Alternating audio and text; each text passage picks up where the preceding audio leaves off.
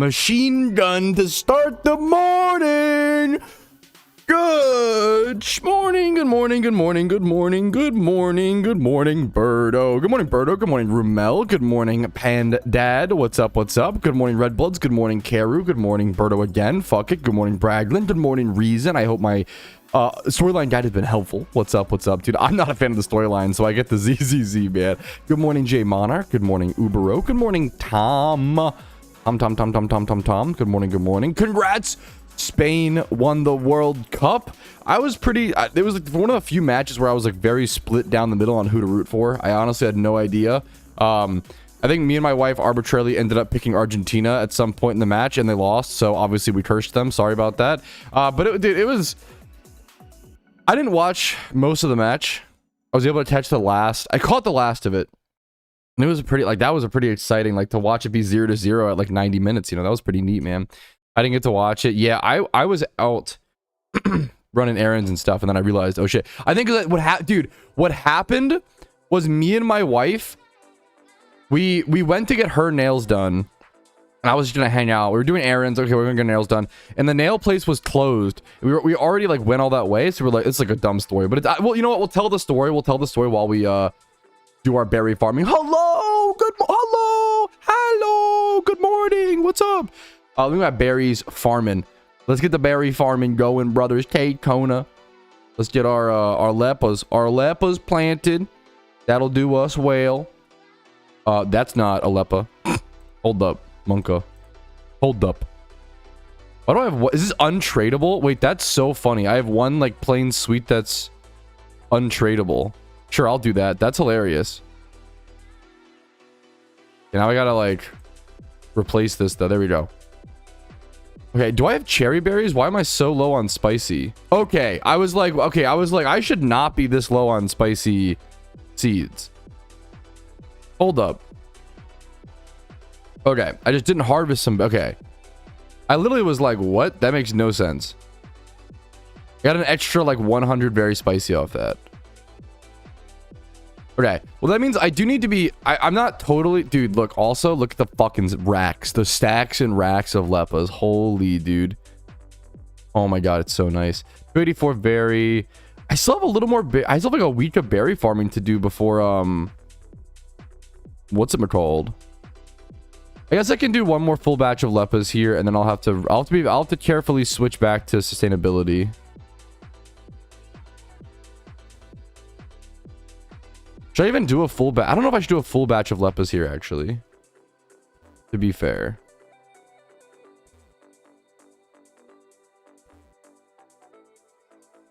But I had, dude, okay, I have exciting news. I don't think, oh, look at the fucking sunrise. That's what I want, dude. The sunrise in the Minecraft world. Oh my goodness.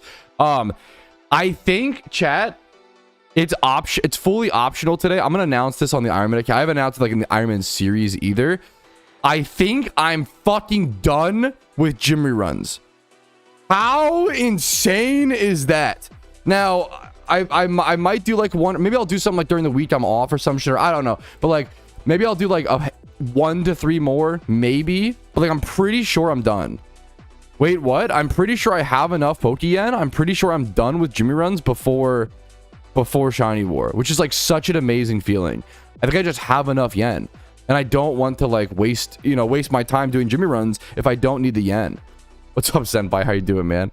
What time's the catch event? It's in 30 minutes. It's in you could take like a 15-minute power nap or like a 20-minute power nap. But I'd be very careful getting some sleep before the event. I'm so sorry. If you're a sleepy EP. Oh, the World Cup story though. The reason how I knew, I totally forgot. I was just so busy, man. I totally forgot the World Cup the finals was fucking happening. And the way that I found out was me and my wife were out trying to get her nails done, and the place was closed. The nail salon was closed. We didn't realize it was like Sunday. It was like 5 p.m. or whatever. Like, you know, around the time when World Cup was on. And so okay, we already driven all this way to like get her nails done. We're like, fuck yeah, like we're not that hungry, but let's try a new restaurant. Let's pop in like a new restaurant, you know, do something while we're out in this area of town, right? And we pop into like an Indian fusion place, and I just saw all these guys in a fucking line of chairs pulled out from the table, and I was like, huh, Why are all for one blink of an eye, I was like, why are all these guys like in a line of chairs looking at the TV? And before even seeing the TV, I was like, oh my fucking god, the World Cup's on today, isn't it? The final. And that's how I only knew because we went to a fucking Indian fusion restaurant and there was a bunch of gamers, dude. Lead to changes? No. What is that? What does that mean? Like for PokeMMO? Like how? I don't know. I've not heard about that. Yes, there is a Gamba.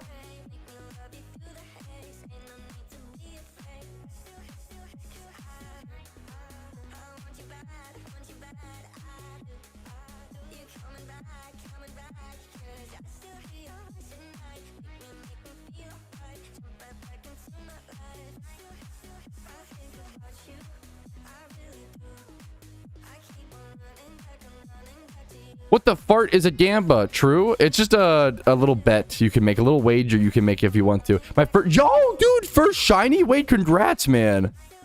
My lesson baby today. Hell, fucking yes. I'm happy to hear it, man.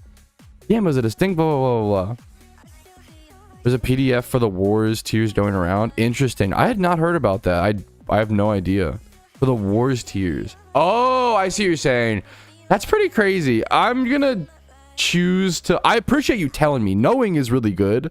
I'm gonna choose to if it's like truly leaked and the devs didn't intend it. Like I think out of respect, I'd probably prefer not to see it. But like nothing wrong with. I appreciate you telling me, man. Like honestly, like it's good heads up. Doodle's powerful. True. My first attempt at a catch event, dude. Good luck to you, man. I will say this is gonna be like. I heavily recommend quickballing this event, which takes some Pokeyen, so you don't have to, but the problem is otherwise they're ghost type Pokemon, right? So if you don't quickball, you have to soak false swipe and then probably not Spore, it's probably like soak false swipe Pokeball. We'll calc odds and stuff in a sec. I think it's fake. That's also fair enough. If you want to DM it to me on Discord, a Ringar, I wouldn't hate that. I appreciate it, but also if not, no worries, man. That's really interesting, dude. It would not surprise me. That is the most shiny war thing of all time, to like link around like a fake PDF, like trying to get other teams to like coordinate, or like, you know what I'm saying, waste their time and energy. Shiny war is fucking war, bro. Shiny war is fucking war. But anyways, that's all hearsay. Let's just go ahead and stick to what we know is true, which is that we're gonna need Lepa berries for the fucking shunts, dude. Calculus short for calculator. Thank you so much, Kyles. That's your team. I have, yes, I'm on a team. Okay, I have yes, it is Birdo. I have announced my team, but I need people to know that I did not pick the team name, and this was a group of my friends from Team Mister who are going to do a more casual year. Because like a lot of people aren't. Yeah, me like preparing people for the team name is such a red flag. The team name is YouTube Com Patrouski. I'll show you. I'll just do you a screenshot.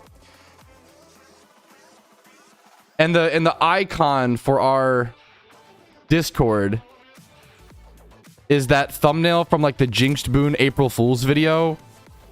Let me see if I can find it. Here, to give you an idea of oh, why is it not letting me? One sec. Put it in OBS.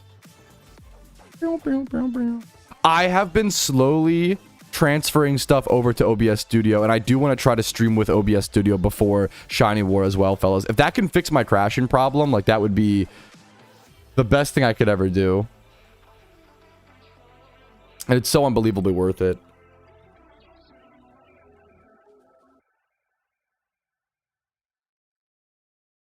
Here is my, if you have not seen it, here is my Shiny War team.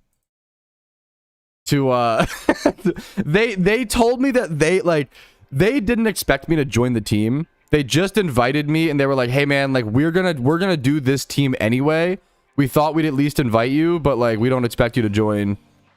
Yeah. Like the tips video. Dude, I'm so glad, man. I'm so glad. It's so good. It's a good bit. I didn't want my fear was people would think I'm like a fucking ego tripping or some shit. But at the same time, literally the whole thing is making fun of me. Like, that's the fucking joke. So I don't know. I gotta stop. I think I've done this thing where I feel like I have to qualify, and like I feel like sometimes I'm making content or like verbalizing stuff around my haters, and it's like, your haters are your haters, bro. They're never gonna like you. Why are you trying? You know? I gotta get back to like just making content for the fucking people who do like my content, you know? Something I'm trying to remind myself to do a little bit more. A Patrouski emo, I'm down. Okay, that is that berry farming, that patch.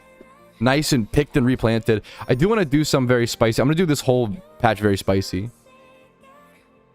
Dude, it is so crazy, Lone Lion. Yes, yes. I got like super stuck. Lone Lion, I got super trapped in that situation where you just need to breed nonstop. Like, you reach a point on the Iron Man account where like you have to just fucking breed nonstop like you're a fucking bunny, dude. It's insane. To keep your box space like at all manageable and just be like I'm gonna have to release so much shit. I'm gonna release so many 1x31 stuff before, what's it called? How difficult was it for you to spin up to self-sustain farm on the Iron Man account? It's the great question. It's the hardest thing I did on the account. I'm not joking. Like, to get all the starter berries. Hi barrels, good morning. To get all the starter berries and stuff, and to get spin up to, like you said, to get started. Hardest thing I've ever done on the account. Hardest thing, man. Shiny Whismer? Right now? No, you fucking... Lance, what? No, you didn't. You're fucking getting a shine. I would love to come see it. Right now? Dude, fucking congrats. What? Okay, today's a good Monday, boys. I'm excited. Today's a good Monday, dude. A good Monday. It's honestly... Yeah, JFM, it's one of the weirder, like, harder parts. Channel 1, if you want... I have to finish my berries. You don't have to wait for me if you don't want to. I feel like it'd be a sec. But you can if you want to. You don't have to. I'll be like 3 minutes, I think. I'm gonna like rush through my berries. Congrats on the Whismer, dude. Congrats on the Whismer, man.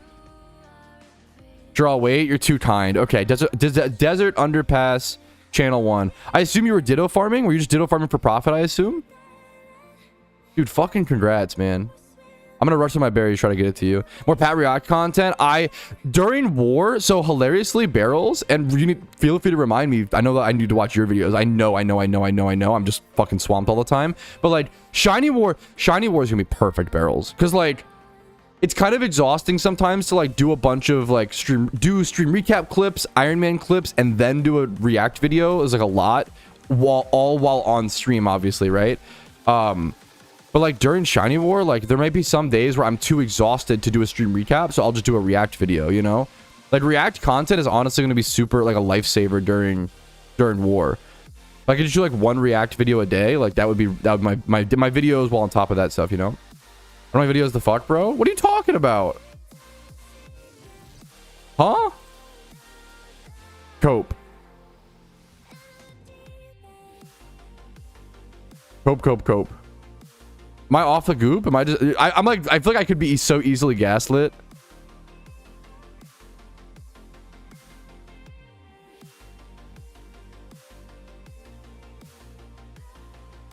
I have like 70 Ditto boxes. Dude, what the fuck? That is awesome. Is that like mostly self-farmed?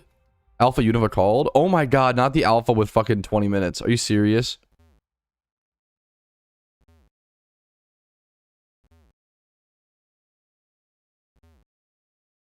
Almost done here, Lancey. I'm gonna go check out Lancey's Shiny Whismer. If you ever have a shiny and I'm streaming, as long as I'm not like in the like, if I'm not in the middle of something like a catch event or whatever, I like to come see live shinies. Like it's just a cool feeling, you know.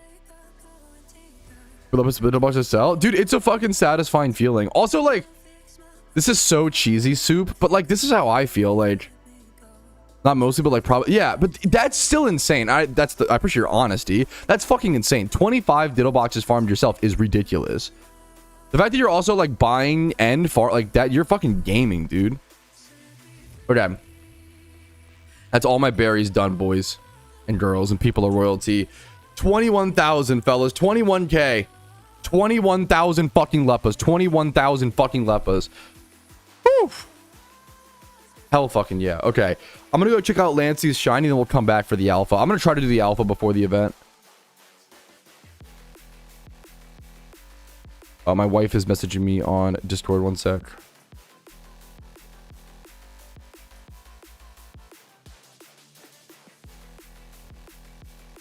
Sorry, my wife. I don't know if I can share this. My wife's just being funny. Wrong region. Whopper Kim. Okay, Burger King. Burger Queen, actually. Excuse me. Let's go Hoenn. Alpha Mammo in the chasm. In yo mama's chasm. I'm sorry. That was like... Okay, I did tell my wife. I have to make her return to yo mama jokes. I feel like yo mama jokes make me smile. I feel like that's how I save my vibe. If I'm ever in a bad mood, chat, just remind me. Like... I gotta fucking just remind me, yo, instead of like flaming a chatter, I just gotta fuck the chat's mom. That's the fucking cool, like the best shit, bro. Okay, let me channel 1. Channel 1's full. No, let me in. Surely someone will leave. Someone should leave. Oh my god, why is it so big? Okay, that got me off guard. Holy guacamole. Should I just catch this? No, I gotta say, I can't waste Lancey's time. Let me in. Okay, we got in. What's your IGN, Lancey? What are the odds it's just Lancey? Yep, the odds are high. Dude, it looks so good. Dude, happy Monday. Starting the stream with a viewer's shiny. Shout out to Lancey, who got himself a shiny Whismur. Look how good that sprite looks, man. In the wild? Underrated shiny, man.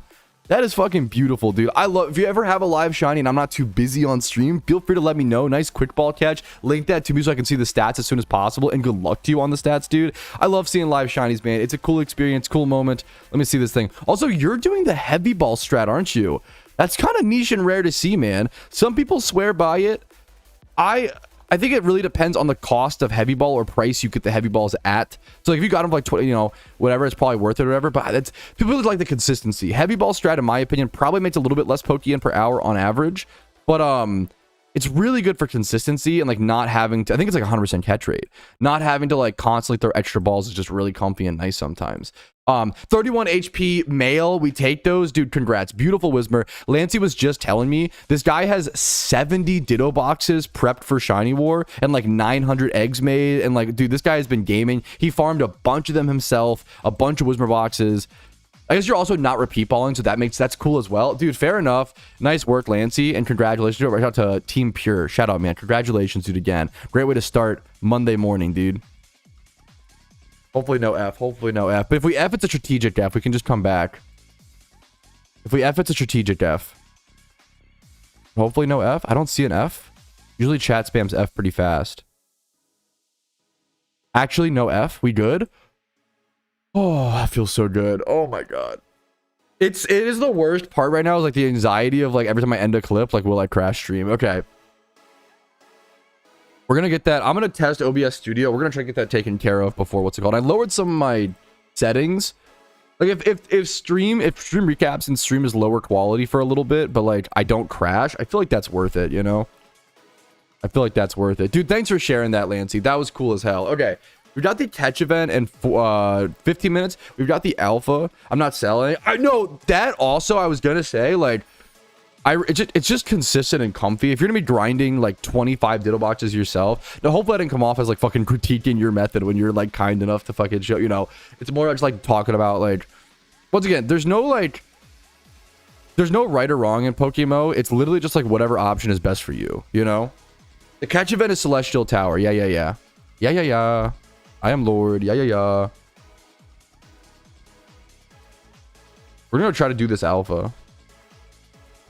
I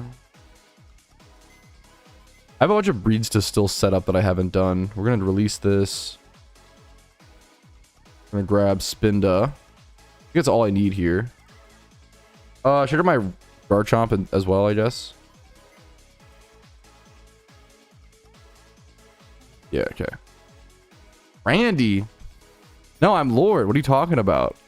That is like, to me, one of the best. I don't know why. That bit is my wife who loves Lord loves that joke. Like,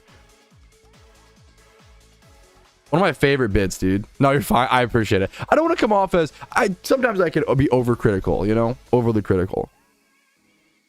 I don't want to come off that way if possible. Let me do this. This is worth a max repel. It's pretty far. But you could, you have like the, maybe you could like super repel this. That's fine though. Oh, it depends on how deep it is in the chasm. In your mama's chasm. It's pretty, okay, it's pretty deep. Very fun. I love how you make your mom jokes, Mr. Streamer. That is very funny and creative. Very original, Mr. Streamer.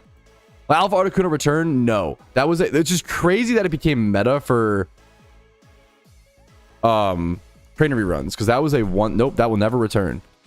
That was a one-time thing. Same with Alpha Suicune.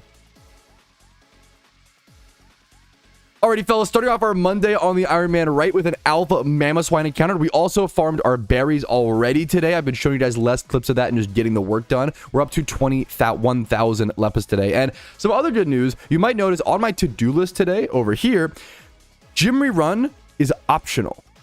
I think that I might be done on gym reruns until Shiny War, which is the most relieving feeling, oh, dude, of all time. I'm not gonna lie, like, doing a gym run every single day and being consistent on that, it is so good for building your capital and building wealth. But it is a great feeling when you can stop doing that and go do other activities and switch it up and do things you want to do. I get to actually shiny hunt today to raise my encounters. That's like, I'm so prepared for war. I feel pretty satisfied. Like, that's where I'm at. I'm much lower on fossils than I expected, but honestly, with the PC space problem, I think it's going to be fine. I do have to spend some Pokeyen today. Now, to be fair, I have to buy more harvesting tools and more quick balls. I might do that off camera, so if you see the Pokeyen stat go down by like about maybe a mil, we'll have to see. Don't be shocked. That's why we're buying some quick balls today for the catch. There's a Litwick catch event today, and it's definitely worth, there's a few things. It's definitely, number one, worth to quick ball this event, because otherwise I'd have to soak them because they're ghost type. I'd have to soak and fall swipe, and that would take forever and add so many extra turns. And on top of it, that event's in 12 minutes. So I have 12 minutes to catch this alpha and get over there. On top of it, obviously, Shiny War is coming up. Like, I want to try to get, yeah, Pat is throwing no dono. I'm going to try my best, man. I'm trying my best to try to get some reward points for dono, but all you can do is within your control. I've done almost every fucking catch event for the past few months, so I've done my due diligence, I think, and it is what it is. We're gonna try our best though. We're gonna spam quick balls today, and Patrouski luck would be winning one of like the final catch events right before war, to be fair. I'm just saying Griefing lol. I'm trying my fucking best. I'm doing what I can. Let me Let me go this first. Follow some more turns. Why is this only turn 4? What the fuck? We should have sport earlier. All I want to do. Is music at an okay volume right now, guys? Is it too quiet? Music, question mark. I'm in a fucking good mood today, man. It's funny. I swear, Lancey, thank you for the 6 months of Prime, dude. And congrats on your shiny. It's good. I appreciate it, dude. Much love to you. I swear, the closer we get to Shiny War, the happier I am. It's actually fucking crazy. Quick ball by far if you can afford them, Hazim. Great question. Quick ball by far if you can afford them. If you don't want a quick ball, let me check the strats. Let me actually just I got you guys. One sec. Let me close my this. Of course. Litwick. Belgium. I don't know how to spell it. Whatever.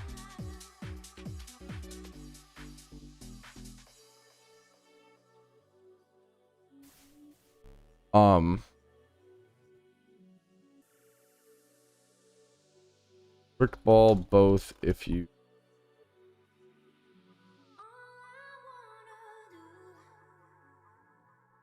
All I wanna do, make it out. I'm fucking vibing on the Monday, brother. We dream ball this. Nor. Can fall swipe more. Did we dream ball after this? Yes. Okay. One dream ball coming up. I love using dream balls whenever I can. Saves me some timers. If not, quick ball. Litwick. I think it's like soak, false swipe, Pokeball or some shit. It's so bad if you're not quick balling is the problem. Soak, false swipe, great ball. You could great ball. It's probably the same for Elgium, be my guess. It sucks. You have to soak these is the problem. Elgium is the same catch rate, yeah. You could also soak false swipe spore pokeball if you want. But keep that in mind. If you want to use pokeballs, you could false swipe soak false swipe spore pokeball.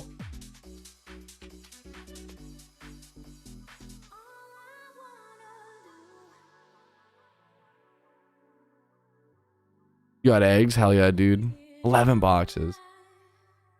The catch for shippers at 19 hours. It's in 19 hours? Oh shit, but I yes. There was a really wholesome, the Chinese catch event played Vale. There was a really wholesome, I'll cover it in the stream recap intro. There's a really wholesome Chinese catch event coming up. I'm excited to talk about, man. It's so cute, man. It's cool to like get a gleam into that community. I don't always check the Chinese catch events, but I did today, so it's like, beautiful you sent that. Like that's the timing on that played Vale is pretty. I don't usually check those as much.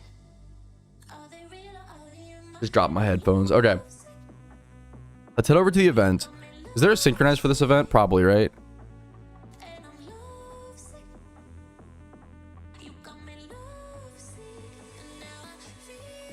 Bold +2 or adamant. Why? Okay, adamant +3. Why would it actually? Okay.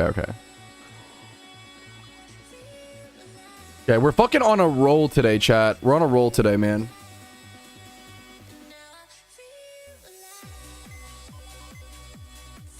Let me throw all these in so I can heal them, I guess. Do this.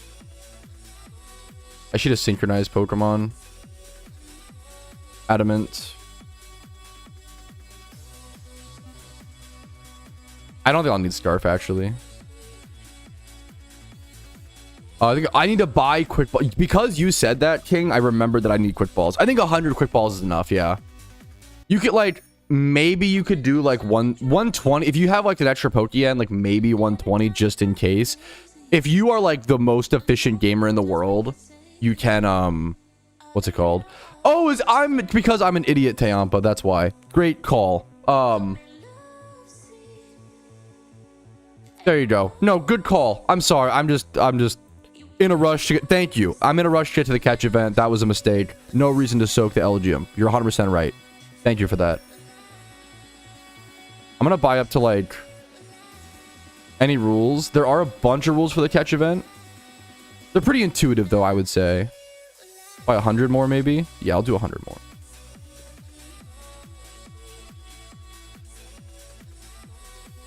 Fuck, good luck. Hey, thank you, Tatsu.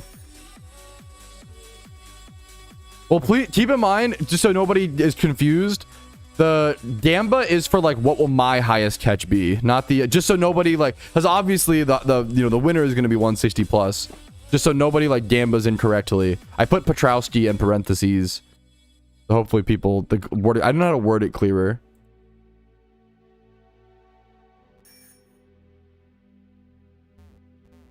Let me synchronize lead. Celestial Tower, fun fact, you can do Celestial Tower without Leppas. Like, this is a shunt that I would do on the Iron Man without Leppas. You don't need to, but you can route to it with no, what's it called? Without touching grass.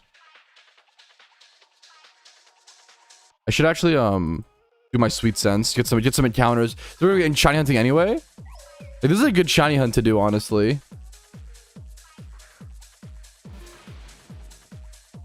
That is a good question. Should I be doing shunts that, I think to get my encounters up, it'd be nice to do, like, difficult shunts. Like, time swipe horde still, but things like... But I also just don't want to get a shiny. Maybe I do just commit to, like, time swipe hordes near PC. Wait, is there a lady... She heals your PP in here? Wait, is that true? Oh, over to the... You're spitting facts, Bam. I need to do a, I should do a video on like unique Unique Iron Man shunts. That's genius.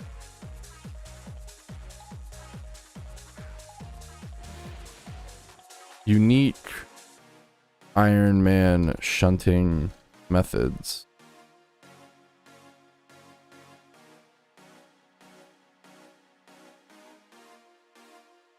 Litwick. Heal at house. Outside nearby. And you have like Rotini repel slash lantern hell. Those are the big ones. Those are the big ones that I can think of. If you're an Iron Man and you've done any or have thought about any or know any like unique Iron Man shunts, like obviously there's like there's the Scraggy spot, but even main accounts heal at the house at the Scraggy spot. Boldor could be one. Is there a better spot for Boldor? Boldor fossil farm plus heal at house. Not fossil farm, sorry, Everstone farm.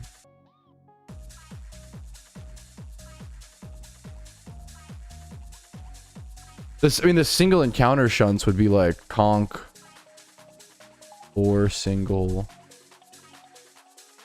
Dengar, floor single, Gigalith, floor single.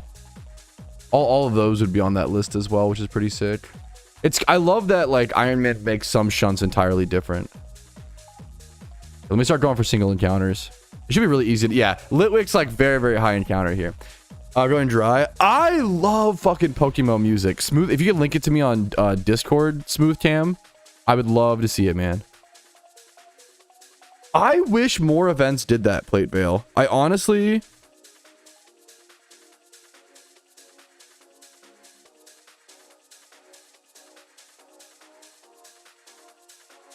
I wish more catch events gave you like plus 20 points.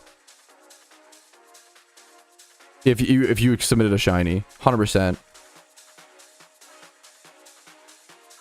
We got 2 minutes till the event begins.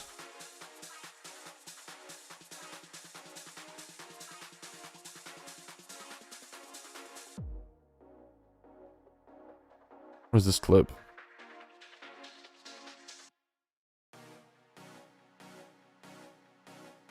When I was testing OBS Studio stuff. This is PokeMMO stream recap. 454. What is it? 542. How did I go into the 400s? What the hell, Patrouski? Catch event begins in about 1 minute, fellas. PokeMMO stream recap 542. Hell yeah, dude. This goes here. This goes here. I have to make sure I get Iron Man episode 35 uploaded before Shiny War. That'll be super important.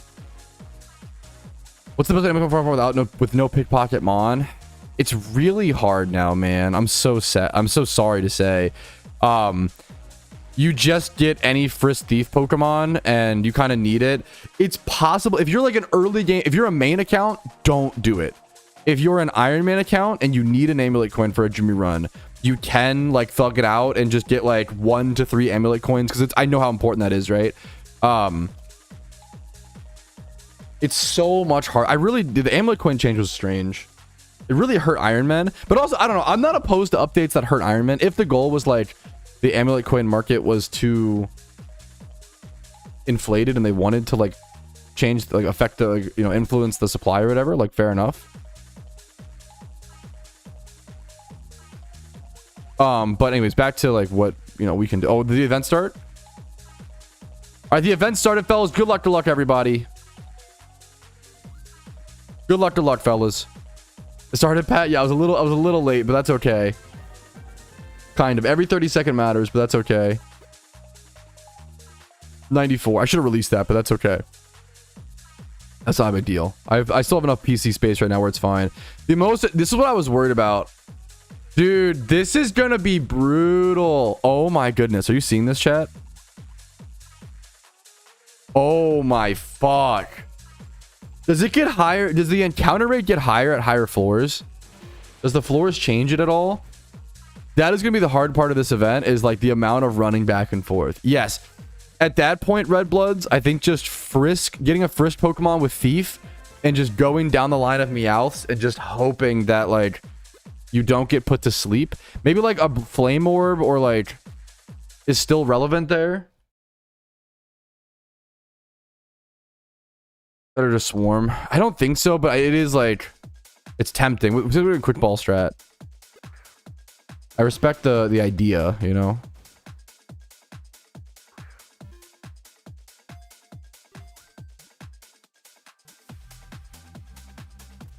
I think that's a really fair. I know a lot of PvP players. I don't know if PvP players are happy about that JFM. Like, for my knowledge, it doesn't seem like it. I don't like that the Pokemon devs just update learn sets to match current gens without any restraint. Yeah, like any thought of like balance towards the game is what it seems like. But like, I don't know. That can't be. I don't know. Thank you, Smooth Cam. I'll check it out later, man. I appreciate it. The Avengers Doomsday trailer. I've seen like one of like a teaser trailer, but probably not like a full trailer. No, I haven't, man. I appreciate the heads up. Okay, we have to do a movie Patrouski take today, chat, because I did just see. I don't even know if this movie will. Oh, I could do a whole movie Patrouski take about. I think the movie of the year is out, fellas. Or at least like right so far. I don't like when someone says like, oh, this is movie of the year. Like, I don't know yet until I watch all the movies. There's still like fucking 5 months left, right? Like, this is movie of the year for me so far, I think.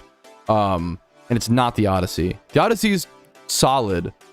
People calling it movie of the year don't watch enough movies, with all due respect. That is so condescending. I'm so sorry. If it's movie of the year for you, then that's awesome. If it's fun. It's fucking fun. And the ending, the final hour of the Odyssey is amazing. First 2 hours are kind of spark notey, but anyone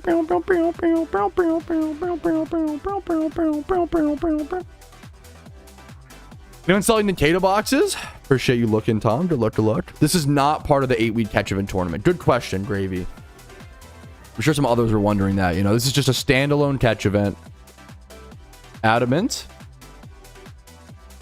I'll take it as a breeder. It was either one-time slow one's attack or defense. I mean, I'll take Chaos Agri breeders all day, man, as well. Like, please, please, please.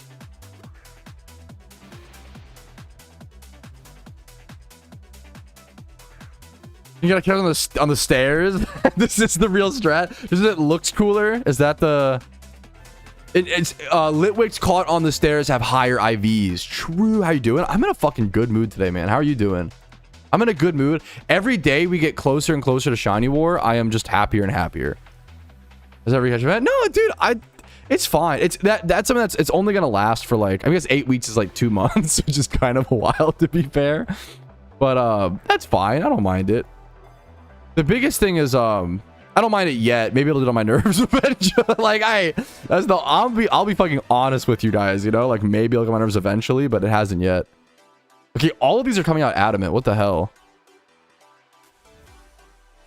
I do wish they would schedule the week 3. They haven't scheduled the week 3 event. And I really wish they would. Dear PokeMMO staff, I love you so much. You work so hard. So I'm so sorry to bug you. Wait, no, it is scheduled, right? Well, it's scheduled. No, we have the time. It's Saturday, the 25th of July. So it's in 5 days. We just don't know the location and Pokemon. Okay. I'm an idiot. It is scheduled. Because all of the events are scheduled. They're just not like, we don't know the location yet, which is fine. 25th of July. That's an event that I will do off stream. Probably. I don't know. We'll see. Little cheat sheet. That's not, hey, literally not a bad idea. Like, that's actually just a good idea. Does not restore PP. Good shout. Good shout.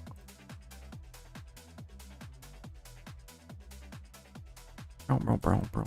What the fuck was that trailer? Oh, no. Was it bad? Wait, do you think it was not good? It's kind of all over the place.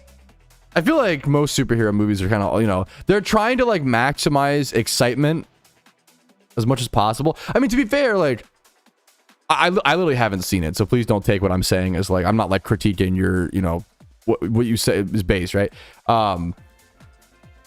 I kind of hope a trailer, like I want a trailer to like not tell me much about the plot or story. Like I prefer when it's like loose. Like I really liked Disclosure Day's trailer was like really good, but then they kept changing the trailer and adding new stuff. And I was like, please stop. You're giving me way too much information. The first trailer was really good. The first Obsession trailer was really, really good. When it was just him in the car breaking the twig, and that was like the whole thing was hit, or no, it wasn't even that, it was a phone call. The whole first trailer for Obsession was just him on the phone being like, can I like change my wish? And it's that creepy guy on the phone being like, we don't really do that. Like that was such a good fucking first trailer. This one is it's a lot. I'll have to see it. I can't watch it on streams like a copyrighted, sadly. But I love a movie trailer. Doesn't like spoilers. I really don't like. A good example is, okay, in Disclosure Day, in the trailer, they show a scene where a car goes through a house. So now, like, my brain is like, okay, well, now when I see that house and that car in the movie, I know what's going to happen. And I know that, like, okay, now I know it's an escape sequence. I know that they're going to get swarmed. You know, like, that little shot, that action shot tells you so much. It tells you, like, way too much. Disclosure Day was such a disappointment. It was such a not good movie. Sadly, in my opinion, obviously, feel free to disagree. I hope people like it. I hope people find joy in the movies that I don't. You know, that's ideal. Come to the stairs, Pat. You know you want to. It is a really good bit. Yes, movie trailers should be disjointed from the movie. Yes, that's a great way to put it. The movie shouldn't be, but the trailer should be. That's like so based. This guy, I'm assuming this guy's like flaming his teammate. I like to imagine not catching the alpha before the catch event. He's in global chat, so he's memeing on someone. It's a good bit.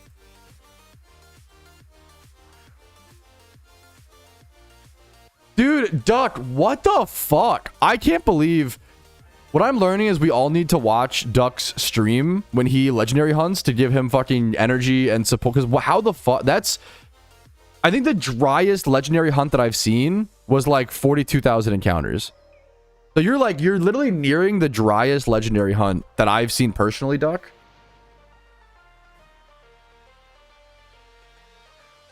Yes. No, Cody. Imagine a Super Bowl commercial for the Super Bowl where like you see like Randy Moss like in the end zone catching a touchdown. Like, okay, well, you just spoiled. Now I know like that's gonna happen at some point. You know, like obviously it's not possible, right? Tech W, but what if GTA?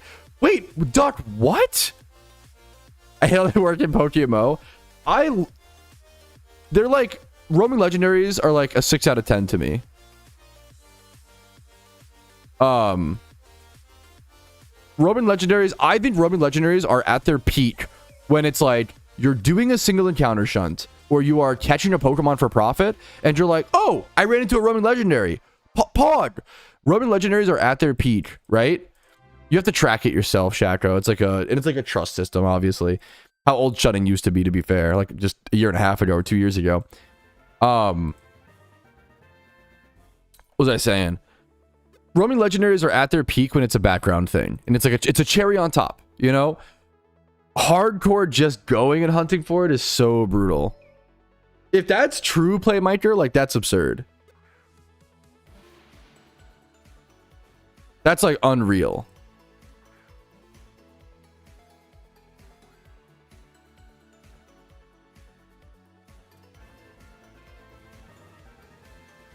I'm new to Pokemon. I finished my Kanto region and want to thank you for all your uploads. Dude, oh, you're... Oh, whoa! That's a good catch. Oh my goodness. Is it Adam? No, it's Calm. 3 times 31 breeder. I'll take it. That is a nice catch. Woo! I haven't had anything worth submitting so far in the Litwick catch event, but holy boomba. That's a fucking... That woke me up. That woke me up, dude. I gotta keep spamming quick balls. That's a nice catch, dude. That feels fucking hype. Holy. Good for delayed. True. It's female, so I'll have to like breed it or whatever, but like I'm so down. 17 release. Larry the Slime, dude, thank you for coming in, taking the time to just fucking leave a kind message. That's so fucking sweet. I wish it wasn't. I'm so sorry I played my turn. That's unheard of, honestly. Good luck to you, man. Like, Omega, good luck. How many minutes left? 49. Plenty of time. If you're just showing up, you still have plenty of time in the catch event.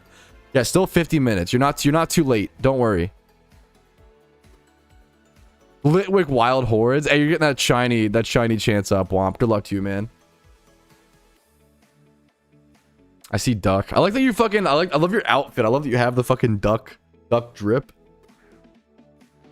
Goes a long way. Goes a long way. I'm fucking vibing today. This is like some of the best mood I've been in on a stream. I'm in a good mood, boys. Dude, unironically, backstealing is one of my dude. True, man. That is. I'm so honored. It's an honor, man. I fucking love PokeMMO. Like, I'm happy to be here. It's such an honor. Abrog, sorry if I butchered. I feel like I'm butchering the fuck out of your name. We call you Juan Paulo. Dude, much love to you. I appreciate you watching. It's an honor to be here. Let me know if you have any questions. Just find the bird, bro. True. As Shuri, the local duck poker, has arrived. That 3x31 catch was fucking beautiful, dude.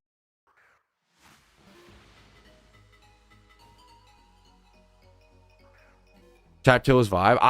I'm in a good mood today, okay? Yeah, I was good. I could tell. I think I remember him from before, but I'm pretty sure that guy is a fucking meme, dude. Holy hell, what a long weekend. Oso. What's up, gamer? Long weekend in the good. That sounds like in the bad way. Good way, bad way. In the work way. What'd you do this weekend, Kane? How'd it go? What happened? Happy Monday. I'm in a fucking great mood. I'm excited to start off the week. GPPD. Oh, good. Oh, you're still trash, so you're mistyping. You're still fucking Omega trash from the weekend, so you're mistyping. Okay. GPPD, good. Gotcha. Dude, fucking hell yeah, man. Oso. I feel like you've needed a GPPD weekend for a long time, man. So, if it was good, fucking hell yeah. Hopefully it was like, you know. What'd you get up to, man? 135. That's something.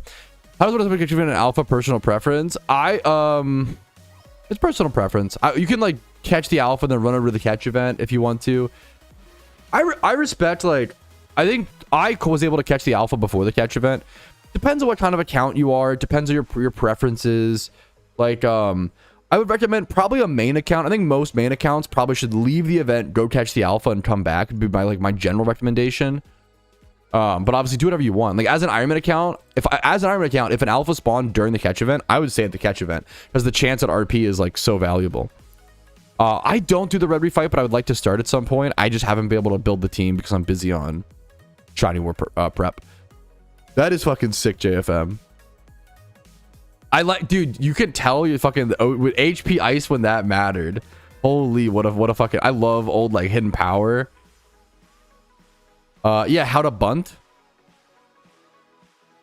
How to hunt / join an alpha event. How to join an alpha event. So alphas are just like swarms that happen every so often. This is a catch event.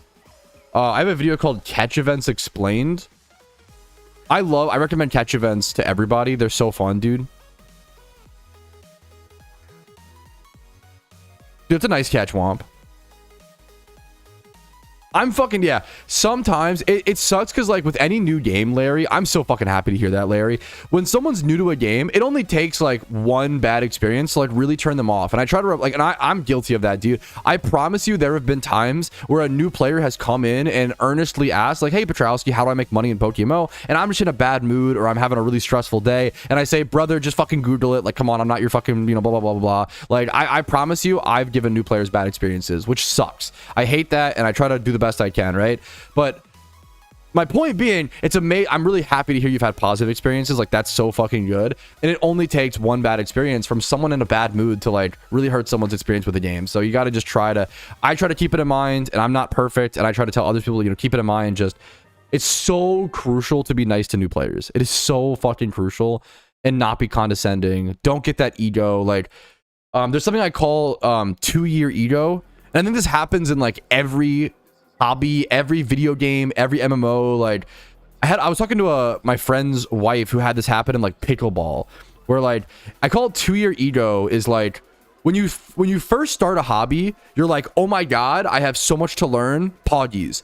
And then you do it for like 2 years and you get better and you learn a ton and you're like, Lamau, I've learned everything, and everyone who knows nothing, like less than me, is like stupid and annoying, right?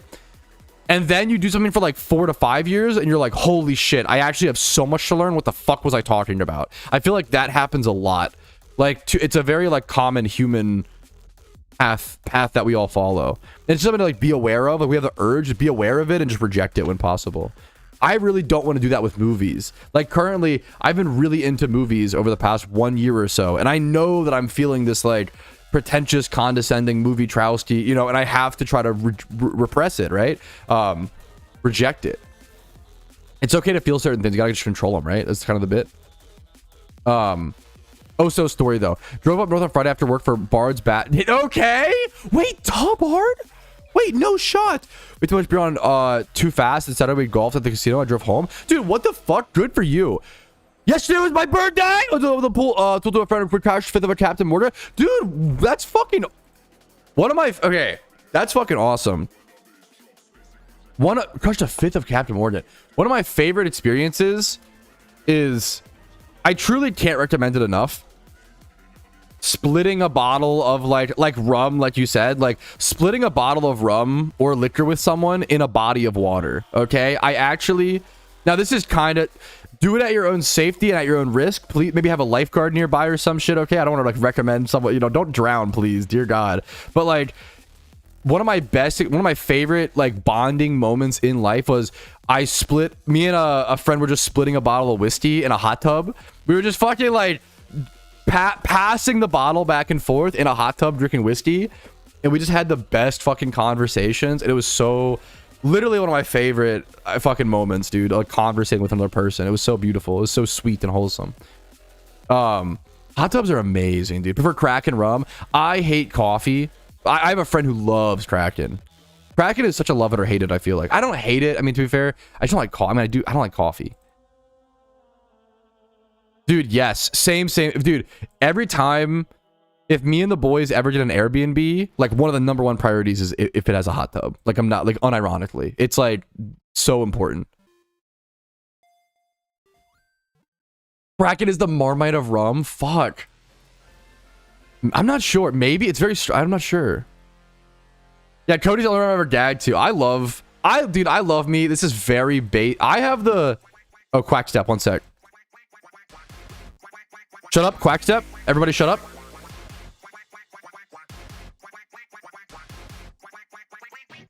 Okay. I have the like flavor palette of like a fucking 20-year-old white girl for whatever reason. Like, hey man, it is what it is. I just love like Parrot Bay and Malibu. They're just fucking tasty. It's fucking sue me for liking tasty drinks. And I do think I'm all over the spectrum. Like, I'll drink straight whiskey. I love straight liquors. I prefer them over ice. Like, I prefer neat. I'll be honest. I love a fucking Circle ice cube, you know, with some whiskey. It's just really nice. But I love a fruity fucking sweet drink, man. I do, man. I love a fucking nice, you know, for vodka. In all honesty, I used to be a vodka, like, I used to love vodka so much and only do vodka, and I still like vodka or whatever, but like I think I've changed a bit recently. I'm more like whiskey or Jaeger bombs. Okay, Jaeger is fucking too good is my scary I've never bought a bottle of Jaeger. I've only ever had it at friends' places, and I've only ever had like a shot of Jaeger. Jaeger to me is like this mythical fucking thing, because like also I know like multiple people who are like, oh yeah, don't give Ricardo Jaeger. He becomes Jaeger Ricardo. I'm like, who the fuck is Jaeger Ricardo? His alter ego when he's off the Jaeger. I'm like, what the fuck? I know like 3 people like this, where it's like when they drink Jaeger specifically, they become like the Jaeger version of them. You must like Rumple Mints too. Okay, have I told this? I think I told this story on stream. I don't know if I'll ever drink Rumple Mints for the rest of my life, because I'm so scared of it now, because I just watched one of my like really close friends he got the drunkest I will ever see anyone get in my entire life. Like I think he like on a series, I think I told this story recently, and he was off the rump, and it was fucked up because everybody kept saying he got rumped and humped was like the This was at a bachelor party, okay? So this was not. This was boys being boys with all due respect, okay? Not like unhinged, but it was like it was boys being boys, and they kept saying they fucking. This guy got rumped because he fucking he got rumped and humped is crazy.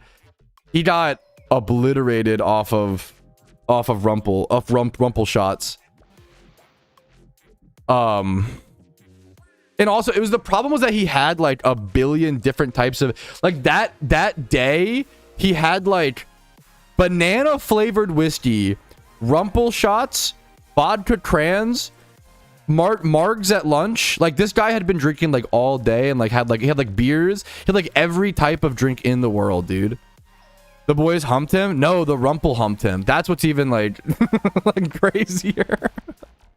Is rumple an NA drink? I don't know what the fuck it is. I had never heard of it until recently. It's like it's a schnapps, so it's probably German, my guess. Rumplemints is a German style liqueur brand. Yeah, peppermint schnapps. Yeah, it's a peppermint. Now schnapps are the best thing, to be fair. If this is this is like so close to being good. It's a solid catch. Good breeder. Okay, this branding. Yo, can I get a poster of this in my room? Wait, this is fucking awesome. Wait, one sec. Let me show this. Not to give fucking women an unparalleled standard of beauty. I'll show this on stream. One sec. Can I get a fucking poster of this in my room, please? Wait, I got a good catch. Wait, one sec. Yo, I mean, that affects the Twitch game, but that's such a good catch, and it's adamant. I don't think it wins. It never places in the event. It never places. It's like a 154, I think. That's such a high catch, though. Like, such above average. We have 37 minutes left in the event. That is such an above average catch, dude. That is such an above average yep. Catch. Oh, you gotta appreciate it, man. You gotta appreciate it when you can. I haven't seen something like that in a long time in a catch event. Wild classic type of poster? Dude, yes. 157? Wait, is it? Oh, because Litwick's +2. But you're right, it is higher. Litwick's +2. It's +5. It's a 150. Is it 156? Yeah. Okay. Dude, can I please get a fucking... I probably can buy this on eBay or some shit. This poster goes fucking sicko mode. Elden Ring character. WoW classic type character. Riding the fucking Coca-Cola bear. Ginormous Rumplemans. Dude, this fucking goes hard. That's one of the sickest advertisements I've seen, man. That's beautiful. I'm gonna add it to my watch list on eBay if there is one on eBay. That goes crazy. Reader. I'm getting a lot of 1x31s. Rumpleman's poster. Let's see if it... Oh, it does fucking exist. Let's go. Located in Sri Lanka. Located in Brazil. I love that. Okay, that's awesome. That's fucking so cool, dude. Dude, these are awesome.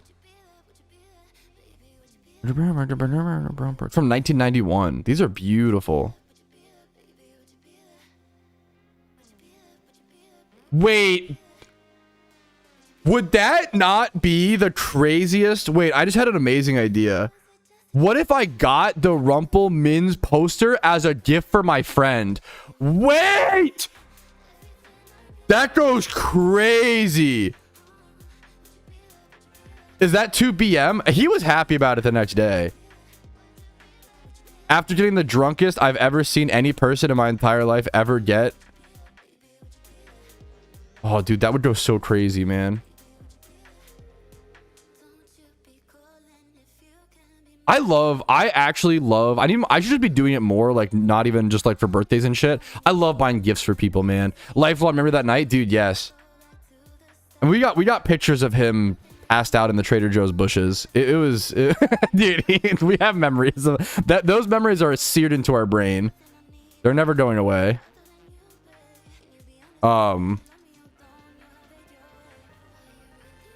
Was crab walking. It is always great. It's a visual glitch to see someone crab walking. Yes, but it does happen a fair bit. Dude, it's rough. It's a lot of encounters. You could look at Matsui up here, the GM. Always good gifts, dude. Yeah, Soup. I love fucking getting people gifts, man. It's such a it's selfishly, like, I mean, like, selfishly it makes me happy. That's Sejuani from Lead. Yeah, what the fuck is a kilometer? Thought a 40 is low enough. Yeah, probably not, but it's a good catch, you know, like.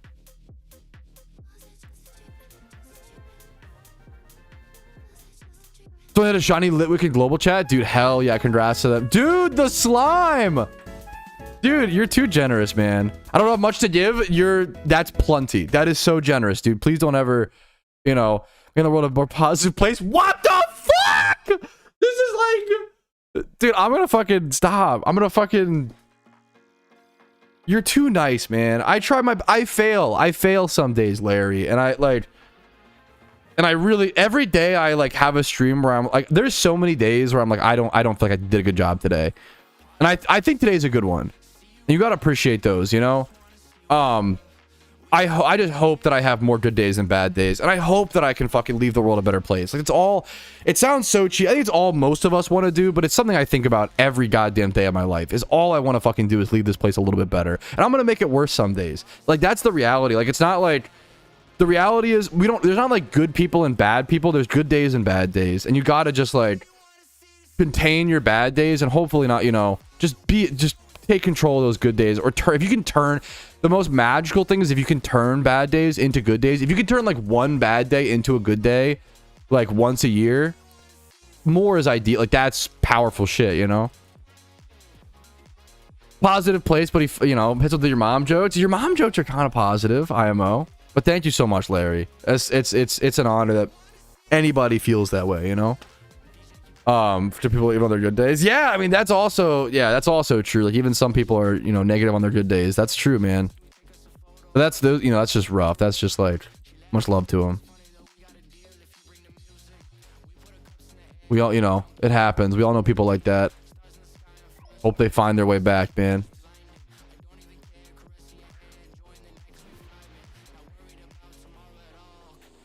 Real, yeah.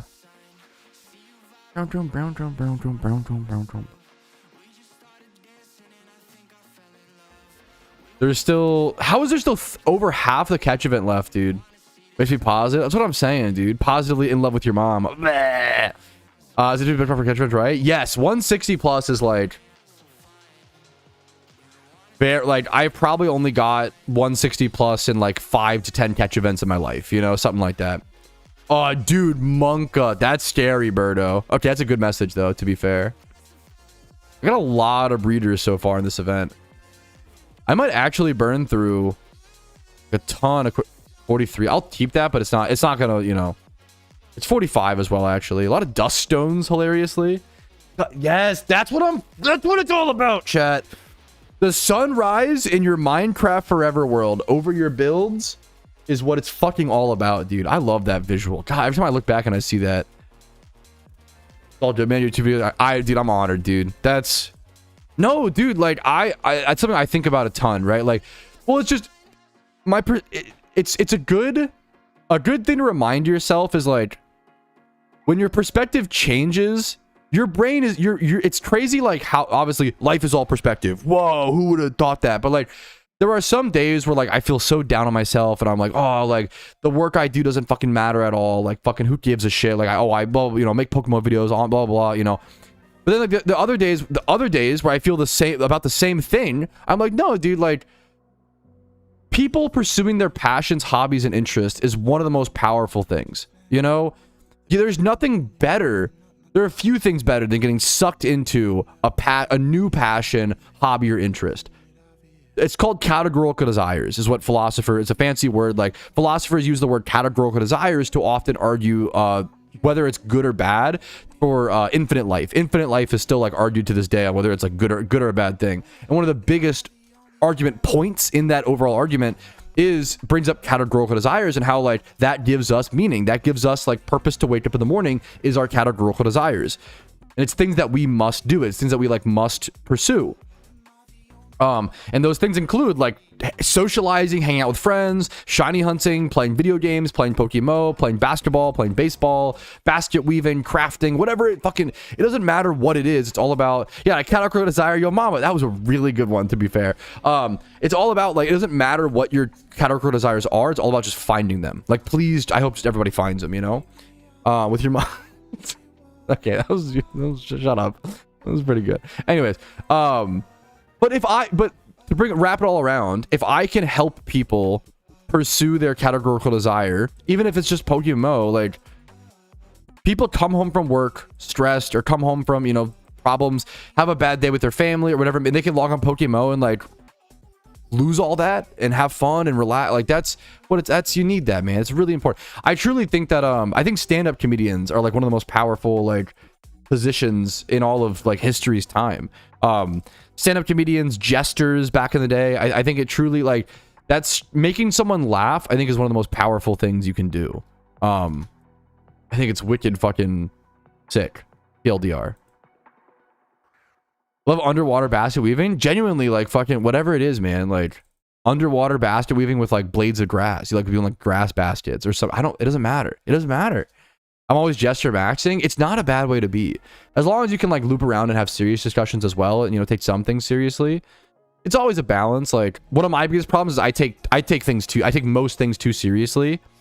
But there's also positives to that. Like, I was about to say, like, dude, the benefit of I take things too seriously is that it fucking pushes me really hard to succeed and do well in certain things. Because I take something like Shiny Wars so seriously, I'm gonna fucking grind out of my mind. And like, in my opinion, hopefully do pretty well. We'll have to see. You know, only time will tell. But I'm really excited for Shiny War. Historically, I've done really well in video game tournaments because I take it seriously. I take, like, when I have teammates relying on me, I take that fucking so seriously, you know, more seriously than death. Is that your goal? I have no idea. I just have hours. My main goal is hours played, because that's the one thing that I can control. I don't care about, like, I mean, I would like to get points for my team. My goal is to get as many points for my team as possible and to play as much as possible, but like, hours is the one thing I can control and stay efficient.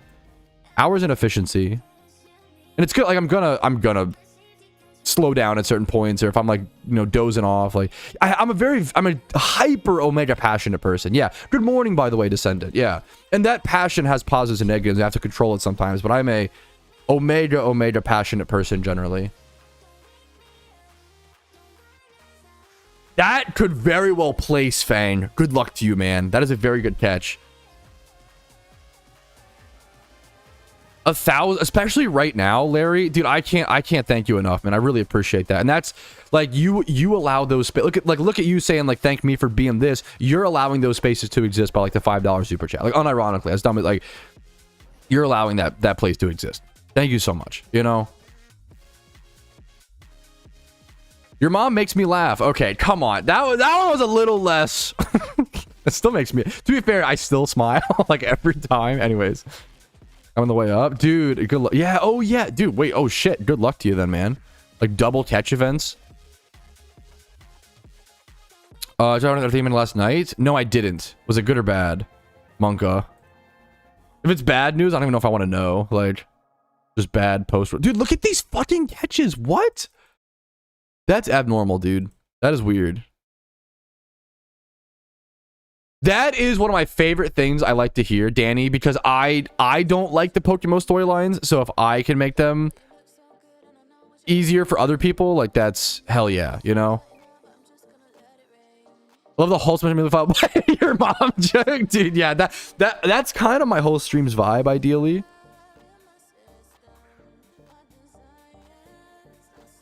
Both of my, okay. I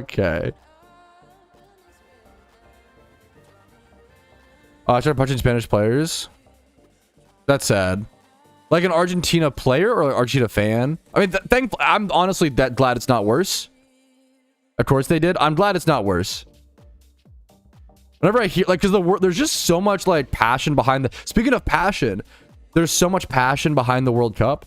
An Argentina player started punching Spanish players. Oh, shit, really? That is probably that guy's lowest moment in his whole life. Think about that. Like, that's rough. You got, like, obviously that's a horrible mistake. And you got it, like... That's fucked up, but you gotta... I don't... Part of me immediately, like, I'm like, damn, that guy's going through, like, so much pain that he thought he needed to, like, make it physical. That's so sad. There's so much passion behind what... Okay, that was... Shut up! That was pretty good. Also, game of soccer, but it's not soccer. Now, look, I'm doing the thing where I take everything way too seriously. That's a valid joke. But I'm like, no, guys, actually, don't you guys understand? It's not just soccer. It's their whole life's purpose. It only happens every 4 years. Guys, you don't understand. I'm trolling. No, I'm doing the meme, Duck, of like, literally, that was a good throwaway joke. Yeah, it's just a game, bro, but for the World Cup finals. What he did is horrible. It's awful. You know, literally, I hope he gets, you know, it's assault, obviously, Keck W. But, I do empathize, you know? Not that it's okay.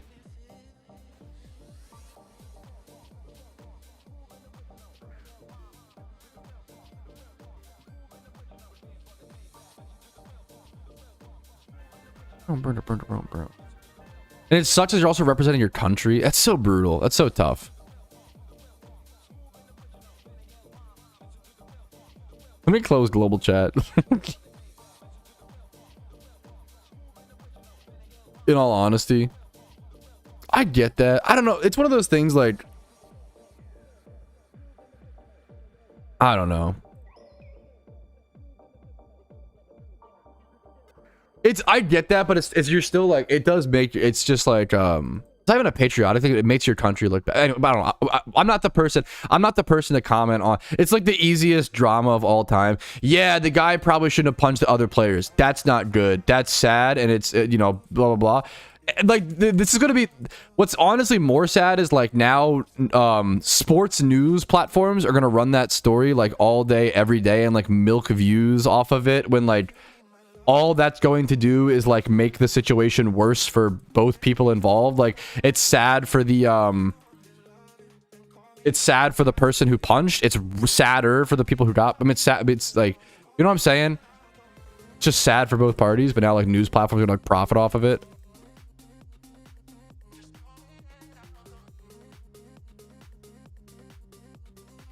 Anyways, moving on. That's the point. Moving on. I don't know all the soccer drama and lore. There's an FBI. Like, I don't know. What the fuck does that mean? I have no, like, I don't know shit about soccer lore. Dude, I still to this day, like, Stealth Rocks and Gyarados, JP, like, just cook for me, man. I really want to do a Pokemon from scratch run post Shiny War. I would love to do some sort of, I don't know if it's like a new, I don't know if it's like a challenge account or, I have a bunch of challenge accounts that I want to do. I don't know if it'll be a challenge account or whatever, but... Or just like a road to PokeMMO type thing, you know? The only thing I dread when doing like a new account is having to do the storylines again. But at least like this would be like... I'd probably show that process. I could lock in though and do it well. For every year. Yeah, I always hear about that. Yeah. I mean, it is what it is. FIFA just gets, like, World Cup just gets a lot of, you know, more views. It is, you know. Dude, it was brutal. Yeah, I mean, so this year, I got more into the World Cup this year than I ever have. And the reason why is just community. Like, literally just, like, people and... interacting with way more people like Tom, like Clarko, like all my viewers that care about it, because I have such an international viewer base because Pokemon is such an international game. Like I cared a lot more about the World Cup because other people cared, and it kind of got like seeing other people be passionate about something fucking spreads. That's one of the most beautiful, like, negativity spreads, passion also spreads, and like earnestness and true love for something also spreads. Yes. I think I've only seen it once. Have you? Someone asked this like every so often, Foof. I think I've only seen it once to my memory, and this is my memory, Foof. I could be mistaken or wrong, so please keep that in mind. This is going off of like this is going off of my memory. I think this was back in like 2021 to 2022-ish. I think that there was a Togetic catch event where someone caught like a shiny Togepi or Togetic, and then one like, and it was like you got plus 20 points. So they caught like a 162. It got plus 20. It was like a 182, and they won like another. They won like a shiny Togetic and a Togepi or some shit, or you know what I'm like. They caught one and won one, if I recall correctly. But that was, once again, that's memory, and I could be wrong. Yeah, also, I mean, with soccer, like, dude, I just watched all of the soccer games for free on Peacock. Well, yes, I say for free, but it's because we have the service, right? It's like Peacock's not free, Tech W. But I watched it. I watched all the World Cup games in Spanish because it's fucking soccer, and I don't care about the, like, I don't know what the calls mean anyway. So I just watched every World Cup game in Spanish, even though I don't speak Spanish, because it didn't matter. I was just visually watching the game. It was fun, man.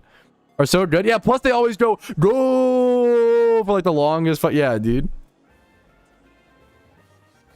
I feel like the storylines in PokeMMO are like they're a correct amount of difficult. You know, to me it feels like they're not impossible. They're not like, you know, but they're like you have to just think a little, and it's rewarding if you think a little, if you EV train, if you know, use setup moves, you get and it feels really good, you get rewarded. But I've definitely been stuck in the storylines in the past and gotten frustrated growing up, especially when I was like 15. I would get so mad stuck in a storyline.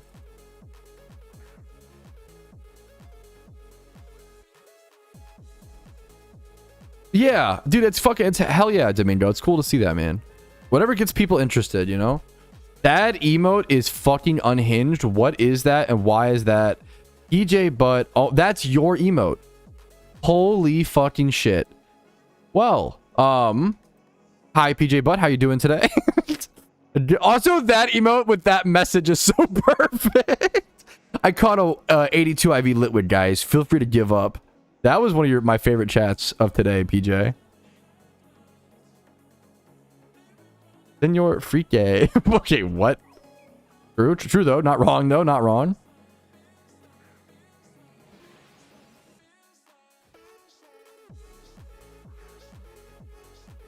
Dude, yes, I've talked about this, but like the fire red Victory Road, like Kanto Victory Road, I got lost in for like 1 year. Like me and my little brother tried to get through that cave for like a fucking straight year, dude. Yeah, that Victory Road before video guides and shit, that Victory Road was insane. Holy shit. Uh-oh, duck. Go buy some more and good luck. I'm cranking through my quick balls too, man. First town of Johto, that's fucking real though. That's so real. A year? Dude, it was brutal. We would like give up and come back, and you had to like fucking, you had to know to push the rocks through the holes. What fucking kid? I was probably like 11 years old. Maybe 8 to 11 years old type bit, somewhere on that range. Dude, it was brutal, man. That's a cool option, Berto, if you've already caught 15 or whatever. I mean, that's just fucking reasonable barrels. If there's a language, no, dude, that makes so much sense. If you're playing like in a different language, holy shit, that's just valid and fair. I had a similar thing with Pokerag. I really wanted to play a game called, I need to play it. It actually is in English, I think now. I don't know if it's still like, I don't know if the servers are up. But there was a game called Pokerag, and I think it was only in like Portuguese. It was like a very like limited translated game, and it was like Ragnarok Online, but for Pokemon. It was a Pokemon MMO, and I really wanted to play it. It looked so cool, and I tried to play, but I couldn't get past like the first town because I couldn't read Portuguese, and I was trying so hard, dude. And I would like speak in English in like local chat, trying to ask other players like, "Hey, how do I get past this?" Dude, it was wholesome. 178, that's probably first place. That's a sit catch. Congrats to them. Hey, it's never over till it's over. Don't stop catching. I've won / placed in multiple catch events in the final 30 seconds. But that is a sick. People love to give up after one high catch. It's interesting to me. I think it's just, it happens in League, it's like a League of Legends mentality. It is mentally easier to give up than to not give up and keep going and then lose. But the easier path is not always the right path. Often the harder path is the correct path in life. Keep that in mind, boys. Keep that in mind. I'm not a fan of giving up. I don't like to make things easier. Fuck that. The only thing I hate more in the world is giving up. I am so honored. You're so fucking sweet, Sheetstorm. I usually don't do a lot of videos covering new Magic the Gathering sets. I like covering old because there's so much old stuff that I think is underrated. But you know what? Maybe, you know? Atlas Travel Doc quote. Yeah, me like making a quote that already exists, but much more convoluted and longer. Less succinct. I've never played Pokemon Conquest is one that I really want to play. A 2x31 catch as well? Dude, I caught a billion breeders. This has been a very lucky event for me. I caught like a 156 total IV catch. I caught a 3x31, a 2x31, and then a ton of 1x. Now, I know I'm quick balling and catching a bunch of Pokemon to be fair, but like, that's still insane. This is a 1 in 78. The 3x31 is a 1 in 1,000, and I've only thrown like 80 quick balls, less than 80, 75. Like, that's crazy, man. That's so beautiful. Really lucky catch event for me, dude. 3 dust stones. Dude, they're 3k a piece, honestly? That's shmoney. What's the nature? Oh, my bad, barrels. I was fucking...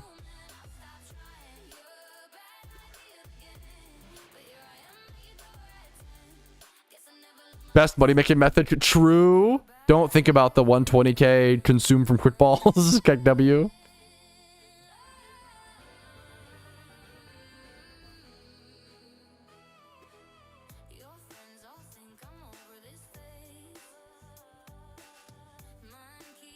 Your mom was my Shrek. Yeah, that was not bad.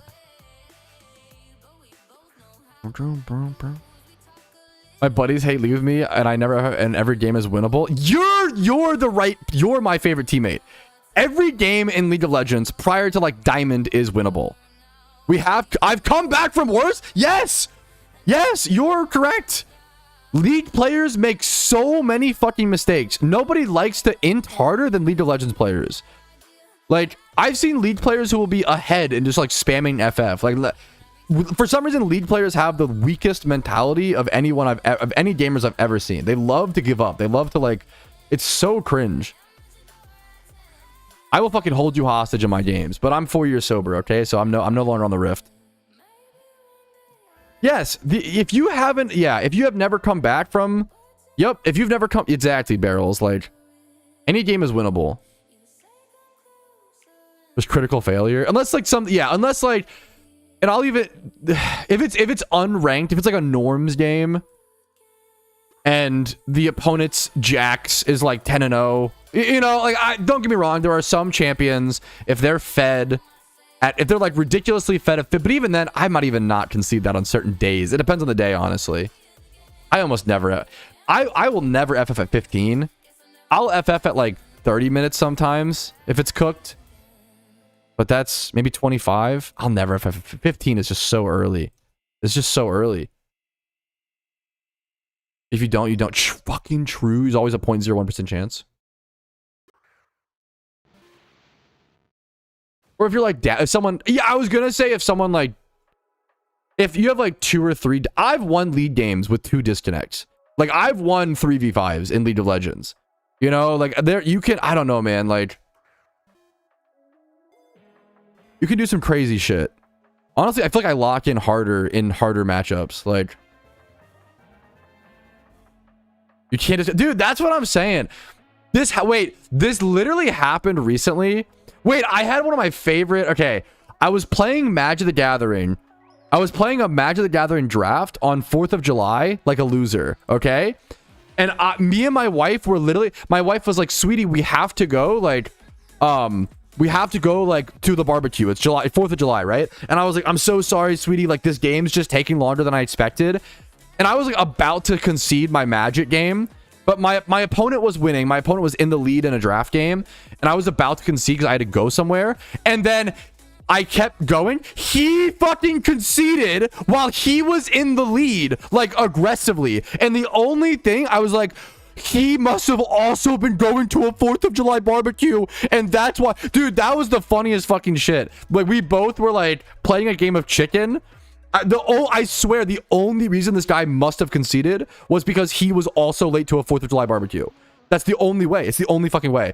Dude, that was one of the funniest. That was an amazing experience. And I was like, I literally, when it happened, I just like burst out in laughter. And I was like, oh my God, honey, he conceded. What the fuck?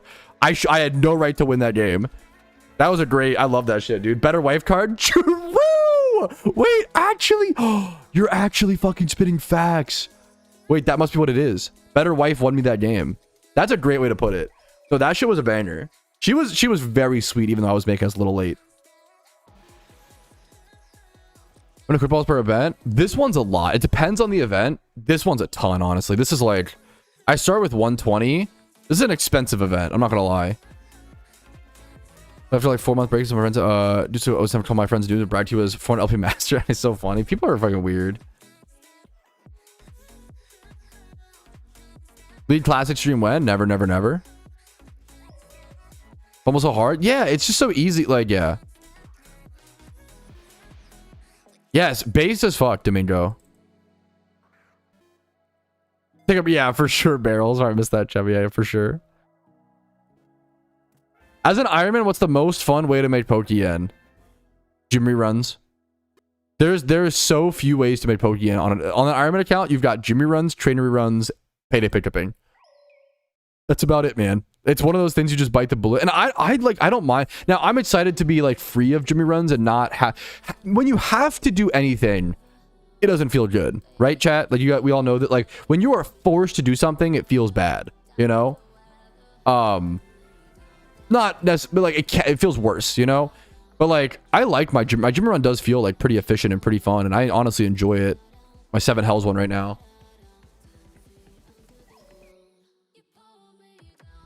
The stairs are not lucky in the whole event. No, not finding out the stairs are actually unlucky. You're the wife buff. True, true, true. I play league, but if I start, if you just don't start, just don't, like, if I like, and I mean this like in the most serious, non-joking way possible. If you have never played League of Legends, don't start. It's just not worth it. If you like, ask any League player, ask your friends who played League, hey, did you have fun playing League today? And they will almost always unanimously say, fucking no. It was miserable. I regret loading up. Why the fuck did I do that? Most people are just addicted to League. It's just like a great, yeah, it's addicting and never a good time. I feel like League of Legends has done more harm to young men than certain hard drugs. Like, it's really not that don't do drugs, okay? Drugs are bad. It's just that League is also really, really bad. Like, League is so bad, dude. Yeah, fuck. Not that you should go do, please don't do hard drugs. Please, please, please, please don't. That'll destroy your life, okay? But also don't play League. That'll also destroy your life. Ooh.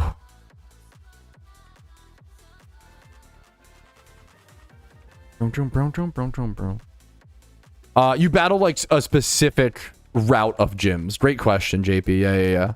You battle a specific route of gyms.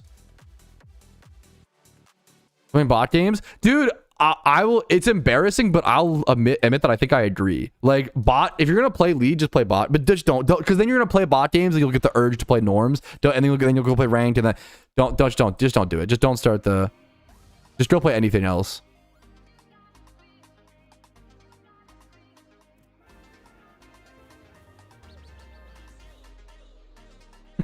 That's fucking awesome, Brian. Oh.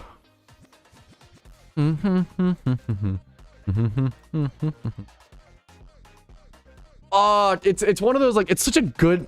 Wait, we're tied. Played also one. That's so crazy, man. I just upgraded like within like the past month or so. Himesh, past month or so. Double type Flosion's great. It's just, you know, 7 Hells is a nice upgrade. You make more Pokeyen, but it's more effort. I can't do like react content while doing my Jimmy run anymore. They're positive negatives. It's a lot more effort, but it's worth the extra like 100k a day. Before ads. Okay, damn. Flex on me, Plate Veil. Fuck. That's fucking fair, dude. Dude, I respect that, Foof. No, that's based. Yeah, some people can... I can't even do that, Domingo, but some people can do that, which makes me happy. I get mad at ARAMs. That's how you know I'm a fucking problem. Like, I'm the fucking problem. I'll be honest, you know?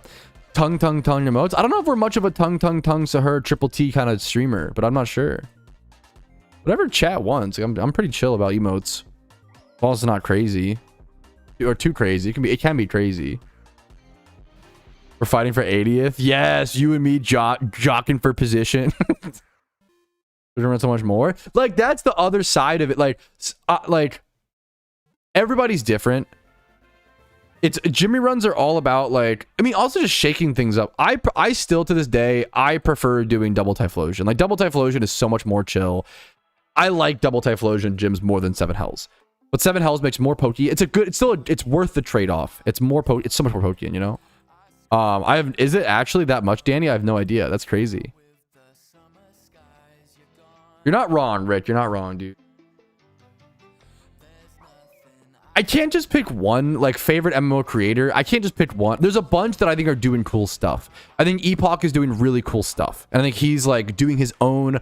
I love people who do, like, their own original content and, like, don't, you know, like, truly are unique. And I think Epoch has really carved out this space as, like, the collector in the game and, like, the high-end guy who shows off stuff to the average audience. And it's so good. It's so, like, Epoch is... I love what he's doing. I think he's learned. I think he's also learned a lot. I think he's been able to, like, Epoch's been able to, like, make mistakes and, like, learn from them and, like, grow. He's grown. I've been able to watch. I'm feel lucky and privileged to, like, watch Epoch grow as a person and content creator over the past year. Not that I'm like, I don't have, like, I'm not like, we don't talk, like, constantly. I'm not like, I don't want to, like, be a, I'm not, I don't want to come off as like, I don't want to front as like, yeah, me and Epoch are tight. Like, I respect the fuck out of him and I wish we talked more, honestly. I think we're both just really busy. But he's awesome. I love what he's doing as a TLDR. Spidget. I think Spidget is my... Spidget to me is the most entertaining creator. I think Spidget, he's peak. He's so fucking funny to me. I think Spidget is so fucking entertaining. I love Spidget, man. Special streamer is crazy. We're all like... Is it... Okay, a little bit parasocial. Is it parasocial to respect and be happy? Like, I respected and was happy with, like, Ray Lewis growing up, you know? Is that parasocial? I mean, probably a little bit, you know. I'm not gonna lie, but it's one of those, like, everything is parasocial to some degree, but what is too far? You know, what is, like, if I was like, yeah, if I was up here like, yeah, I just don't think, like, Epoch's a good person, like, blah blah blah, like, that would be weird. That'd be, like, really parasocial and, like, I don't know him as a person. That'd be fucking weird. Way too many people, like, try to judge people as people when they don't know them. It's really, really weird. I see two both pills, but I don't know if I know him. I'll have to keep an eye out.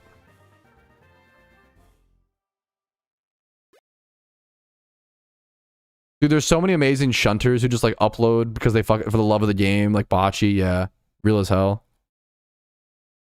As an OG, do you feel like the past year or so has been new generation content creators?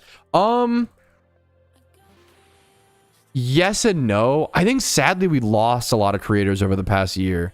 I think over the past year or two we lost a lot of fallen brothers. I think a few have risen through the ashes. I think the past year or two has been a growing... I've talked about this. I think the past year or two has been a growing period for PokeMMO. I think there's a lot of trials and tribulations and a lot of pain and a lot of drama and a lot of people, like, aren't going to make it through that, which makes sense.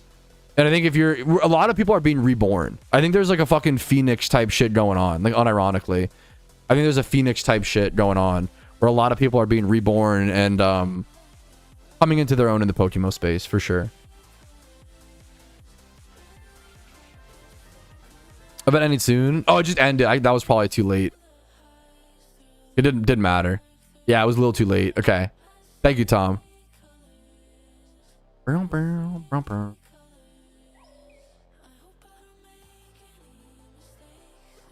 was able to spam streams with non-singular comments. I mean, that's...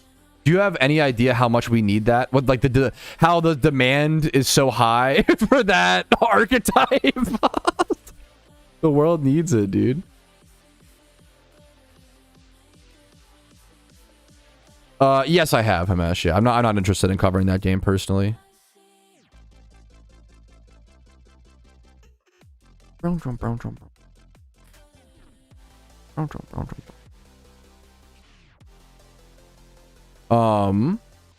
Catch event's over. Go back to our PC. Another Litwick global chat, dude. Fucking hell yeah, man.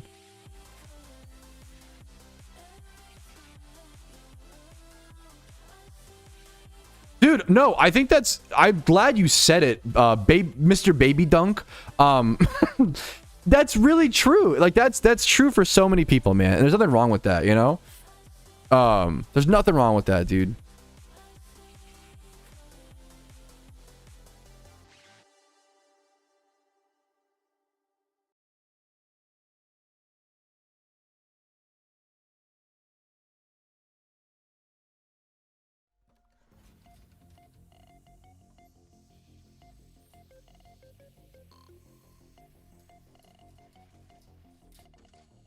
A third shot. Dude, everyone's getting Litwick to this event. What the fuck? Alpha, I haven't encountered one yet. Alpha, I have a video on that. Alpha spawns happen like every 6 hours or so. Alpha swarms explained. This is kind of an older video, but it's still like, I think it's still pretty accurate. Do I submit a 140 or a 26? Definitely the 26. No, you're fine. You're fine, Himesh. Don't worry about it, man. It's still, what's the word?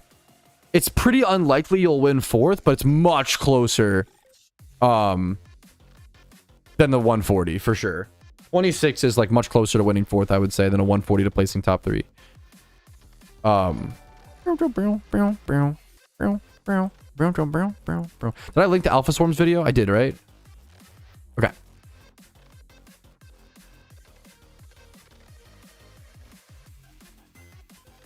Dude, look how many loots I have. Holy shit. And I released a ton.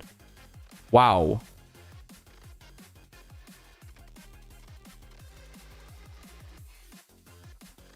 I'm in a pretty fucking good mood today. Fanatico, what's up, man? About Shiny War, did we get some news about it? We got a ton of news about... Are you not caught up? About Shiny War? Shiny War starts in 10 days. It starts in 10 days, right? Like 10. It starts on the 31st at 8 p.m. ET, my time zone. We're waiting on an encounter counter, a huge update that'll happen about 1 week from the event. I've covered it. If you want to see what's I have a playlist called Shiny War, the third Shiny War. Let me go find it. If you're looking for all Shiny War news and information, I have a video called, or a playlist. I wish YouTube promoted playlists more. Playlists are so good.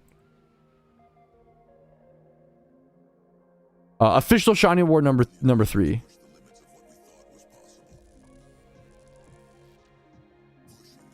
Yes, that Pokedex update's gonna be huge. Yeah.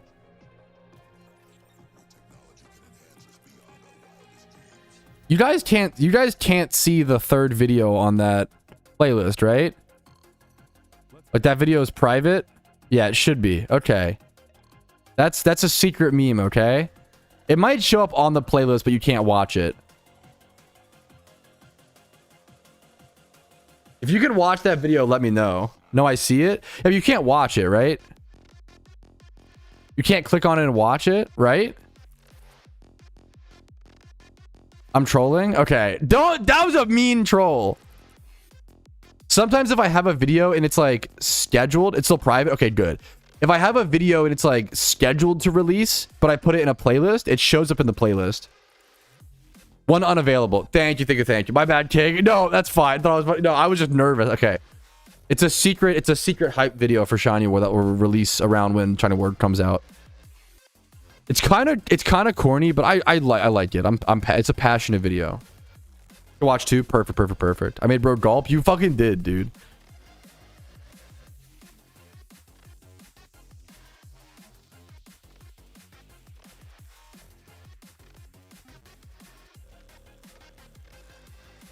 What are they doing? Quick balls.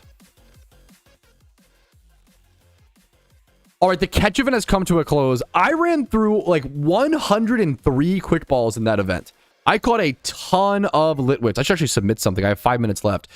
Look, I released so many Litwicks and I still have like 30 Litwicks that were like 1x31s and good IVs, the 3 times, the 2 times. This is a crazy, crazy haul for a catch event, dude. Let me, wow, I'm gonna have a lot of box sorting too and a lot of breeds to set up. It's gonna cost some Pokeyen, but obviously it's well worth it. Let me go ahead and, I'm just gonna sort this box, I guess, by total IV. It's gonna mess everything up, but that's okay for temporarily. I'm gonna submit, I have a 154 to go ahead and submit. That's my highest catch. Or it's actually 156, I think, to be fair. There's Litwick plus 2, plus 3. It's a 156. I'm going to submit this. I don't think it ever wins. But my lowest, or places, my lowest is a 43. It's still worth it. A lot of good breeders in the event.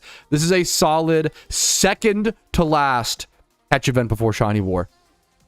That's right, chat. There is only, I think, one more catch event left. There might be one catch event that I do off stream. But Thursday, the 23rd of July...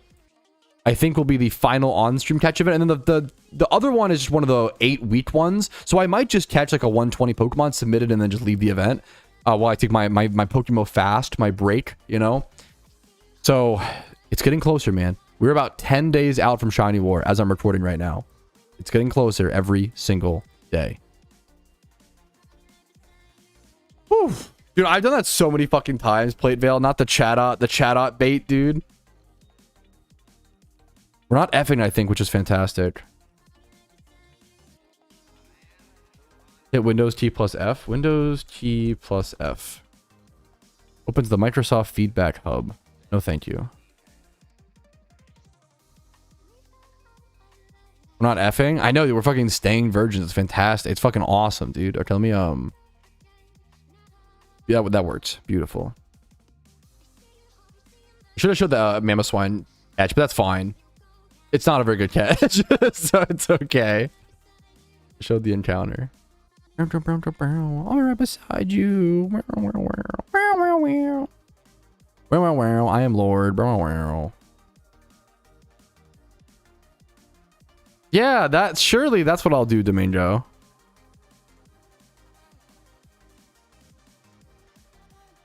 Okay, taking entries. My humble little entry. Thank you. Okay, not the... I almost submitted my Smeargle. Hold up. That would have been silly willy.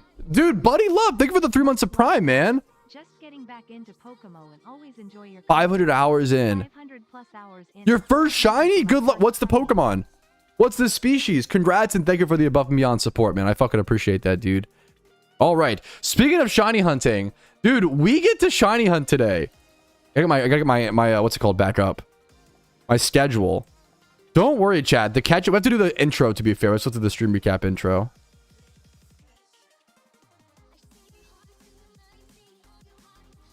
We'll probably go ahead and do now. I'm waiting for results.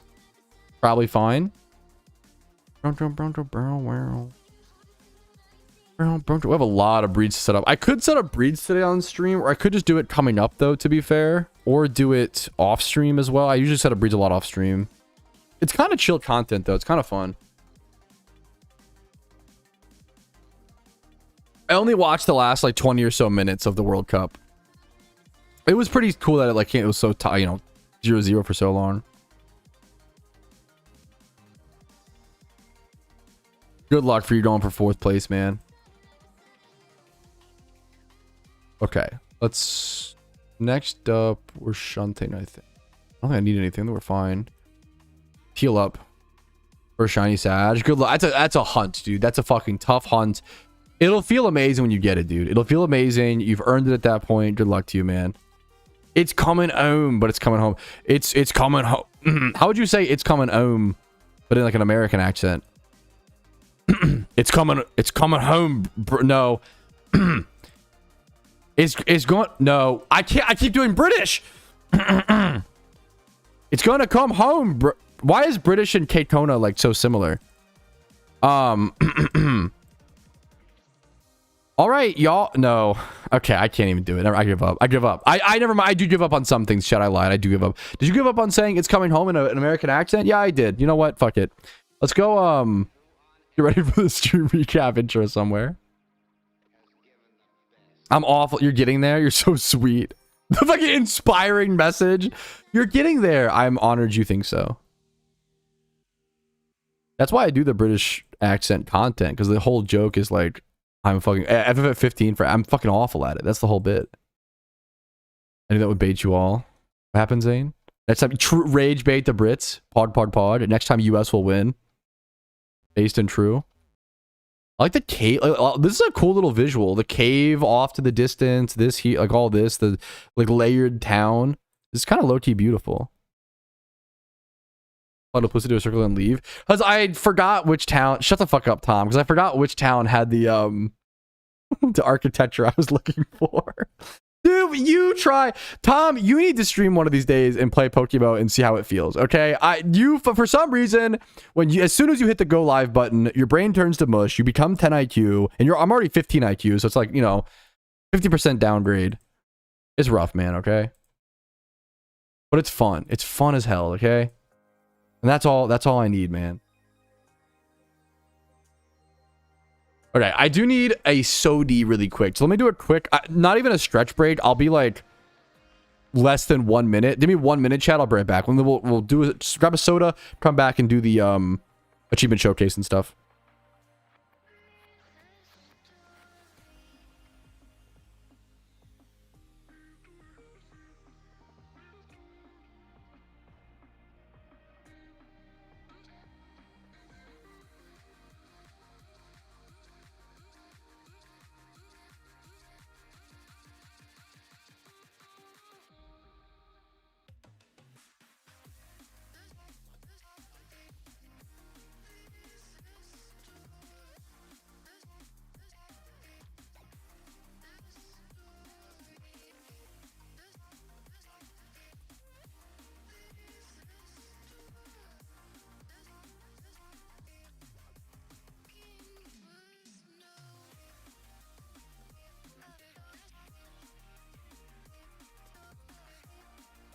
Alrighty, fellas, we are back. It's just that fast. It's just that easy. Let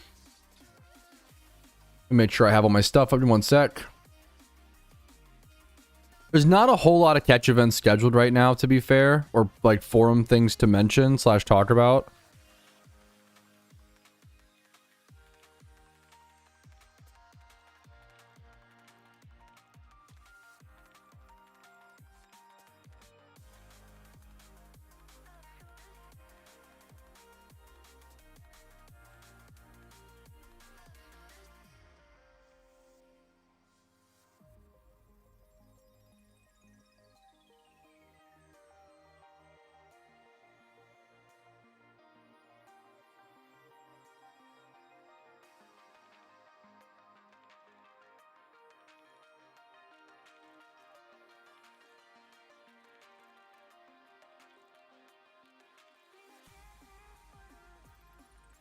Okay, I'm getting distracted by forum memes. Anyway, most of the forums is just people memeing and shit posting. Okay. I'll make sure this is correct. It is not correct, so I'm glad I checked. Really glad I checked that. Okay. Did I have an item market that I wanted to cover? Oh, like kind of. This is mostly catch events. I can actually...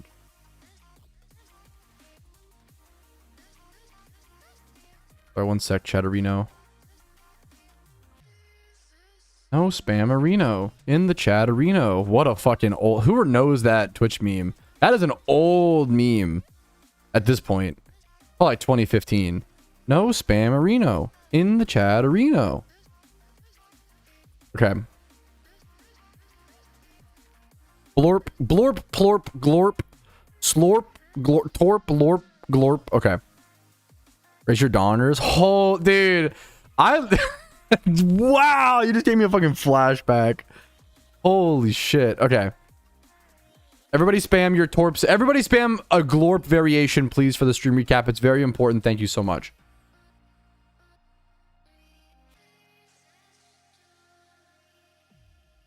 Alrighty, fellas, but yo, what's up? My name's Patrouski. We can finally jump into the PokeMMO stream recap. News, tips, tricks, information, everything happening today, discussions. I'm sure I have a lot to talk about today. Let's go ahead and jump into it. First things first, catch events as per usual. It is not scheduled yet. We don't know what Pokemon or what location it will be at, but I do want to remind people the week 3 of the 8-week tournament catch event series will be happening on the 25th of July on Saturday at 1 p.m. ET. We already know when it's going to happen. We just don't know where and what Pokemon. So that would probably get scheduled very, very soon. But make sure you keep an eye out for that and don't miss that because it's part of that 8-week one. You can see all the other dates as well. If you don't know, over on this main post, all the other dates for all the upcoming 8-week catch events. So make sure you set aside a little bit of time. And if you can just go catch one Pokemon for this 8-week one, you just need 800 qualifier points for the finale, right? So if you just want to catch like a 100 to 120 IV Pokemon or total score Pokemon, submit it during the event, which you can't normally do, but for these you can. Submit during the event and then leave the event. That's probably what I'll do. Like during Shiny War on the Ironman account, right? I won't be able to, I don't have time to do like full catch events, you know? I think that would probably be a waste of time, but I could be wrong. We'll have to calc it and see, honestly. But it'll probably be a waste of time to try to do full catch events. I will just come catch like one Pokemon, like a 100, 120 plus, submit it as my entry, and then just like go back to shiny hunting efficiently to help my team during Shiny War. So there's those catch events to keep an eye out for. Next up, we have that Farfetch catch event with amazing Farfetch shiny prize coming up on the 23rd of July. It's at noon ET, Route 39 in Johto this Thursday. We've got Farfetch'd, Meowth, Magnemite, and Rattata up for grabs. And then there is a shiny Farfetch. We've mentioned this a few times. Shiny Farfetch'd up for grabs. This is a pretty rare shiny right now. I think it's a single encounter hunt. It's a tough shunt. Definitely one that's super good to win for free from a catch event if you can. So make sure to keep an eye out for that. And then next up, we have a really wholesome Chinese catch event coming up. I don't always cover Chinese catch events. You can find them over on the forums, but honestly, they're kind of hard to find sometimes. Sometimes they show up, sometimes they don't. I don't know why, honestly. But for those who don't know, because the time zone is so different, they will host what's called Beijing time zone catch events as well for people obviously in different parts of the world. These are actually the best catch events for Australian players. Fun fact. I think Australian players have a much easier time showing up to these catch events versus the Western world catch events on average from what I've seen. Based on time zones. So to double check obviously for yourself, it depends on where you're at in Australia, I would guess, but that's to my knowledge. Now, this is a Ampharos or Mareep catch event, and it's a community catch event, I think. It's honestly hard to tell based on the translation. I don't think that this is an official catch event. I think that this is, even though it's hosted by one of the moderators, I think this is considered an unofficial event, but I could be mistaken, so keep that in mind. It's a translation thing. I do have to Google translate all of this with the browser. This will be on the July 21st, Tuesday, so this is tomorrow at 1900 Beijing time. That's probably like 4 to 6 a.m. for me. You have to go Google, you know, what Beijing, just Google 1900 Beijing time to my time zone. Really easy to Google search for everybody. Hoenn Hunting Grounds. I'm assuming that's the Safari Zone. I don't know for sure. I'm assuming that's the Safari Zone. You have 1 hour to catch Mareep and Shiny Mareep. This actually gives you a plus 20 point bonus, and you could win yourself a Lucky Red Dragon Mount plus another Shiny Mareep with good stats, 0 speed, I think, and then Afraid of Loneliness. Lonely? Is that the nature? It's always kind of cute to do these like translations, right? And then second place wins Orange Flaming Sword plus one of the Lunar mounts. And third place gets the white fluffy witch outfit. Fourth place, plus Pumpcat, excuse me, plus a Pumpcat. Fourth place gets a Alpha Dino, it seems like, and then a Ditto with a bunch of particle effects. That's a pretty cool reward. So I think this is an unofficial catch event, but there's a really wholesome story behind this catch, which is why I want to share it actually today. Hello everyone, my name is, I'm not going to attempt to pronounce that, I'm so sorry, my apologies. This is my last time sponsoring a community event because I'm getting married in a few days, on August 10th. It's also my birthday on July 21st. I originally planned to have a special event on my wedding day, but I realized I wouldn't have time. I know that as someone who got married about a year and a half ago, or I guess over 2 years now at this point, you're so rushed on your wedding day, but it's a really beautiful time, dude. It's a really fun day. I decided to have it on my birthday instead. Although I haven't played PokeMMO for a while now, my guild friends are still very helpful. I'd like to express my sincere gratitude to all my guild mates. Last time, the catch event was held at a land-based group activity starting in a certain lake in Sinnoh, I assume. This time, it'll be held starting at the point of this lake trip where I first met, which is also where Mare the Sheep started. I assume this is like some catch event thing that he's done for a while now, you know? And he's kind of like looping it back around. This is like a really fucking wholesome, beautiful story. Thinking back, my time in PokeMMO was one of the most fulfilling periods of my life. In real life, I'm not a very talkative person, although I did find a partner through a relative's introduction. But in PokeMMO, I met many like-minded friends, referring to those in my guild, and I will never forget them. The plus 20 for the shiny were meant to let the players who got a shiny experience the romance of, I assume, Mareep. He deserved the extra points. Finally, I hope everyone had a great time at this community event. The many happy times. This is so fucking sweet. This is what MMOs are all about, man. Is making these memories, feeling connected to these people, making lifelong friends that you'll never forget, having amazing, fulfilling experiences, and hosting events along the way, and hosting opportunities for that to happen. I can't give this guy enough love. It's so wholesome. Much love to this guy. I hope your wedding goes perfectly as planned. I hope you have the most lovely, amazing, beautiful wedding you could ever ask for. And much love to you and your spouse and your family. This is a beautiful, beautiful fucking forum post and a beautiful event to host. I love stories like this in PokeMMO, and I love that it can transcend the language barrier. I think it's super fucking beautiful. So that's all of our catch events to cover for today. Now, we still have the achievement showcase and a few other things, but I think we might have catch event results, actually. One sec. I think we do. Hopefully no F. Hopefully no F. My Twitch bugged. Sorry about that. Am I actually not Fing? I'll be so fucking happy. I opened up OBS Studio last night to try to start transferring some of my scenes over. And I couldn't just export because for some reason that wouldn't work. I couldn't get it to work. But maybe Streamlabs is freaking out because I opened OBS Studio, so they know I'm trying to switch. So they're gonna work. It's gonna work today. Fourth place is a 22 from Fluorescent. I'm gonna wait for a few more. If I start recording now, I'm gonna have to like stop and start recording, you know, constantly. So I'm gonna wait for a few things. That is very, very strange. Third place is a 172. Holy shit, dude. Oh my goodness. Congratulations. The Chimpion? A cool name. Either way, Sympion or Chimpion is fantastic. I couldn't find the Pokemon Cries mod. Anyway, I'm not sure which mod you mean. I'm so sorry. Could you give me a little more information? Pokemon Cries mod. That might be a mod I'm not familiar with, man. I'm so sorry. The best place to look would be on the forums, but if you already looked there, you know, my apologies. Okay, second place is announced. We can go ahead and go through. Okay.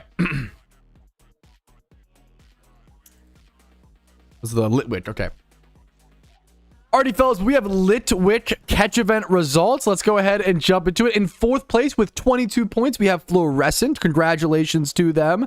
In third place with 172. Pretty high scoring third place. It was a pretty like quick ballable event, so it makes sense, but I didn't see a lot of crazy catches, I guess, shown off in global chat, but that's how it works sometimes, you know? I don't know if it's a Sympion or Chimpion. Either way, it's a cool name. Congratulations to you on third place, gamer. Second place, 176. Okay, that's a very high second place. 176 second place. Holy shit. Dave N. And then first place, 178, Wayworn Rex. Congratulations to all three of you guys. All four, I guess. All four of the winners. Congratulations. As another catch event in the books, guys. One of the best ways, in my opinion, to be involved in the Pokemon community. Have a lot of fun. Have a chance to win an overarching shiny prize. And if you're quick balling, probably not make some Pokeyen along the way. But I don't know. I caught a lot of one-time 31s. If I was on the main account, I might have profited from this event, which is kind of shocking. A lot of Dusk Stones as well. This was a very fun event. This Litwick event was very, very cool in my opinion.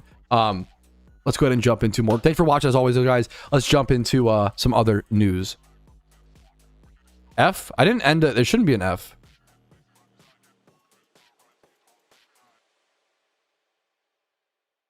Oregon is funny. I did. Okay, to be fair, I swear you're gonna think I'm joking, Tom, but I swear I already forgot what the store was. But because I actually, I had to, I was like, did I read it already? I was like, oh yeah, I did read it, didn't I? Before the clip, and then I swear I just already forgot. No F, thank you. The mod that uses the Pokemon sound like Pokemon battle and stuff. Got you. I don't know where that mod would be. I've never used it. If someone else in chat might know where that's at. Pat, you're leaving the app called, huh? What do you mean leaving it? What does that mean? What's up, Maestro? I've got an idea for the new Pokedex encounter system. What about getting lore encounters in Sweet Scent as hordes and you got lores activated? What about getting... But what's the... I guess why? What about getting lore encounters in Sweet Scents as hordes? The only benefit there is, oh, it just makes rare shiny hunts easier. And the question is why? Why make them easier? Like for what? You know, if you're gonna make things easier, it's good to make them easier for a purpose. Like I was talking about with egg shunting. What's up, Lottie? How you doing? With egg shunt, like incubators, I obviously didn't like how many incubators were added. I think I still to this day think 8 is way too much. I think 6 incubators would have been perfect, because 6 incubators would have been a 20% buff to egg hatching, which 20% is a massive buff. On top of the intangible buff of being able to multitask and do other things while you hatch eggs, which you couldn't do before, right? Or couldn't do nearly as well. But incubators are a great update because they made egg hatching better and more powerful. And it was a buff, but it also made the content more engaging because then you could go do things while you egg hunt as opposed to just sitting at a PC AFK, you know? So you want to buff things for a reason, not just like because. I know it sounds exciting and fun for gamers, but it's a problem with power creep. You don't want to buff things too much and just because it's exciting and fun. It's a short-term thing that kind of hurts the long term of the game generally. What's up, dude? Mike Runks, long time no see if I'm not wrong. What's up, man? How you doing, dude?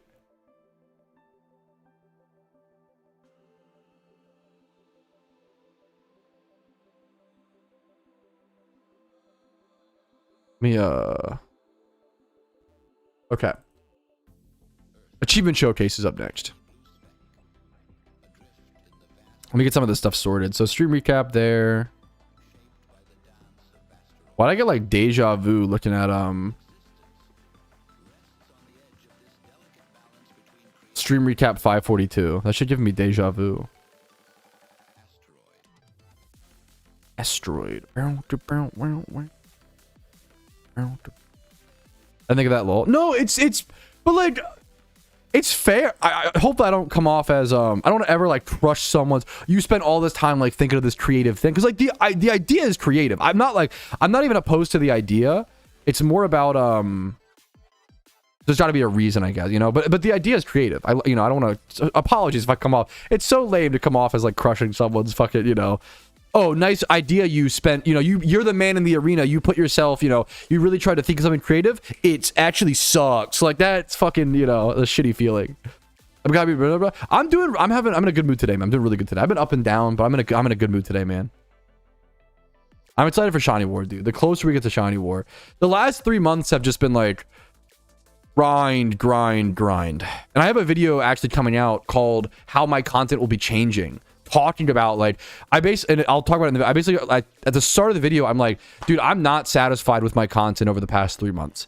Like I feel like my content over the past 3 months has been overly repetitive, and it, you know, I wish I could have done more creative projects during the past 3 months and during that time, but I've been putting so much time and energy into preparing for Shiny War. I just haven't been able to, you know, like that's the honest, you know, sometimes you have to just grind. Sometimes you got to just put your head down and grind, even if it's not the most fun or exciting thing in the world. And that's kind of been the past 3 months for me in PokeMMO, you know. Well, I appreciate you understanding. Sorry, Ninja. Only 6% chance to get an egg on odds, so 4% buff makes sense. Half of wait, huh? Only a 6% chance to get an egg on odds, so a 44% buff makes sense. Half of egg hunters will go more than you would never, from my understanding, I could be wrong, you would just, when you talk about balancing something, you balance it on the average, not like I could be wrong. In my opinion, I think you're thinking too. I think you're how do I phrase this? What's like the best? I don't even know what it is. You would just calculate at like the 1 in 30k, right? Or like you wouldn't. 20% is 20%. I think when you take an extra step, it's making it overly complicated or taking it too far. But I don't know how to explain why. So my apologies. Maybe I'm wrong. I don't think so. Since half of egg hunters will go more than like 20% over. Also, like question mark. I don't understand. I don't understand.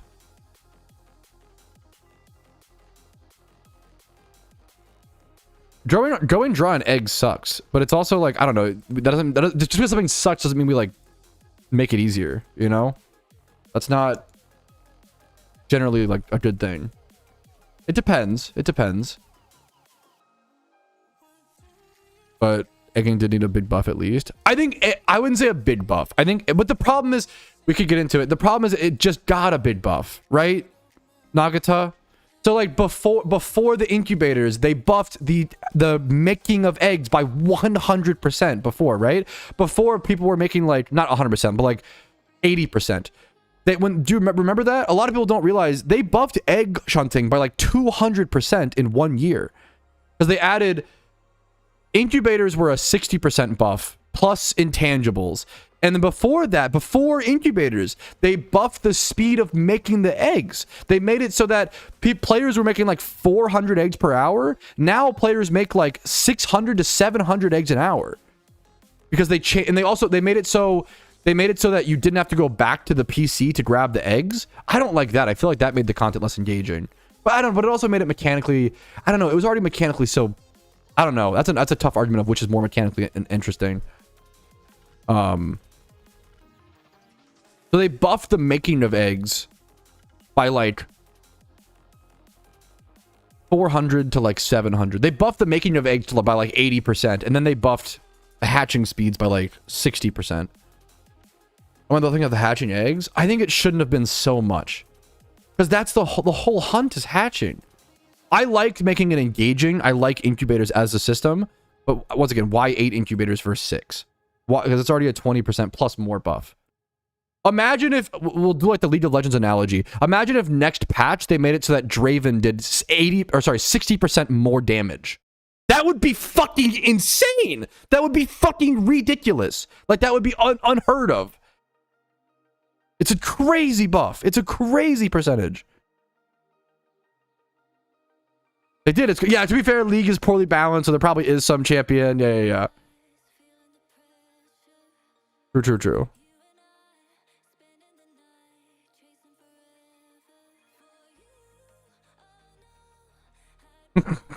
That's true. They've printed a new champion. Anyways, okay, that is true. That is true. I don't even know who Mel is, but I just believe you immediately because it's fucking Riot. Anyways, okay. Not to we've had the incubator like egg discussion like a billion times though, but it's a good discussion. But I just don't want to rehash it. Let's get back into the achievement showcase, gamers. All right.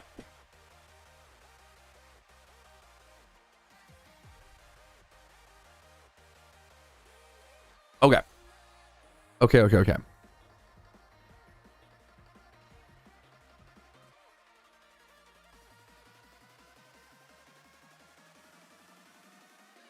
The problem now, I'm getting baited into League topics. The problem is not everything is broken in League. You have a bunch of like outdated characters which are fucking dog shit, and then you have the new characters which are fucking busted to sell skins. And I don't think they've been trying to balance non-competitive games of League since like season 6. I think they just gave up. I think they just don't give a shit. I think they keep pro play balanced as much as possible, and they just like League became a microtransaction like mobile game along the way somewhere, where they just try to like maximize skin sales. As soon as they started doing like the fucking Gucci Lux or whatever the fuck, fucking Gucci Prada, fucking, you know, Twitch skin, yada yada. Anyways, I need some okay, we need a mental reset. We need some glorp spams. Any glorps? I need some glorp spams before the achievement showcase. Any glorps, yorps, slorps, torps, or dorps. Any of those. And you could just type imagine Lux but true damage, and I'm gonna be like, what the fuck? Thank you. Okay.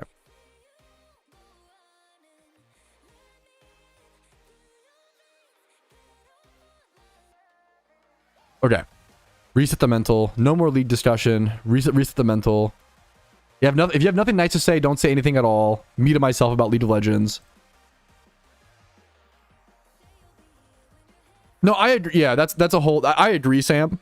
That's a whole other thing, is like the changes they made about egg shunting made the actual hunt faster and then made it cost more money, which I think is like the total opposite of what you should do. I think egg shunting should be like cheaper, but be a longer hunt. And that's like, because that's like, you know, that's the grind. Like that's, you know, you shouldn't be like spending half of the time of the egg hunt making the Pokeyen just to do the hunt. That's not fun. You want to do the hunt itself, the grind itself, not doing a grind to get to a grind. Anyways, okay.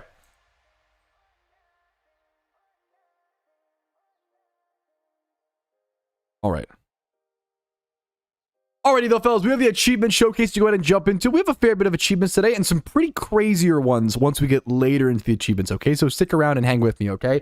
First things first, though, we have Storm Shadow, who got all the octarinas. Dude, this is a good feeling. This is a cool collection. It's nice to have this, like, you don't need all the octarinas. I'm an infamous Dig Ocarina hater, okay? I hate the Dig Ocarina. It is so incredibly not worth it. I talk about it in my RP buying guide, but I still have one on the main account because there is like this completionist aspect.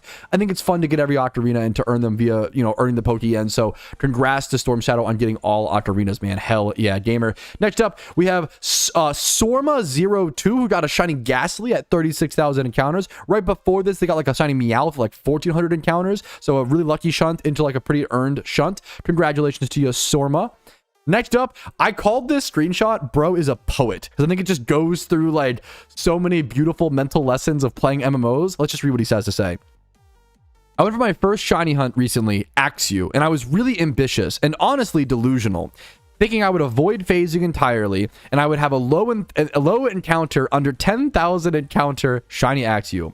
Well, reality started hitting hard and going past 30,000 encounters sucked. My expectations were a fever dream. I phased on a Woobat at 40,000 encounters. I was devastated. I really wanted to quit the shunt instantly. But hey ho, what can you do? Hey ho is really funny. I just needed to push on regardless of the pain. Giga Chad. Seeing how so many people would go 4+ phases, it would be insulting to quit now. So I kept going. What a fucking based gamer. This time, lowering my expectations. I bought like 2 million Pokeyen worth of Leppas only to encounter my shiny Axew after only 3,000 encounters. I was so happy. Lady Luck doesn't just shine anywhere. It only comes to those who put themselves in its path. If you give up on shunting, there is no chance. You're not putting yourself in that path. I fucking love that. If you don't check swarms, you're not putting yourself in that path. If you don't Shalfa check, you're not putting yourself in that path. You have to give yourself a chance to get lucky to even get lucky. I love this mentality, dude. Had I quit, I may have never experienced such joy. And even though he got like a little lucky still on the Axew, like the mental he gained from this shunt, like this is going to carry on. This is his first shunt. You learn so much, and this is going to carry him on through the rest of his shunts. For the rest of his shunting career, he's going to think about this, which is so fucking sick. That's so fucking sick. Next up, Decapause. To start, okay, this is really sweet. He's going to be really nice to me. Okay, thank you so much. You're very kind. I'm going to skip past it because reading that feels cringe, but you're very sweet. Thank you for the kind words. I'm lucky to be here, man. I went for my first ever shiny hunt, and it was hunting for a shiny Pachirisu. Ended up getting my first ever OT, and it was a Shinx. The crazy thing about... We have some good stories today. The crazy thing about this Shinx, it was also my first ever shiny when I was younger. I got a shiny Shinx back in Pokemon Diamond and Pearl more than 10 years ago. I guess it was just destiny. Absolutely love my first shiny, and I'm so excited to continue my grind to find all the shinies that I love in this game. Huge shout out to my team, Kindred Spirits, for all the hype and love. I love that teammates... Both of these I've mentioned, like friends and teammates, like encouraging them. Dude, it's so beautiful. Hopefully my next one doesn't take more than 50,000 encounters. Good luck to you, man. He got this Shinx at 5,500 encounters from I think if I read it correctly. So very lucky Shinx hunt, dude. Congratulations. It's the fucking poetry. Once again, double poetry stories, fucking stars align type shit of it being the same shiny you got back in the day is so cool to see, man.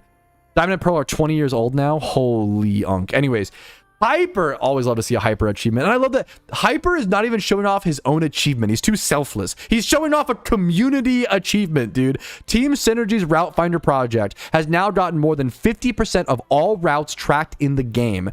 Thanks to the PokeMMO community members for sending in their data. If you don't know, he runs this project over on his website where you can collect data for him by just simply doing encounters, you know, doing shunts at certain locations, starting a trip and tracking your data.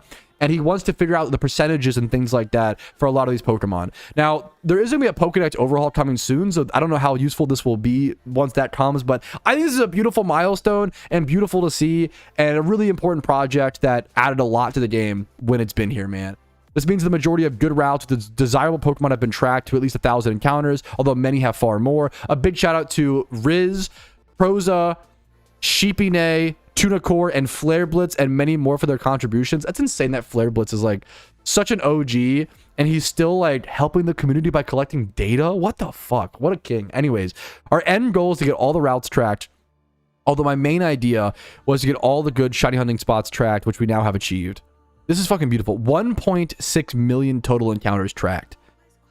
It's so cool to see the community come together with stuff like this, man. That is absolutely gorgeous. Congratulations to Hyper and everybody involved, and the whole Team Synergy gang and website is just so helpful, dude. Okay, next up, Wajong. Long time game goal of mine was to get the Shell Turban, the PvP Vanity Reward, which those take forever to grind, man. And it took him almost 800 PvP games to get it, dude. That is a fucking grind. That is a fucking grind. 800 PvP games. I also love people like grinding. PvP is so hard for me. To me, I have a lot of respect for PvP grinders. That shit is so much harder to me than grinding shiny hunting. Like, because PvP like is so mentally taxing. Playing 3 games of PvP, 1 hour of PvP is equivalent to like 3 hours of shiny hunting. I'll be so honest in terms of like grinding, right? It is so taxing. It's so much. So huge shout out and respect to Wajar on getting that, man. 800 games is insane, dude. Next up, dude. Okay, these final three are such sick ones. Not banner. We got Jinxed Boon in the screenshot. He shunted for a Relicanth, okay? And Relicanth is a real motherfucking shunt. It is a very difficult fishing shunt. You get about 440 encounters per hour, and that's if you're popping chum buckets. Chum buckets make it a lot faster, to be fair, but chum buckets are also kind of expensive. They're extremely worth it. Don't get me wrong. I'm assuming this spot is worth chumming at. I haven't done a lot of fishing shunting with chum buckets since they've been added, to be fair, because I don't have access to chum buckets on the Ironman account, but chum buckets are extremely powerful. They double your fishing speed, essentially. They're about 62,000 Pokeyen cost per hour, right? So if we take, he says that this took him like 600 or 700 hours. If we take 650 times 62,000, that means this shunt cost him about 40 million Pokeyen. 40 million Pokeyen. And in the end, I'm so glad he ended up, you can see in the bottom right-hand corner, he ended up with a secret shiny Relicanth when he finally got it, which is a fucking sick feeling. And I'm pretty sure he got another, I think the Seadra in the top left or the Gyarados is also. So he got 2 secret shinies along the way. He got 7 total shinies over the course of like 600 to 700 hours, 6 phases, 7 shinies in total. I think it was about 160,000 or so, 165,000 or so fishing encounters. This is a tough shunt, dude. This is a very tough shunt, and I love, there's so much to this story, and I love the Relicanth shunt is so underdone. Relicanth is such a fucking sick shiny, but it's so hard to go for. Congratulations to you, man, not banner, on getting a very sick shiny, man. That is a once in a lifetime kind of hunt, dude. Hell yeah. Next up, kinda sober. Yeah, been a little lucky recently on some shunts. I got my 3rd shelf. What? 3rd Shelfa? What? Do you know how few people have 1 Shelfa? Do you know how many even less than that have 2 Shelfas? Do you know how... I can count on my fingers how many people have maybe even 2 Shelfas. 3 Shelfa might be 1 hand. Like, it's... 3 Shelfas is ridiculous. And not only that... all of his Shelfas are fucking bangers. Shelfa Yanma, Shelfa Dragonair, Shelfa Ursaring. Also, keep in mind, when you're hunting Shelfas, these fuckers are so expensive. I'm gonna assume he did, all alpha eggs, 30,000 encounters a piece. Keep that in mind. These are about 2 billion Pokeyen a piece. Not million. I didn't misspeak for once.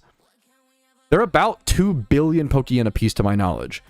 Because it's 30,000 Pokeyen times like 50k per breeder on average. Sorry, it's big numbers here. 1.5 billion. My apologies. My sincerest apologies. I was incorrect, guys. It's only 1.5 billion. I'm very sorry. 1.5 billion Pokeyen per one on average. You have to consume a male alpha each time, right? Or a female of the same, which is gonna be a bit cheaper. Man, you know what? Maybe it's around 1 billion. Oh, it's actually cheap, guys. Wait a minute. If you assume let's see actually. If he gets like male, if his alpha Yanmas come out male, he needs to buy female Yanmas. How much are those? Let's see. So they're like, they might be like 20K. Some might be cheaper. No, they're still 40K. Okay, never mind. They're still really expensive. Okay, so 1.5 is about right. 1.5 is about right. Yeah, it's about 1.5 billion Pokeyen per shelf about on average. So that's a total of 4.5 billion Pokeyen spent on these 3 shunts on average. And he also got a single, it seems like Larvitar, and not doing that singles, maybe eggs. He eggs a ton. Larvitar and Shroomish within the past week or so. This is fucking Team Void. Fucking shout out this guy. Holy shit, man. Insane hunts. Insane grinds. I don't know what to say besides that is one of the best shiny collections on one account that exists in PokeMMO. That's unbelievably insane.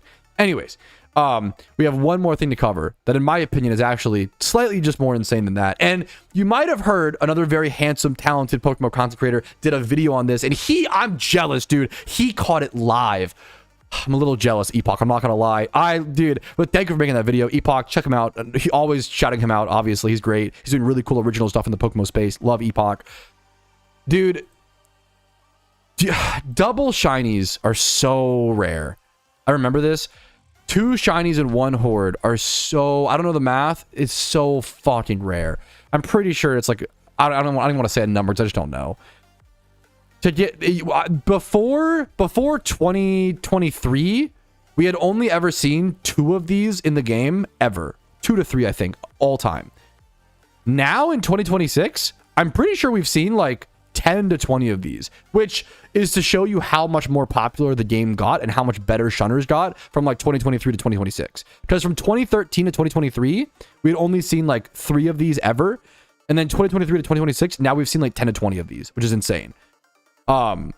It's probably the rarest, if not just one of the rarest things that can happen when shiny hunting in PokeMMO. And what's really special about this one is I think this was the first one. It might not be, so my apologies. It's one of the first ones. One of the first ones to happen with the encounter counter. And I had never seen, if you don't know, you can't catch both. You have to kill one and catch one. Look at this. What's really cool is that on the dead Maril and the caught one, they have the same exact numbers. This, to my knowledge, is the only way to get this. That is insane. That is absolutely fucking crazy that they have the same exact encounter and, you know, total encounters thing. The funny thing is the time is different because the dead one dies, you know, the dead one died like 30 minutes faster than he caught the second one, right? So like the capture date's actually different, which is hilarious. The fact that the encounters both read 12,521 and Marl encounters both 229, I thought that was really interesting. I've never seen that. I've never seen that before. I thought that was really fucking beautiful. So that is our achievement showcase. Pretty banger achievement showcase today, if I may say so. I thought that was insane. So thank you to all you guys for sharing your achievements. You guys make this possible. If you want to share your achievements, check out the achievement showcase chat in my Discord. It's near the Is Patrouski live chat. Okay, so look for that, and you should be able to find the achievement showcase. I love doing them. It's a way to show off what PokeMMO gamers are doing, what they're grinding, what they're up to. A way to show off the sunrise in my Minecraft world. I fucking love doing it. So thank you guys for sharing your achievements and making it all possible. Let's go ahead and get into the rest of our grinds here today on the Ironman account, which I think will just consist of some shiny hunting, which I'm very excited for. Let's jump into it. Let's jump into it, fellas. Okay, how to recover, dude. Yeah, dude. Yes, he had to fucking sit there for 30 minutes mentally recovering. That's so real. That's so good. No F, dude. Holy shit, we're actually saved. Thank you, Tom. I was thinking about that, K9. I'm not sure. I don't know.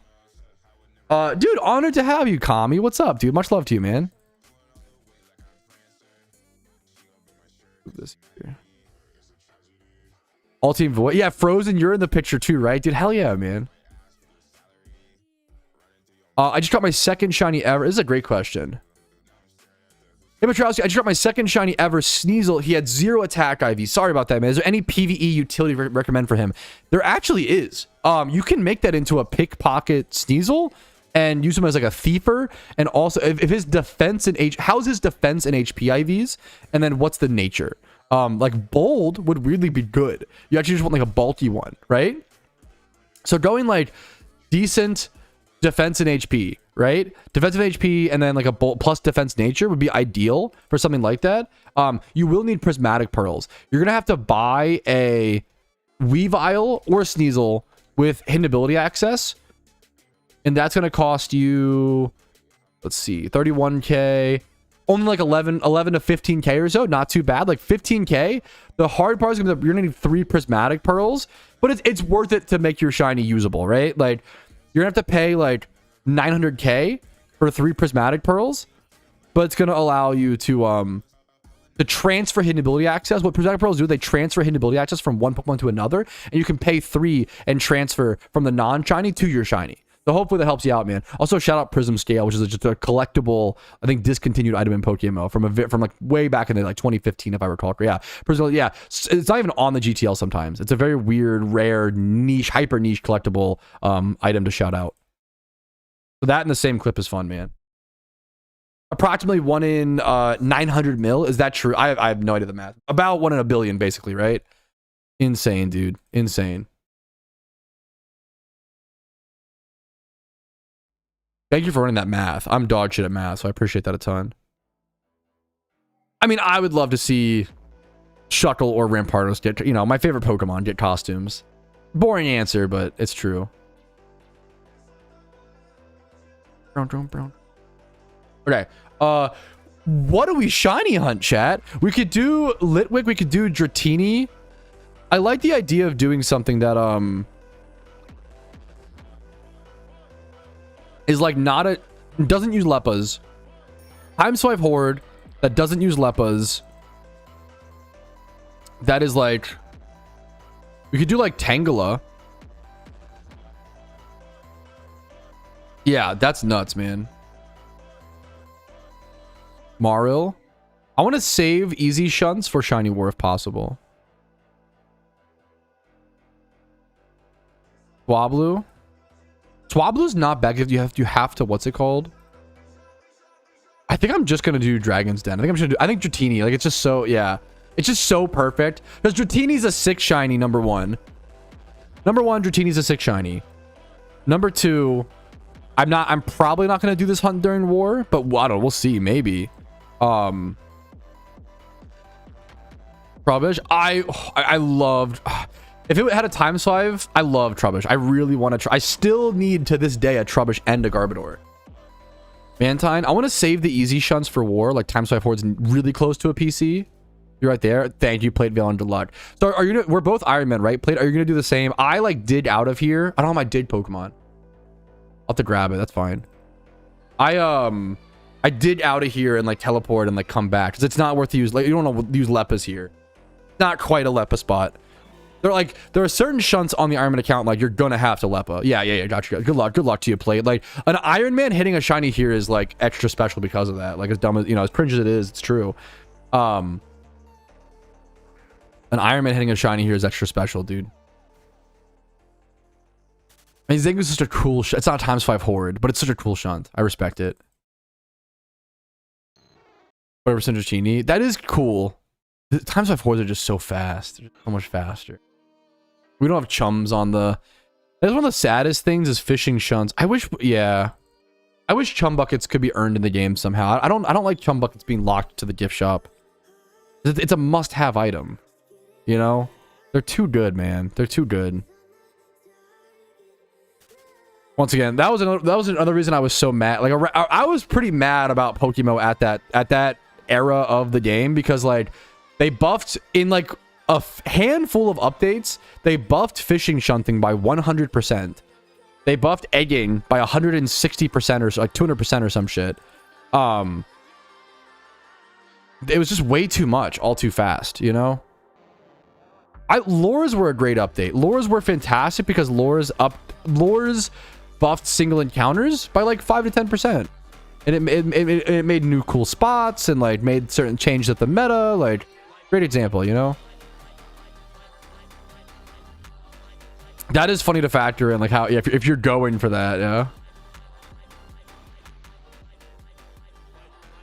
It's funny once you're at, like, numbers of that mass scale, you know? Let me grab my did Pokemon.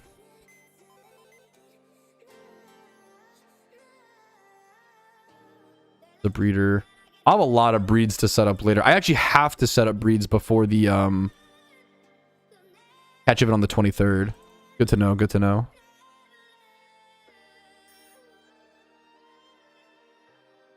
Making shinies harder to get seems fine. Making them easier hurts. I wouldn't say it's just the percentage. It comes down to the reasoning of why. Why are things getting? There has to be a good reason. Like once again, incubators are a really good update in theory. I wish it was 6 incubators instead of 8. But incubators, the reason why we make egg hunting easier is because it makes egging more engaging, right? Being able to send Pokemon to your incubators and not have to have them in your party made it so that you could do other activities, fishing, money making, Jimmy runs, and play the game while you egg hunt, as opposed to having an AFK next to a PC, right? Why you update a game is so much more important than, like, I guess how? I'm not sure. I think yes. I think I stand by that, but it's a little up in the air. I just think 0 temporary. I respect you being so charitable, K9, because I think that's fair and based for the most part. I think 6 permanent incubators would have just been, it's a 20% buff. Like, it's also about like if imagine this. Imagine if you do 6 incubators, well, now every 2 years you could like add an incubator. And you are power creeping, but it's at a much better pace. Going from hatching 5 eggs at once to 8 also in incubators was just so insane. Like, yeah, the percentage of an update matters. Why you change something matters. I'm okay with shunts getting easier. I'm okay with shunts getting harder. It just matters like why, and it matters how much, how fast. Power creep is going to happen in games. Power creep is bound to happen. Power creep keeps things exciting and interesting and allows new players to join the game and catch up. But it also lets you reach endgame faster, runs you out of content faster, and hurts the feeling of accomplishment. The whole reason we play video games is to feel something, to feel some sort of accomplishment. If you just make it easier for the sake of making it easier, there's not really a point to that, you know? We wouldn't play the games in the first place. So that's just becomes like, that's what like microtransaction, like mobile games become, is just like clicking a button to buy up your credit card and yada, yada, yada. Anyways, I love Pokemon, not to complain about it too much, but it's good to once again have productive discussion while keeping, I love the devs. I trust the devs. I've lost trust at times, but you know, I think some days it's harder, but I think it goes up and down. I still trust them. They're smart people. They're smart, amazing game developers. Do you think donuts has worth for casual players? I actually have a video coming out on that kind of soon. It comes down to one magical number. It comes down to how many, and I'll just ask, you know what I'll do, Flagon? I'll ask you, and then you tell me, and I'll give you an answer, okay? How many hours a month do you shiny hunt? And then, okay, there's 2 questions. I lied, it's 2 questions. How many hours a month do you shiny hunt? And how many Jimmy runs do you do a month? Or how much Pokeyen do you make a month? If you don't hate Jimmy runs, but do other methods.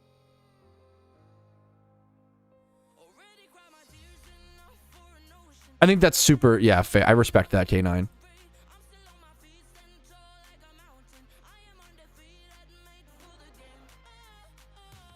HP Training 2 is huge. It's not. It's the main reason you buy 25% is huge. I agree. But a lot of players at endgame just don't XP train. It depends on like what style of gameplay you are doing. But that it's worth mentioning. You're right, K9. Like if you do a ton of XP training for profit or a ton, you know, it depends on how much, but it might be worth it. That's true. That's true, K9. I mostly shun at the moment during nighttime for Staryu, maybe like 2 hours total shunting hunting and daily reruns. Like 2 hours a day or 2 hours a month.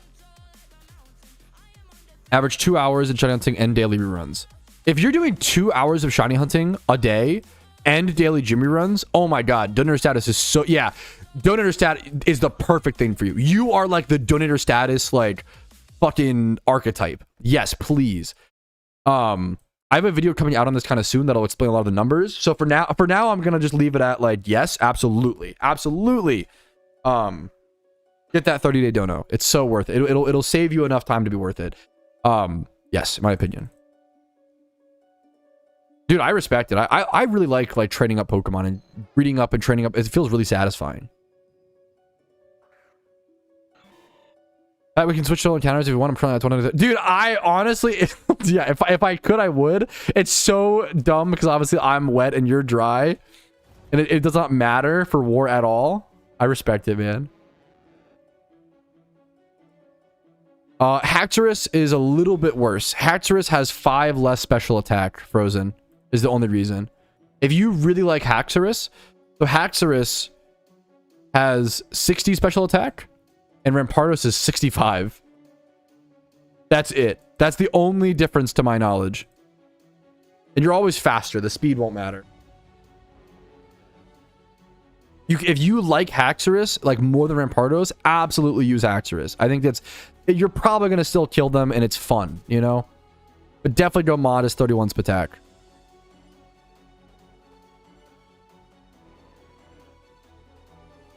Okay, there's 2 things. Going that dry on your first shunt. Tarox just said, I'm reaching 83,000 encounters dry on my first shunt. Dude, going that dry on... Also, okay, the Force and Boy thing is so... never lucky. Literally never lucky. That's funny. That's an old Twitch meme.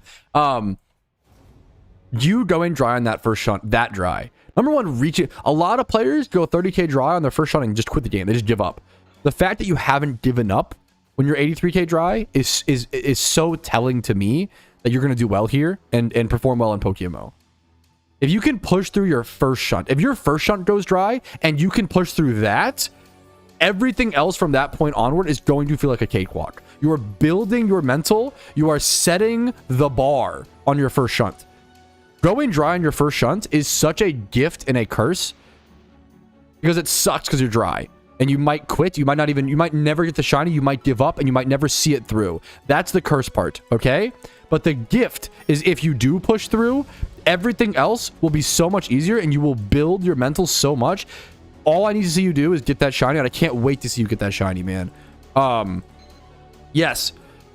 Just never give up. Never give up, Tarox. Good luck to you, gamer. I hope you get that shiny as soon as possible, and I wish you the best of luck in the beginning of your shunning career, because if you're 83k dry already, you're going to have a shunning career, man.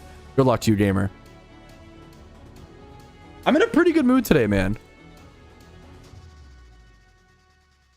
I try almost every single Pokemon MMO wherever possible. There are some that I don't try due to moral reasons or whatever it may be, or just personal preference. But I almost try all of them. I'm aware of most to my knowledge.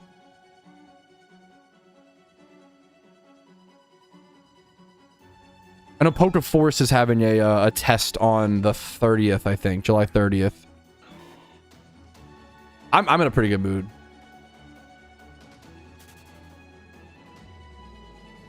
Yes, that's like what Xerix said. Like, yes. No, this is a fucking bar. Xerix said, we don't shunt because it's easy. We shunt because it's hard. Especially in PokeMMO. Like, it's... If you just want a shiny hunt, you can just, like, easily... You can go play literally any other Pokemon game that exists in the world. PokeMMO is the hardest Pokemon game to shiny hunt in. So if you're choosing to shiny hunt in this game... You're doing it. It's like playing Dark Souls and then complaining about the difficulty. This is the hardest Pokemon game to shiny hunt in. And there's a lot of pride in that. And there's a lot of value in overcoming those challenges. And a lot of value in overcoming those trials and tribulations. We shunt in Pokemon because of the difficulty. Because it's hard. That's why we're here. That's the only reason why we would ever be here. You know? In my opinion. Once you get that shiny, you push through. You won. And now you're on to the next hunt. There are some days where I hope to go dry. You know? There are some shunts where I'm like, I want to go dry to feel something. I want to go dry to feel that overcoming. That fucking Sisyphus boulder crushing my shoulders. I want that feeling, you know? And that's why I can't fucking wait for Shiny Wars. Dude, the competitive Patrouski is coming out, man. I can't... I've been getting hyped the fuck up, dude. You never went dry for long? My first ever shunt was 300,000 encounters dry. I know what it's like. And then my second shunt was my dream shiny in the Safari Zone at 106 encounters. I've been everywhere, all over the spectrum. I have survived every shunt possible in PokeMMO, except for a Shalfa hunt. Or, no, I shouldn't say every hunt. I've survived a lot of them. Never attempted a true Shalfa hunt. I don't have the Pokeyen for that. Never done... I've still never gotten an egg, somehow. I egged a lot. I've done 40,000 or so eggs, which is obviously, you know, people have done a lot more and got a lot drier. But I got Cranidos. I egged like a lot for Cranidos, and I ended up getting through a fossil. So things like that, right? 300k might break me. Nowadays, what I always tell myself is, what would Kuroshi do? Kuroshi is the gamer who went 474,000 encounters dry, the longest confirmed dry streak by the developers in PokeMMO, also during the first Shiny War. And they were on the rank 2 team in the first Shiny War. And they went 474,000 encounters dry and still got rank 2. And it was a really tight fight between rank 1 and rank 2. And they never gave up. It's insane what Kuroshi did. It's such a insane thing. I'm glad. I don't know how this discussion started, but you got me fucking hyped up. So thank you for that. In the summary thing, the encounter counter didn't exist when that shunt happened, but he reached out to the devs and they checked. I could be wrong. To my knowledge, I'll have to re-ask Kuroshi about it. To my knowledge, the devs gave him the thumbs up and said, like, you're not shiny locked. Like, that was a real shunt. Because people literally thought it was like, yeah. And I trust Kuroshi. Kuroshi was a long time shunter at that point. I trust Kuroshi. It's one of those like woulda, coulda, shoulda things, Tom, that I don't even want to think about it because it's just not fair.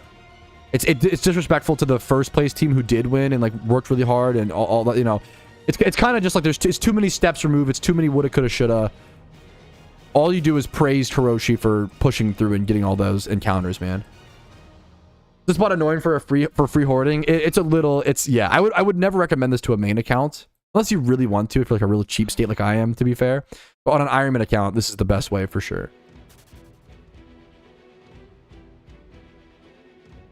Dude, yeah, send me the link on Discord. I love checking out whatever new Pokemon MMOs I can. Odichi.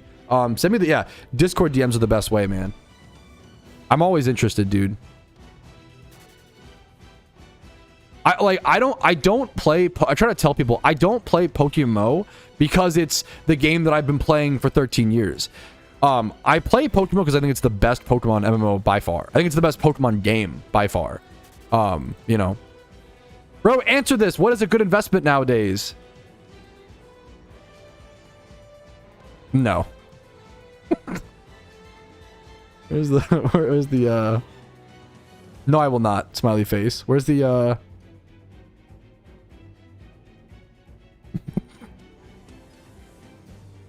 Where is it? Did I delete the rate? No. Oh, no, here it is. Here you go. That's for you, gamer.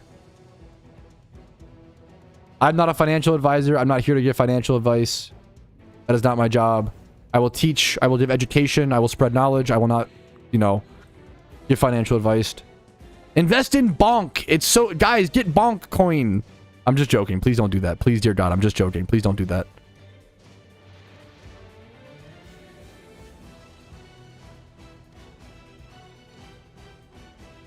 It's like fine to get off the stream.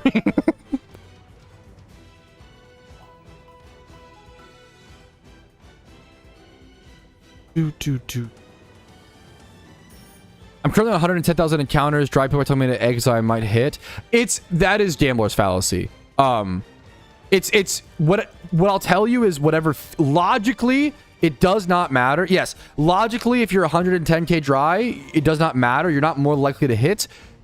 If it feels better to you, go ahead and do it. I think it's one of those things like whatever encourages you to shiny hunt is emotions are important, but you have to know the logical checks. Okay, logically that does not matter. But if I was 110k dry, would I egg? Maybe a little, but I probably also do hordes. It depends. Depends on where I'm at in the game. I don't know, you know. It depends. I was it all on Bonk Coin. Thanks, Pat. Fuck. I play Pokemon specifically so I can engage in gambler's fallacy. Most based shiny hunter. Most based shunter. God damn it, doctor. I feel like that's the only time you type these days in chat, Doctors, when it's a your mom joke. You're like waiting. When's the next your mom joke opportunity? I kind of respect it. That's funny as fuck.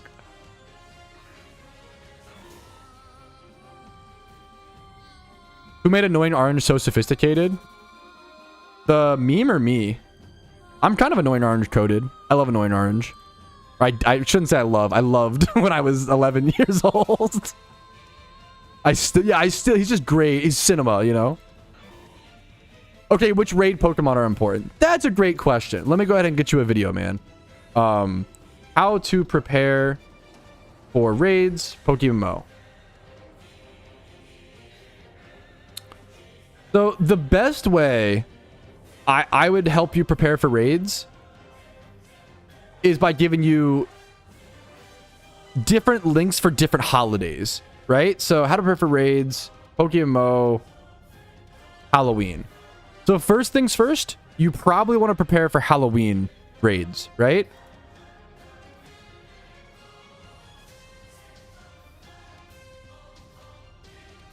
There's a bunch of videos I can link you, actually. How to prepare for PokeMMO Xmas. If you just Google all of this, they'll also come up. But you probably don't, like, how would you know to Google for, like, specific holidays, you know? How would you know that? You know, you probably couldn't. It's hard to understand what to search for when you're new, you know? I get that.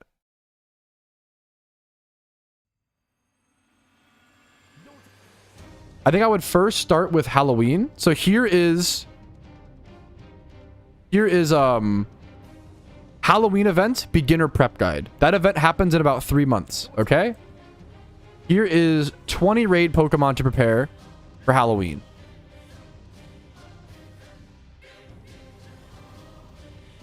Dude, base does. I appreciate it, Slime. Give me through the workday. That is like the greatest compliment I could ever get, Mike. Much love to you, man. That's actually the head. I'm like such a huge fan of Annoying Orange. I'm the head editor of the wiki. Okay, there's the 20 raids to prepare for Halloween. Here is an overall guide on how to prepare for event season. Thank you. Of course, dude. I appreciate you asking a good question, man. I appreciate that.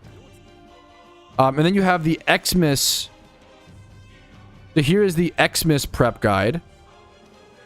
And then here is and these will still, like, I'm going to make a quick, like, these will still be accurate this upcoming year. And then here is Xmas event complete raid prep guide.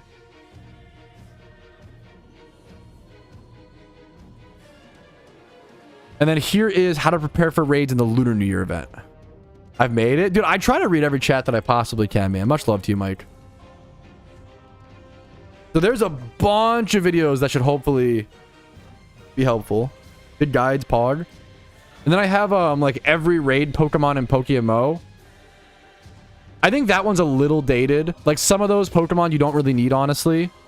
But that's the point of the video, to be fair, is like this is every raid Pokemon you might need.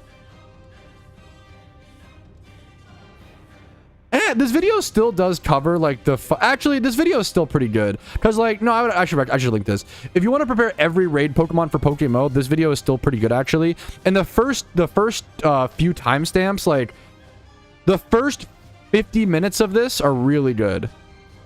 Maybe first like hour. Once you get into like maybe even first like hour and a half. It's once you start to get into like the experimental stuff is okay, you don't really need to do this, but if you want to, you can. But preparing all the raid mons from the first hour and a half of this is pretty good. I can try to speak a bit slower or clearer. Much love to you, man, and my apologies. You absolutely can, Eucalyptus. What's your IGN? As long as you're an Ironman account, which I assume you are if you're asking. Absolutely, dude.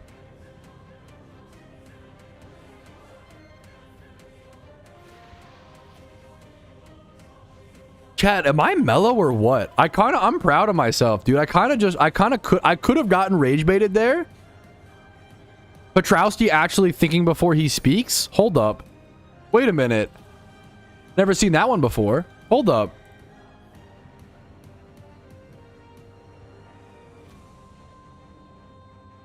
I might need some glorp spam. I don't like that my Twitch chat is full of links. Oh, dude, wait. Fomp? That's a genius idea. I've never thought about that. I don't think I have a 63 things playlist, do I? No, you're a fucking genius. I might go make that right now. That's how good of an idea that was. That is a banger idea. God damn it, Tarox. Thank you. That works. Thank you. Well, yeah, no, dude, I'll link you a video in 1 sec, Mike. No, dude, the biggest, speaking of 63 videos, actually, I have a video called 63 Things to Do in PokeMMO. And in my opinion, this is like this is my favorite PokeMMO video that I have ever made. Because I think it answers like the most important question in the game, which is like, what do I do now? PokeMMO is a lot like Minecraft, where a lot of people beat the Ender Dragon and then move on, right? A lot of people beat all 5 storylines, you know, maybe do a few, but then they kind of run out of ideas and get kind of bored and don't know what to do, right? This video is meant to inspire. This video is the equivalent of watching like top 100 Minecraft builds every world needs, you know? Like sometimes you got to watch things to inspire you, you know? Pretty much make them, yes, pretty much. This is like a more endgame video, I would say. But it's kind of for everybody. It's still good to watch, still good to know. But kind of, yeah. Dude, hell yes, man. Dude, like, that's an amazing story, Walida. Like, that's fucking awesome. Like, I love hearing it. And there is, what you talked about is so real. There is a fear of playing PvP in PokeMMO, because playing PvP in any game is like, it's more intense. You know, you're fighting versus someone else. You don't want to feel less than. You don't want to feel like a fucking loser. And it's hard. It's difficult when like you're losing a bunch of games. You're not a loser. You're fucking learning. You have to learn. And you have to be able to deal with the losses and have like a 25% win rate and push through. And the fact you can get it back up to 50 is like really good. Dude, hell yeah. Like, that's fucking awesome. I love hearing stories like that. You watch it today. Oh, have you already seen it? I'm sorry if you've already seen it, but still, I hope it gives you, you know, I think it is a good rewatchable video. I hope it gives you some ideas. To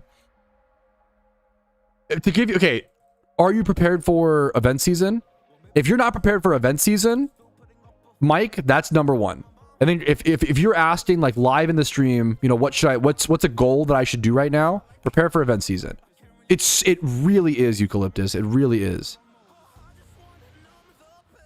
Sounds like a league player. I take that as the greatest offense, but thank you. For fair. Fuck. Let me I want to go make that every 63 video now. Someone asked earlier, what's the importance of 63? There's no lore behind the 60. The only lore is that one of the first ever videos I made is now my most popular video. It's called 63 Tips for New Players in PokeMMO, right? The reason why I did 63 was just because it was the most I could think of. That's it. People almost always do like top 10 or top 100 or top 50, and I just wanted to do as many as I possibly could think of, and that number happened to be 63. The reason why I did that is because I was actually inspired by a guy named Pokedaxi, who did a similar thing in Pokemon Go. So there is an inspiration and a, you know, props that I must give. Pokedaxi, who now has like 688,000 subscribers on YouTube. What the fuck? And I think I started watching him at like 100K. So I didn't like start with him small, you know? But this guy like is such a grinder. This guy I think he's like a cancer survivor. He has an amazing story where I think he got like some sort of cancer and survived. And after that, he was like, fuck it. I want to live my life, and started making YouTube videos, and he fucking popped off. And this guy fucking grinds. This guy, like, for years and years, he uploaded like a video a day. This guy grinded so much. He deserves he's fucking awesome. He helped me get into Pokemon Go back when I was playing. But he inspired me to try PokeMMO, you know? Imagine I'm thinking of 64. Okay, come on. Dude, I'm feeling really good today. Good luck to you, Chill Ivy, man. That's a tough shunt.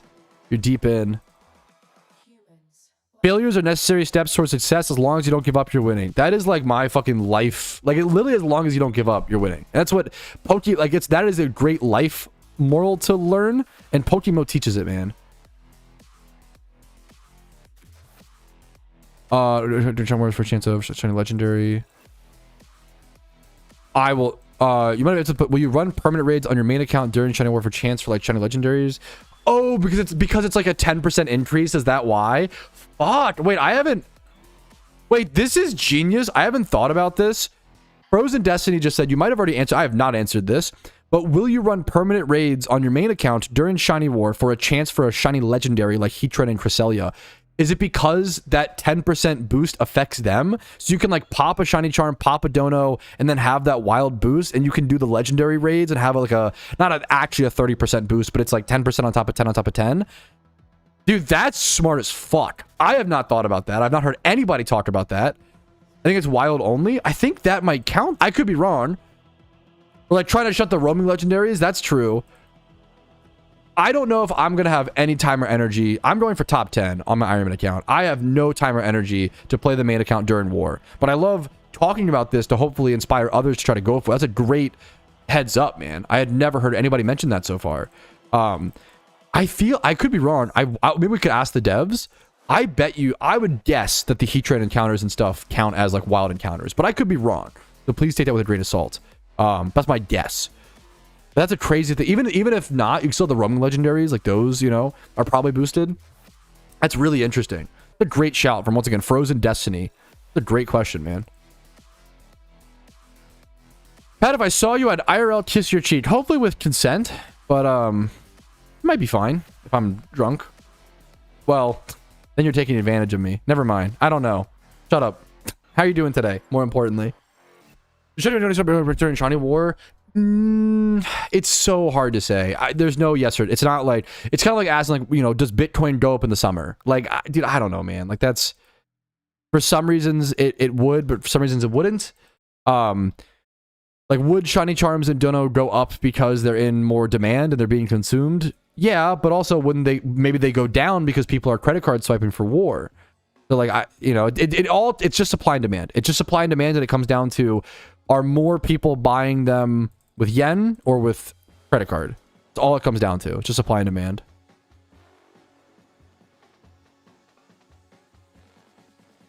Yes. No, I hopefully, I feel bad giving that answer because it feels such a non-answer.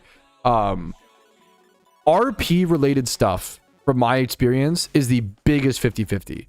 It is so hard to predict RP prices.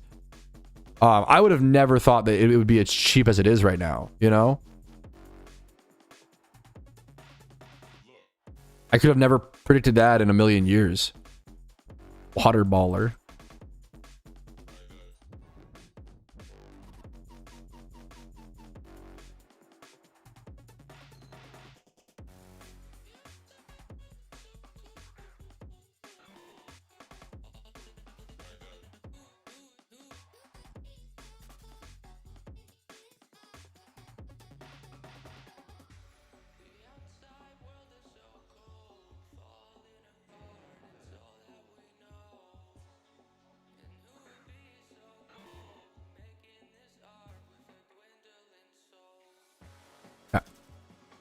Haven't gained too many encounters yet. I'm doing very, very slow encounters, but slow encounters are still good encounters. And once again, yeah, top 10 would be so sick on an Ironman account. That's the ultimate goal. And it's going to take an insane grind. It's going to take an insane grind, dude. I go Safari Shunt Beldum. Okay, no, don't apologize. You're fine. I have to go Safari Shunt Beldum is such an insane sentence. Good luck to you, I guess. That's fucking unhinged, dude. Good luck, man. Holy. I might honestly change spots as well. Because the goal is to not get a shiny. So if the goal is to not get a shiny, I probably should do more encounters near a PC, you know? Like closer to a PC. And then if I have to, I can do a shunt that, like, if I have to re-hunt it during war. What if I do like a 3 chain species or whatever?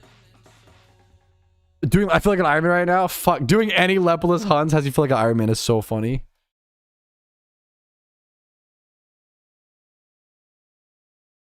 We could go do like Flaffy Giraffarig. That spot is very cool.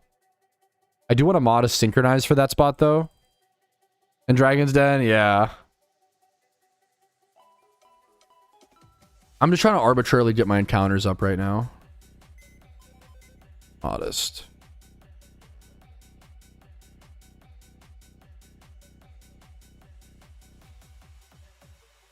Grab this. I'm going to put a choice scarf on this just in case. Okay. How you feeling today, Pat? I'm feeling pretty darn good. What's up, Alpha? I'm in a good mood today, man. Get a little bit more tired as the stream goes on, but like I'm in a good mood, man. I said earlier, like I truly feel like every day we get closer to war, I'm like more and more happy.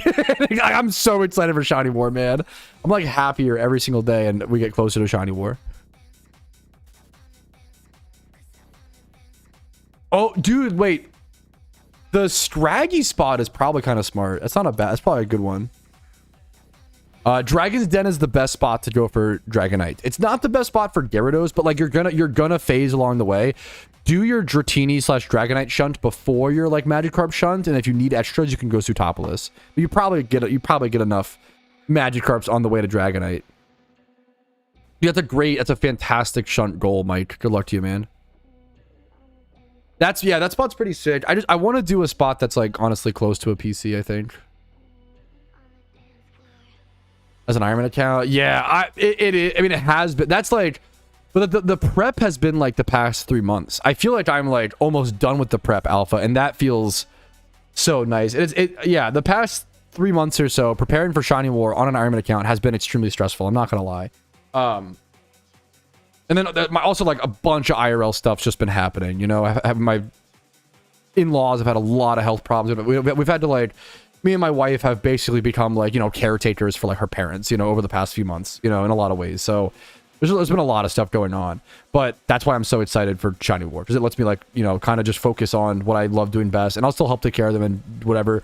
But it'll be, and I can have my laptop and go to their place if I need to help them. But I'm excited. I'm really excited for Shiny War, dude.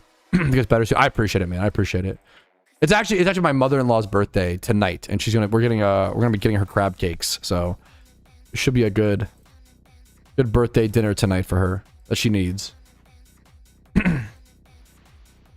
More steep this year. Yes, that dude. For so many, every year with video game competitions, it just gets more competitive because people get more competitive and take it more seriously, and they get better and better and all these things. And on top of that, like the extra reward. Yeah, no, I'm gonna try my best to get top 10. I don't know if it'll be possible, but I'm gonna try my best, you know. Worst case scenario, I get top 50. I'm cool with it, you know. I will crab for you. Like, catch the crabs, do the crabbing. No, it's going to be the competition. This shiny, like, I think last year's Shiny War. What was I said some numbers previously. What did I say? I think to get top 50 in, like, last year's Shiny War only required, like, I say only, hear me out, you know? No, dude, it's going to be insane. Someone said I could only imagine the competition is going to be much more steep this year during Shiny War. Dramatically so. And this just happens for a lot of reasons. Number one, the competition just already gets more insane every year as people can plan for things better. Like now you've had a year, 2 years to know before a Shiny War to prep Dittos, prep fossils, prep whatever you need. You have a lot more prep time. You learn a lot more about the game. You learn about how to strategize. Players just get better and better every year, right? They also get more and more competitive every single year. You also have the extra prize now with the Royal Charizard stuff on top of it, so now there's a reason to go for top 10. Like there, competition already gets more and more intense every year as players get, you know, get better and better, but it's going to be insane this year. That's why, like, I truly think this is like my last chance to get top 10 on the Ironman. I think from this point forward, getting high scoring on an Ironman account is going to become like further and further. It's going to be more and more difficult and more borderline impossible. Last year, I think there were some numbers ran, and I think that this is like guesstimations. Please don't take this as like statistical fact, okay? But last year, I think to get top 50 in Shiny War and get the horns, you needed all 30 players to only, obviously it's a ton of hours I'm about to say, so keep that in mind, but you needed all 30 players on your team to only play about 6 to 8 hours a day. If you had all players play 6 hours, Shiny Hunt efficiently, 6 hours a day, you would get top 50. It would not surprise me this year if players have to put in 10 to, if it doubles to like 10 to 12. It would not surprise me if to get top 50, you've got to be putting in like 10 to 12 hours a day, all 30 players. I've seen this happen before with like RuneScape competitions. It's just getting more and more intense. Like there was a point where like the top RuneScape player would log like 102 hours played, and then it became 110, and then 112, and then 118, and then 122, and then 144. And it reached a point where people were like, okay, this is like legitimately getting dangerous. Like, and people like stopped doing competitions in RuneScape or slowed down dramatically on them because it reached, gamers are fucking competitive and humans are competitive, and we will push our boundaries and push our limits so much, sometimes even a little too much. You have to be careful and keep that in mind, you know? I'm going to be playing video games a ton, but I'm also going to be trying to have some dumbbells nearby me. I'll probably be more physically active during Shiny War than I am not during Shiny War because I'm going to be making it more of a point to like be on the treadmill and like have the dumbbells and do things, you know? So I'm looking forward to that, honestly. During RuneScape competitions, I was in some of the best shape of my life playing RuneScape like 16 hours a day, which is hilarious. Even more than that, honestly.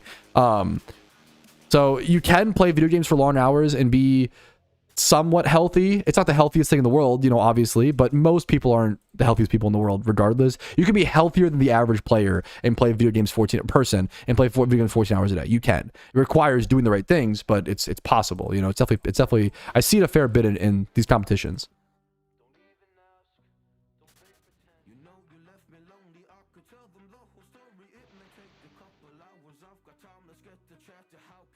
So RuneScape has this thing called a 6-hour log. No, it is a lot, Tarox. Like, that's 6 hours of efficient shunting is a lot of, to any normal person, that's a lot, you know? Like, I don't want to downplay it, you know? 1,000 joules! Oh my god, Colby! I don't know what that means or entails, but that's the most joules I think someone's given so far. Thank you so much, man. The GOAT trophy as well? Thank you, man. That's the most joules, I think. Much love to you, man. I appreciate that. Thank you, man. Hope you're having a great day. Big joules. Yeah, that could be a fucking $1 million, and I have no idea. Fuck, that's true. You could be rich and you have no idea. Fuck. You're not wrong. I don't know what I just did. I love the modern internet. That's me neither, bro. Me neither. Both of us have no fucking idea. Hopefully, okay, did I just spend money? Fuck, if you did and you didn't mean to, can you refund? If you did and you didn't mean to, I'm so sorry. It might have been free. If you already had the jewels, I know YouTube gives people some free jewels. So if you already had it, I hope it was free, brother. I hope it was free. But either way, thank you so much. If you want to please refund it if you want. You don't want to if you can. Much love to you, man. 1,000 jewel rips. Okay, he's off the Blinkerton. Or he's in Blinker. I don't know fucking... I don't vape. I don't know. I try to learn the lingo. It's very funny to me. Me when I'm in Blinkerton. In Rip City or some shit. What do the youngins say? That was his family jewels. Fuck, I took everything from him. Patrouski stealing from the poor to give to the rich. True. What's up, Sing? How you doing, man? You already had them. Dude, I appreciate that's very thank you for choosing me to give your GOAT trophy. I really appreciate it, man. Thank you so much, dude. Thank you, Colby. Hope you're having a great day, man. What's up, Sing? How you doing today? Any shunts today, dude? What are you up to? What was I up to? I gotta sort a bunch. There's a bunch of clips to sort, actually. Give me one sec. Dragon the Devil. It's a funny name. 3,000 encounters dry on my first shunt. Encounters dry. Shut up, dude. Can't even speak. Encounters dry. I need to do a movie Patrouski. True. I think all of this is stream recap clips. There's all like shunning philosophy stuff.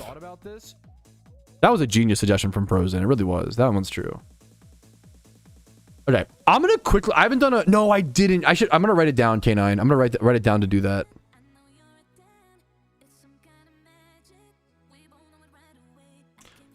Okay, can I say my to-do list on Sunday? Can I just say my to-do list on Sunday was make tons of Magic the Gathering videos, stream at noon, cook ribs. That was a good Sunday. that was a good Sunday, man. Make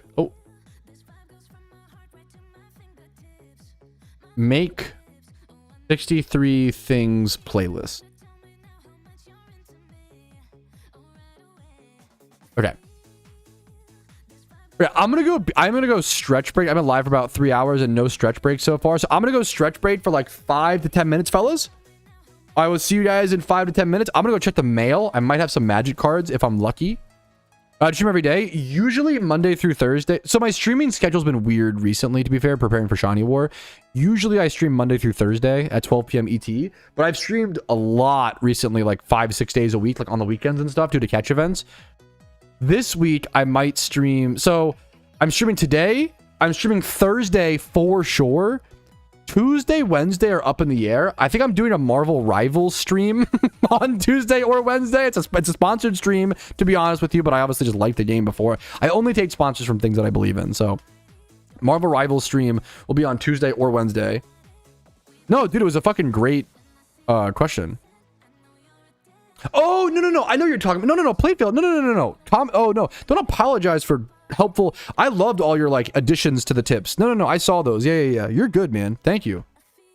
You're a fellow. Like only other. There's not a lot of Iron Men, especially like a lot of Iron Men at Endgame. We have to help each other out and especially help the new Iron Men. You know, anything helps. Any like any more information helps. Okay. Future like a true gamer. I'm gonna go stretch break, fellas. I will see you guys in 5 to 10. I'll be right back. See you soon. BRB.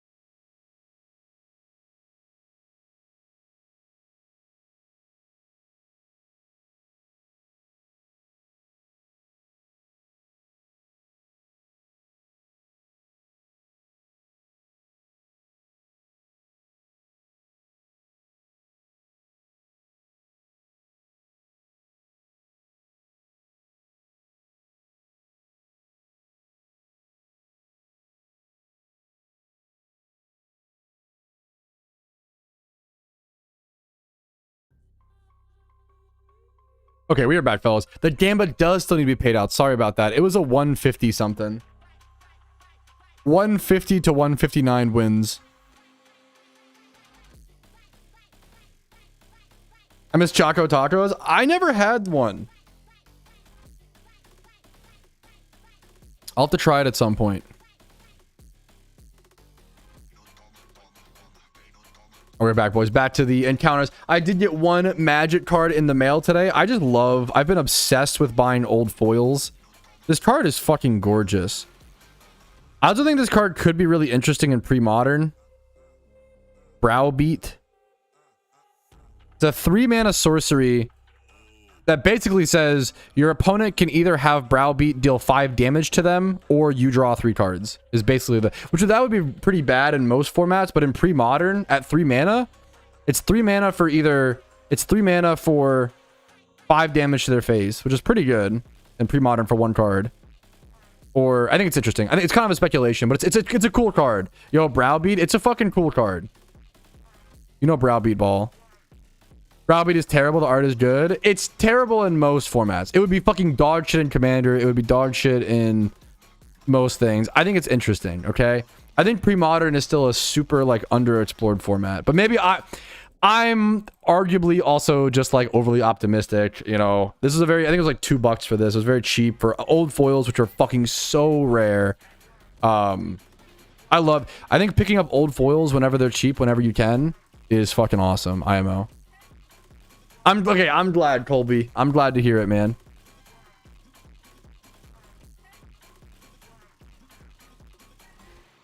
Fucking magic? Yeah, just for a sec. What's up, Pixels? I picked up a foil Browbeat recently just because I think I like picking up old foils whenever I can. I have a pre-modern EDH deck. What? Wait, that's awesome. That's really cool. My worst I have a really bad, like, bracket 0 dog shit EDH deck that's just made for the flavor. Here, give me 1 sec. I'll grab it. Not that far.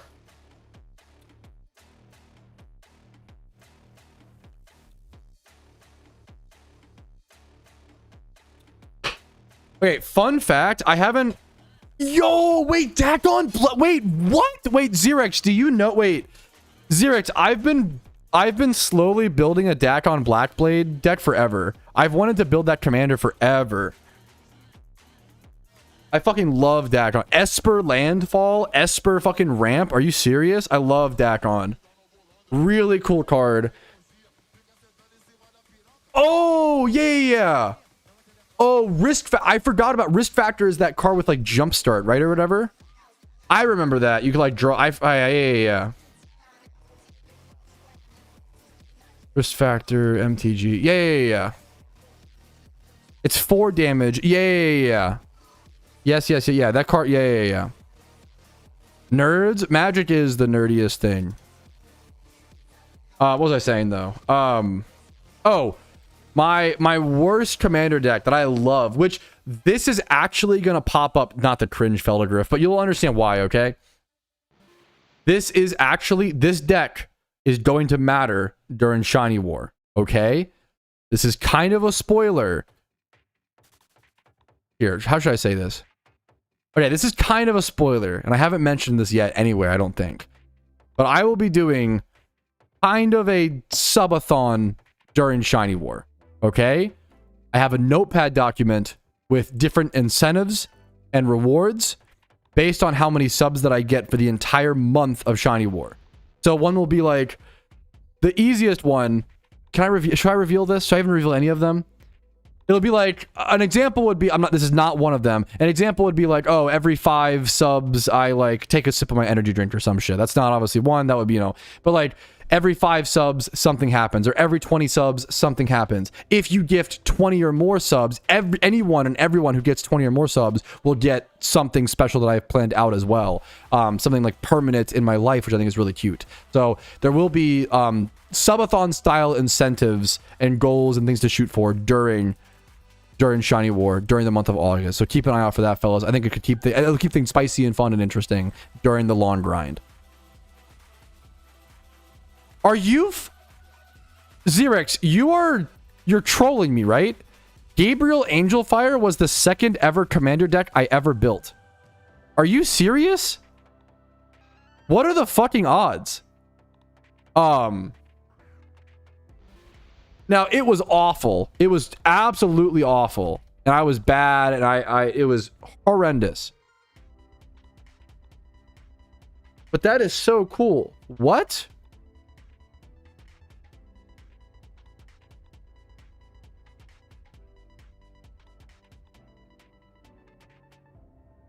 That is so... What are the odds? That's such a weird card. Anyways.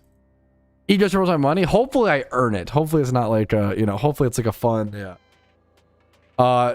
Tattoo of PokeMMO at 100 subs. At that point, I would literally be losing money to also get a tattoo. You know, like... Come on, like... Tattoo would be like... I'm not joking. A tattoo would be like 2,000 or 3,000 subs. Like, it would... A tattoo at 100 subs... Do you know how expensive tattoos are?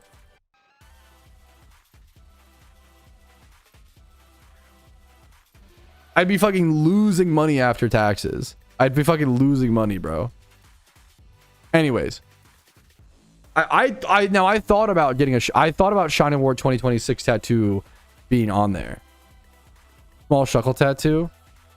Yeah, but it's never hurt anybody. I don't have any tattoos. It'd be my first tattoo. I feel like that's got to come at a higher cost. I'm sorry. It'd be my first ever tattoo. It'd probably be something to... It probably wouldn't be Shuckle. It'd probably be something to... like commemorate Shiny War, you know?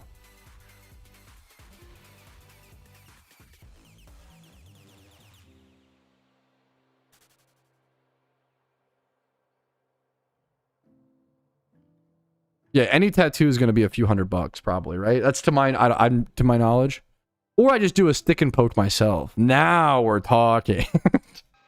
Naming your firstborn after the true. The goals we have in mind. True. 100%. Yeah, 100%. Yeah.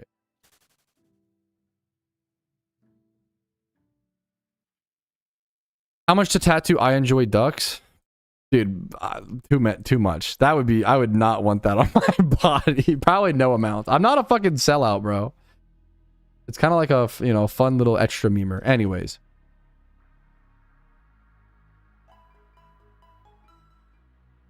Artist and plays. Yeah, but I don't want to get like a bad, you know, yeah. I don't want to get a... It's my first tattoo. I want to get a bad small tattoo. It has to be a meaningful, like, interested, you know. Stick and poke on the live would be fire. That's like a fucking kick stream, bro. I don't know. I can't even fucking do that on Twitch. That should be fucking unhinged. Fuck that. It's very funny in theory, but very unfunny if it were to happen, you know, type beat. I don't know. Do whatever you want with your body, I guess. More power to you. I will be passing. No, thank you. But it's funny. Oh, the deck I was trying to show you guys. So, who was it? Was it Xerex? Who was talking about their pre-modern commander deck? Pre-modern only. That's really cool. I have a reserved list only commander deck. And when people hear the word reserve list, obviously they think of like, oh, really good cards, you know, dual lands, you know, the power 9, yada, yada, yada. Most reserve list cards are pretty bad. Most of them are pretty dog shit. And most cards in this deck are very cheap. Some have gone up in price, but like, here's like the sideboard. Like, you got Brushwag, Chronotog, Wanli Ooze. These are all like reserved list, like weird. This card is awful. This is the worst deck that I own by far. It's not even close. It's this deck is unplayable. I play it and I'm basically like, hey, basically think of me as like you're basically playing 3-player commander. Like, I'm not in this game. I'm not going to do anything. I said the average was somewhat casual since the draw power to continue to increase. Xerex, okay, are you just saying everything that are you like saying everything that you know will make me happy? Do you know my I assume you've seen my video on Bloom, to be fair. That would make sense or whatever. Yes, I mean that card has been popping since I bought in. I see the video on that. Yeah, that one okay. I bought like 34 cadaverous blooms for like $3 a piece. And now the card's like $10. So I've already like fucking 300%ed my value or some shit. But I mean, it's not really, because to actually sell them, you have to pay for shipping, and you have to like tank the fee on what's it called, TCG player, and like different conditions will be different. So it's not really that. But I only spent like $100 or whatever. I got 34 of them for $100. I beat. How many subs to release Shuckle? I'm not. Money can only get you so much in the world. Money is nice and it's an important like fundamental core thing. But there's things like that in my opinion, I think you lose track of, even if it was worth it, like you lose track of your humanity and you lose track of your purpose and your philosophical pursuits when you start sacrificing like meaningful things to your life for money. The Litwick catchment already happened, yeah. Fuck, it's like the, you know those dog videos I win? It reminds me of like me when I'm on the phone and I say all my dog's favorite words. Hey, want to go on a walk later? But it's like with the streamer and I'm like, what? Cadaverous bloom? What'd you say? Dude, literally like, it's reminding me of that meme where it's fucking the dog getting excited. When I get a treat later? Oh, I'm interested. Your local streamer when you say the word Magic the Gathering. Whoa. What deck do you play?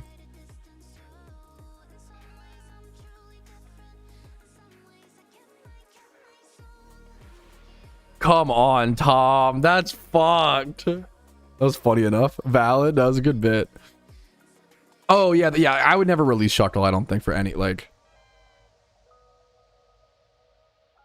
I mean, to be fair, everyone's got a price, but it's, like, so beyond, yeah. Hey, beat.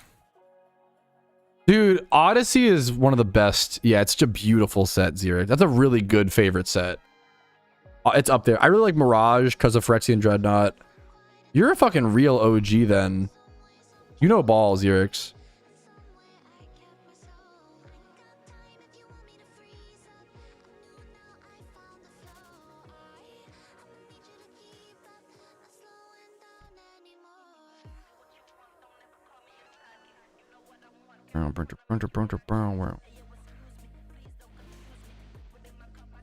But this deck is, dude, there's some real bad. There's like Pygmy Hippo in this deck. What's your most hated color combo in Magic? I don't really have one. I feel like when you play enough Magic, I don't know. Maybe white.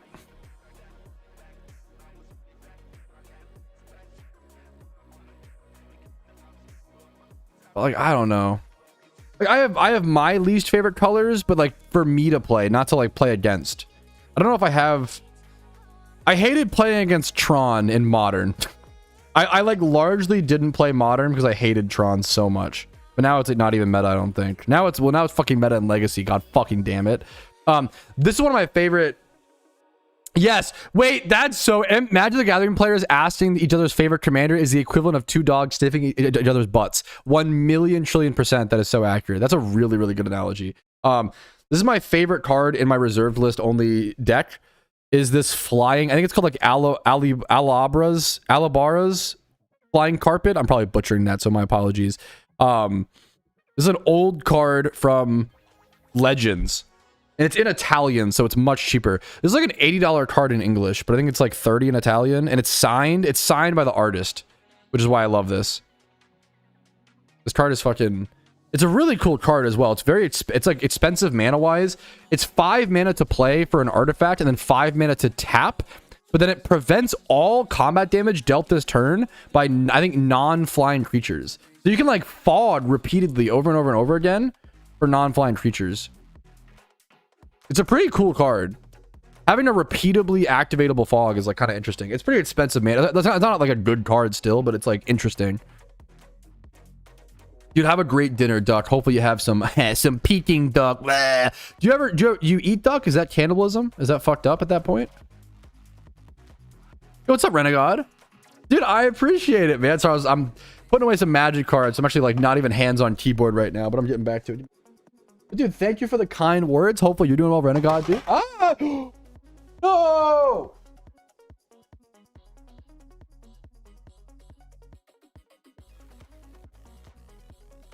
Oh, I dropped a bunch of old cards. No.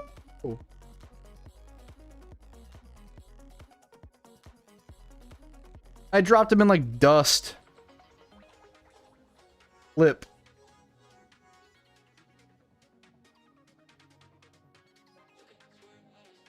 Thankfully, they were all perfect fitted. I love perfect fits. Fuck penny sleeves. Perfect fits. Perfect fits are the best fucking shit, bro. Perfect fizz. I love perfect fizz. Perfect fizz are so good. Boy, do I love perfect fizz. Okay.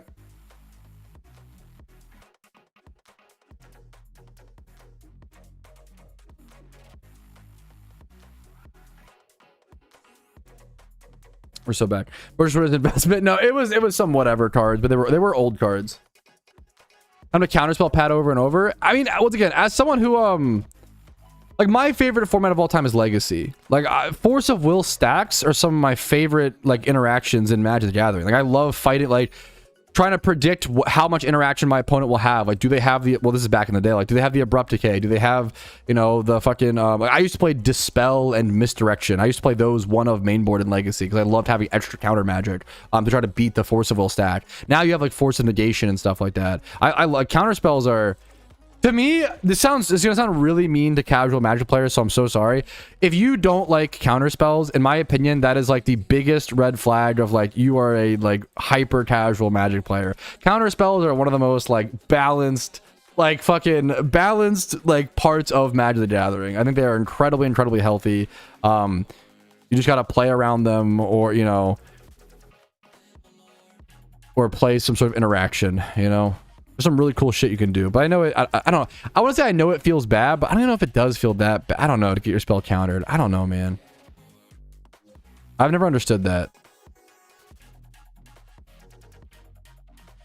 But I think I just started. I think I just grew up around a bunch of spiky players, and I started in the spiky zone, so I just never really had the like that experience. I don't know, bro. If you were like, yo, I hate like Commandeer, like that'd be kind of based. Like that's fair. Or like, so I'm trying to think of like certain like, or what's like a busted card. If you're like, oh, I hate the One Ring. Holy shit, what a green flag. That might be actually the biggest green flag, is someone who hates the One Ring. It's a broken card that is like homogenizes formats, but like people will love it because it's Lord of the Rings, you know. Yippee. Say the One Piece, close enough. I mean, Force of Will is super oppressive, but it's also like a great pillar. Like for sure, like once again, I'm a Legacy player. I used to be a Legacy player. And even then, I was never like that amazing. But I really cared about it. I really grinded a lot, and I try to get better and better, even though I was never like that amazing. But I also played janky decks, you know. Me when I kind of versus me when they counterspell. Yeah, I don't know. I think I run into a lot of like Gruul players who like only play Gruul, and I love Gruul. I love big stompy dumb creatures, but I run into like Gruul players or people who like don't ever play counter spells, or like, oh, I fucking hate counter spells. And it's like, have you tried it? You know, like try to empathize, and like it's like dude, when I what about fast mana is much different. Fast mana is one of the harder things. Like fast mana is really broken. Fast mana, like, which is why like it gets banned in like, most formats. But it depends on the fast mana. It depends on what format, you know. Like there's a reason why like Simian Spirit Guide got banned in Modern and is probably a correct play. There's a reason why like you don't have like the, like, you know, obviously Power 9 and Legacy. You just have different power levels for different formats. Fast mana is like almost always like pretty cold take, unanimously like pretty broken. Force of Will is oppressive, but like it's just kind of like a pillar of the format that like sits around. Soul Ring. In like, I mean, there's a reason why Soul Ring is banned in everything except for Vintage and Commander. In Commander, my take on Soul Ring in Commander is that if you're gonna ban Mana Crypt, you also have to ban Soul Ring, or vice, or unban both. I think it's really weird that one is banned and the other isn't when they're like pretty similar. The difference between 0 and 1 is pretty significant, but the 3 damage chip in Commander like really does matter. I don't know. It matters less in. It does matter. I don't know, less. Like I do think Mana Crypt is still more powerful than Soul Ring in Commander. Well, but at casual tables, Soul Ring's better. At like CDH tables, Mana Crypt's better. I think unban both. I agree. I think unban both. So yeah, yep. I mean, Soul Ring's still busted in vintage. Like, even when you play, you're like, what the, like, when you find Soul Ring, you're still like, yes, you know, like your vintage opening hand, you know, like, it's really fucking good, dude.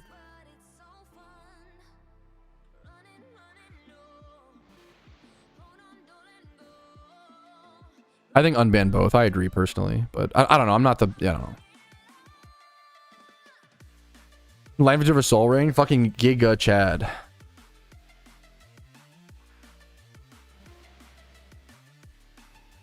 I always forget, for some reason I always think that I've never had an Enlightened Tutor somehow. I always think Enlightened Tutor is only enchantment, but it is artifact or enchantment. I don't know, that's a funny thing to misremember, like a very iconic card. Damn, that card's pretty good.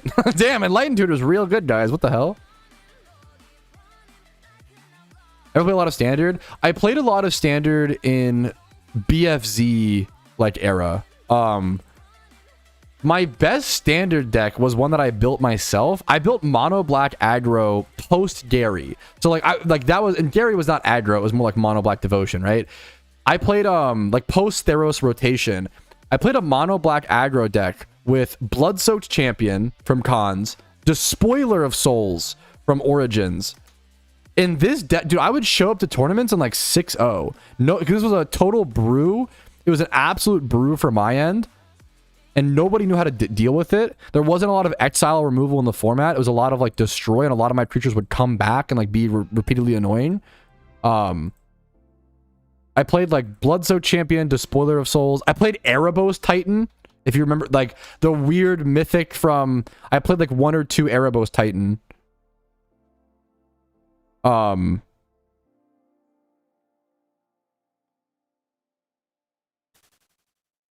This deck was fucking sick. Yo, what's up, Briel? How you doing, dude? I played a lot of mono black aggro. I played Brain in the Jar. I played Assault Formation at one point. I played a bunch of like wacky Standard decks, but did decent at times. Did terribly at sometimes. Did decent at sometimes. That's fucking sick. I've never played much Standard on Arena. I play like a little bit of Timeless on Arena, but I mostly just play to get my coins. I just draft mostly on Arena, and I'm solid. I've had a really bad, I'll be honest, I'm on a dry streak with drafting. I don't know if it's just the last few sets have not been my vibe or what's going on. Because I usually will average like probably about 5 wins per draft, but not recently. Recently, I've probably been averaging like 3.5 wins per draft, which feels fucking dog shit. Yeah, I've been having some rough drafts over the past few sets. I hated TMNT draft. I really liked Dragonstorm or whatever. Dragons, the new Dragons of Tarkir, the Dragonstorm, whatever the fuck. I liked that. I liked I missed Dustborn Limited. Dustborn Limited was really sick. On stream. I'm gonna stream as much as I can, basically. I have to go to my in-laws, my mother-in-law's birthday dinner at like 4. Like I gotta call off them, but we can go for like an hour or so. Just chilling, shiny hunting, chatting, vibing, you know. I'm not a huge vampires guy, but I'm not like anti-vampires. I respect it.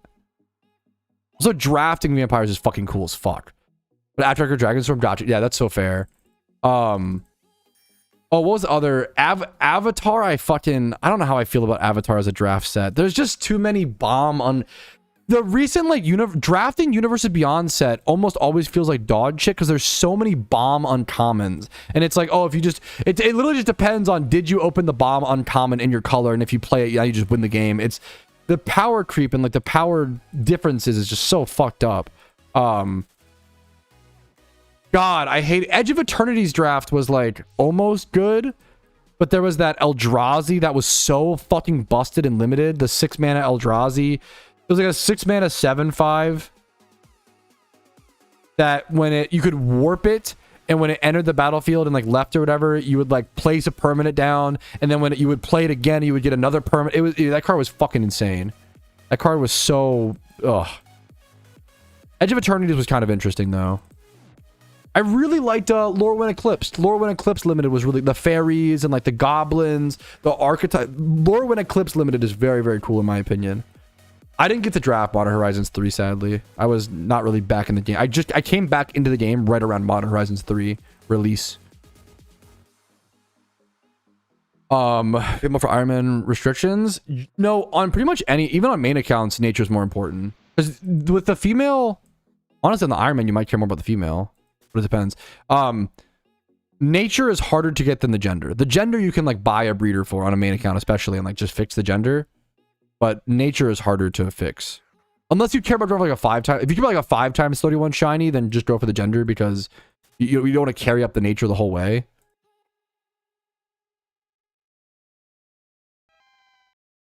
Oh, I know that card is really insane in Popper. Writhing Chrysalid. I actually know that Eldrazi, like the Gruul, like 4-mana Eldrazi, 3/5, like creates 2 0/1s, right? The Scions. I know it's like really good in Popper. I actually just recorded a video. If you like Magic the Gathering, I have a channel called Patrouski MTG, and I've been fucking loving. I'm just really passionate about Magic right now, dude. I've been really passionate about it recently, which has been a fun vibe. I actually put out a video this morning covering some pre-modern price spikes and like market stuff. So if you're interested, check it out. I totally I didn't know that, but Playville, but I believe it. Thank you for the heads up. I love learning stuff like that. There's always more to learn in Magic, dude. Similar to PokeMMO, man. But I just recorded a video on how I got into Popper, and like it basically like goes through me like going through the archetypes, going through the metagame, like learning Popper from scratch, and eventually deciding on what deck I want to build in Popper and what that process looks like. Okay, sorry to talk so much Magic. It's a great game. That is true. Like it's on, like honestly, Arena. It's not perfect, but like it's nice to be able to draft on it. You can draft on it pretty quickly and fast, and like that's so is true, man. Honestly.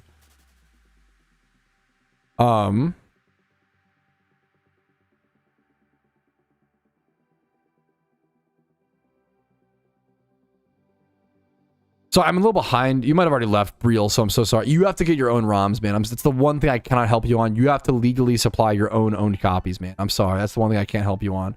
Sorry again, dude. I feel bad saying that, but it's against game rules to encourage any pirating or anything like that, or any, you know, any illegal activities. Number one, it's illegal to promote downloading of ROMs. Number two, it is more importantly against game rules. Don't do it.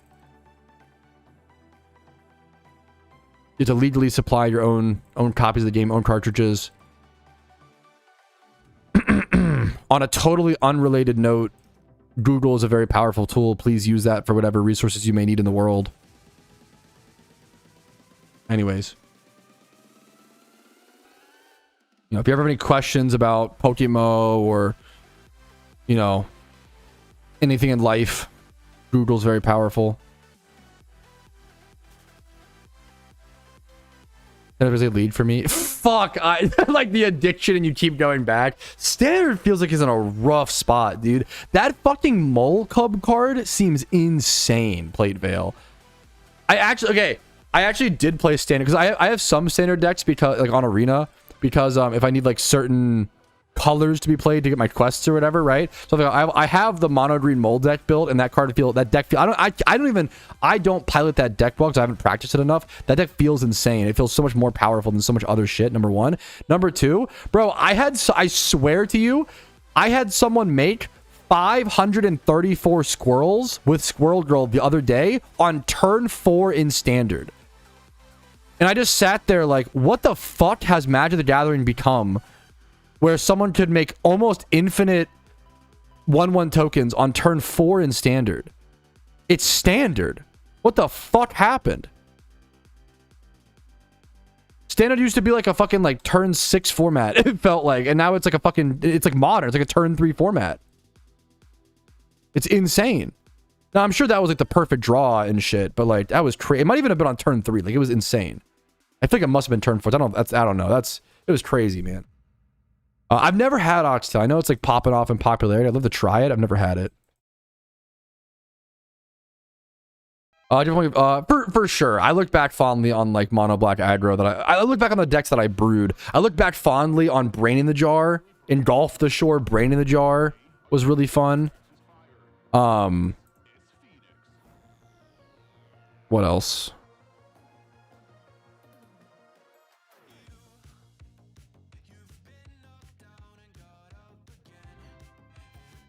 I look fondly back on Siege Rhino, even though I couldn't even afford to build the Siege Rhino. I couldn't afford the fetches and stuff back then. I couldn't afford to build the Siege Rhino deck, but I always wanted to. So I look fondly back on Siege Rhino. But I vibe with it. That's like, I respect that so much. When you talk Magic, it sounds like a different language. So apologies for all the Magic talk, but I'm also just honest, like earnestly passionate about it and fucking like love. It's such a great game. Magic is my 3rd favorite game of all time. Number 1 is Old School RuneScape. Number 2 is PokeMMO. Number 3 is Magic the Gathering. Simic Flash. What era was that? That's not. I can imagine what it was like. But that's not like familiar. But I don't know if I know it. Better monetized. I wish MTG Arena. I wish you could play Legacy or like actual like physical Eternal formats. Like imagine if you could play. How many people would like get into Vintage if you could like play Vintage on Arena? Like that'd be fucking sick. I wish you could play like proper constructed paper formats on Arena, like Legacy and Vintage, versus like Timeless and Historic. I don't know why they made up new. Is there a reason? Maybe someone will know. That's fucking Throne of Eldraine. That's cool. I think I stopped playing around Throne because Oko, like Oko, Renin 6. There was a bunch of cards that got printed into Legacy that like pushed me out of the format. Fatal Push. So I was playing. What happened was a big reason I quit Magic the Gathering was because I played Stiflenaught back in the day, and nobody played Stiflenaught. Yeah, I actually, my favorite Pokemon TCG deck of all time is Night March. I know it's cringe, but it's such a fucking fun deck to pilot. Oh my god, it's so fun, dude. I almost never play tier 1 decks in like any game. Night March was like tier 1 when I played it, and it's such a fun game. Maybe there's a Squirrel Girl card. Yeah, I think that the collabs are really good for getting new people into the game, but they're kind of rough for the game itself. But they're really good for like growing the game, which has been a huge positive. Let's go says, let's go. What's up, dude? How you doing, man? I like your fucking energy, dude. No. Night March was it sounds like it would be something like that. I have it. I have Night March somewhere. One sec.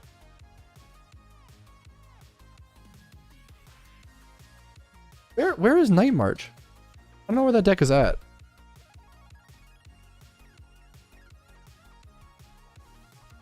Night March is the deck where you play like Lampent and Joltik and a lot of stuff like that. I love that you are like a fucking meme account coming in with Let's Go, and then you actually know Magic Ball. Magic Paper sucks because everything is made for Arena and Commander. I wouldn't say Magic Paper sucks. I think Magic Paper is fucking awesome, but everything is also made for Arena and Commander. Those two, like you're like the first part I disagree with, but the second part you're actually you know ball. You are correct. Cristiano's dad. I mean that is also true. You know ball. What if you don't? I don't really get it. Do you have any specific questions, or you watch the whole video on like Shining Wars Explained? Center blows. It's just power creep, man. Power creep's just fucked.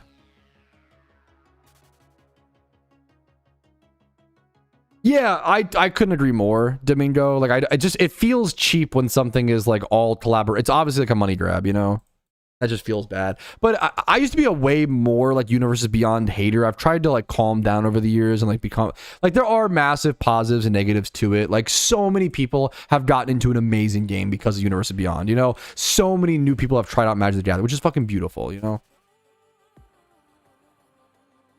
Dude, yeah, I mean, that's basically pre-modern right now, Xerox, with fucking Hypnotic Spectre, right? Is like a meta mono black. You can like dark ritual Hypnotic Spectre is like a real play in pre-modern, right? Like that's fucking sick. I am Tonka Jahari, yo, huge. You would never order a full pizza for yourself. Earthcraft and all. Having the Earthcraft is fucking sick. You know ball. No, I'm not. I love Commander. I love Commander. I will say, I think Commander only players get a little annoying sometimes, but even that depends. A lot of Commander only players are fucking chill as fuck.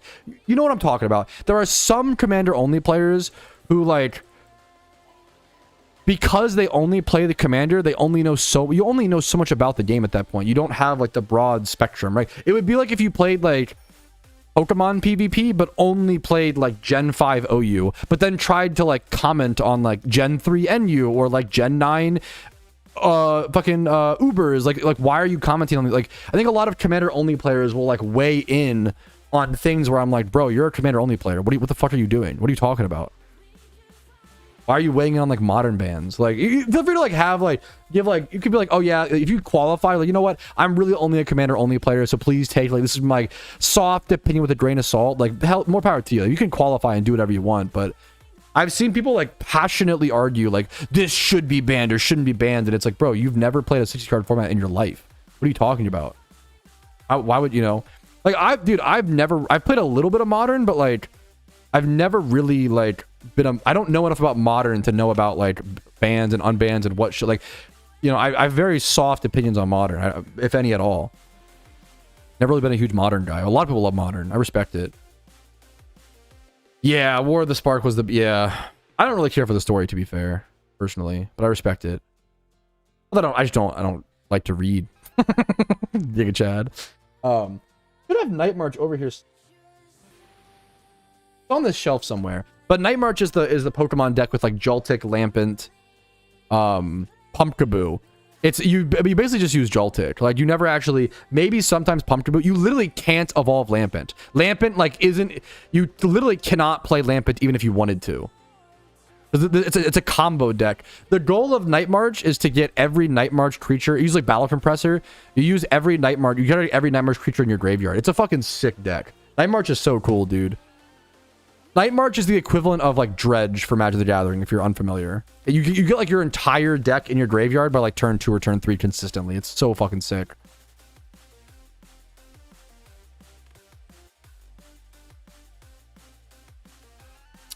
You pretend every to hydration? I got you. Does Kickstarter count? Does Mountain Dew count as hydrating? I probably have a water over here. I'll drink some water for you. I got you. Fair and balanced mechanic. I like, so you know, ball like Night March is not very fun to play against, but it's so fun. And I'm not normally like that in most trading card games, but in Pokemon, dude, in Pokemon, holy fuck. Because the problem is already Pokemon has almost no interaction. Like not no interaction, obviously, but like Pokemon is already a game where there's no instants. You don't have instant effects. You can only play like on your turn. So it's already a very like it's a simpler game because of that. And most Pokemon TCG, like, people don't actually play the game. They just, like, collect, which is totally fun. Like, I love collecting. There's so much shit that I only collect and don't play. So I don't mean that as an insult. But it's like, yeah, a lot of people don't play the game, which is fair. Yeah, Hogak. They're just so fun.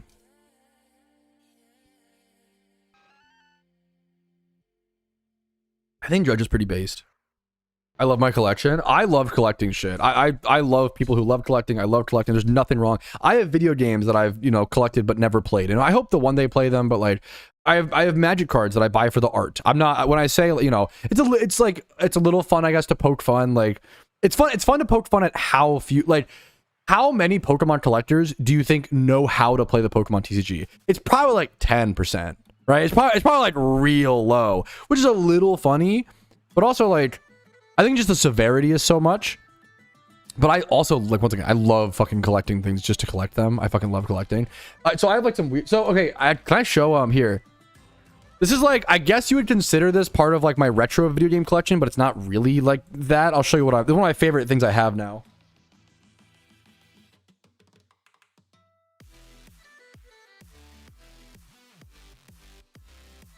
I also don't think that this is rare or expensive at all. I could be wrong.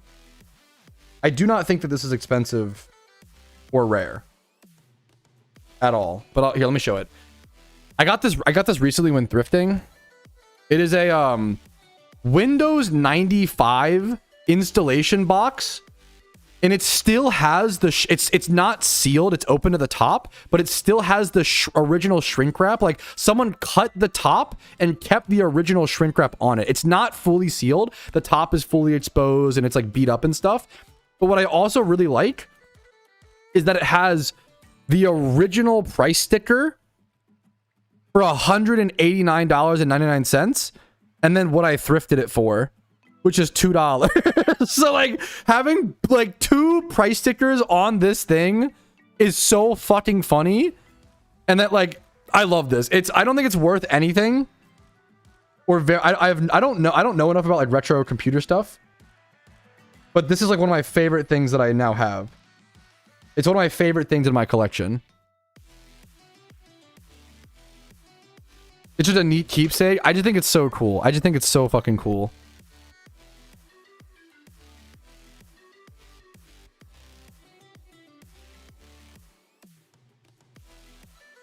Let's see if I can find it on eBay or some shit, like sold listings. I have no idea. I don't think it's worth anything, but...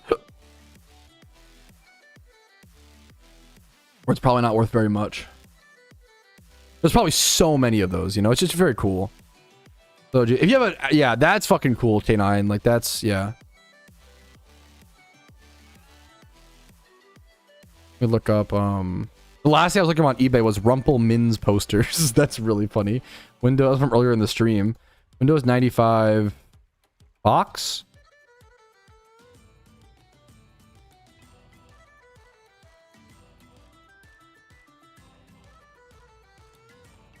Pardon, let me see. This one's in really good condition. It might be like 40 bucks at the max. It's a cool little thing, which is like not cheap. But it's cool. It's neat.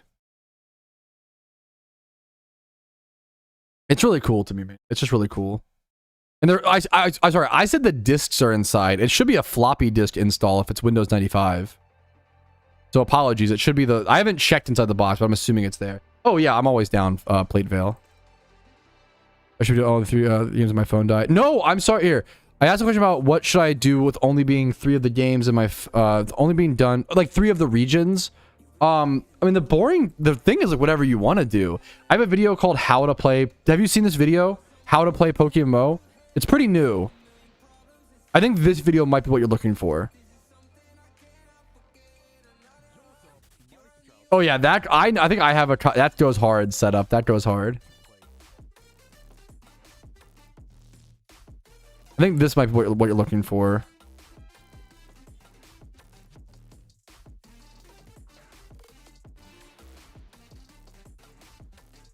Sorry, your phone died. Sent. Let me see. Artifact be like. That's already a good like start. Yeah, like that. Like this is real as hell. That might be the archetype that I actually hate playing against in Magic is like all artifacts, but it depends. I just fucking hate Karn. I hate Karn lock in Legacy. Karn plus grabbing like the what's it called? There's a 2-mana artifact that turns things into artifacts, so you can like tap it to like destroy your opponent's lands effectively. I'll check it out. Thank you, dude. I hope it helps, man. Back to the game after a year and I said they nerfed the control A. Yeah, it's a lot during Jimmy runs other things. Was wondering if people mainly just click. Yeah, it is just fat. Yeah, that was one of those weird things. It wasn't even so. Thankfully, Calypso like it wasn't that big of a nerf. It's only like a 2 to 8% nerf depending on how fast you manually click. But it was kind of just like why. That's the main frustration of players I think over that change was kind of just like. And I do think there's arguments like I agree with this. Like it was kind of weird that an automated function was faster than manual. Like that probably should never happen and probably shouldn't have ever been the case. But it's just kind of awkward. Yup, Mycosynth Lattice is another. You could go Mycosynth Lattice Karn. Yeah, I hate that like lock. There's like a yep, that happens sometimes. There's another one like a cheaper card. 2-mana artifact. It turns things. Liquid metal coating is what I'm thinking of, I think. Is it permanent? Let me see.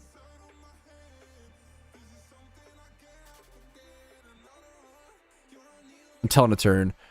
Liquid metal coating can help you, Oh, yeah. What they do is they do liquid metal coating and then Karn, and they turn your land into an artifact. And they, like, plus him. Karn the Great Creator. The one who's restricted in Vintage.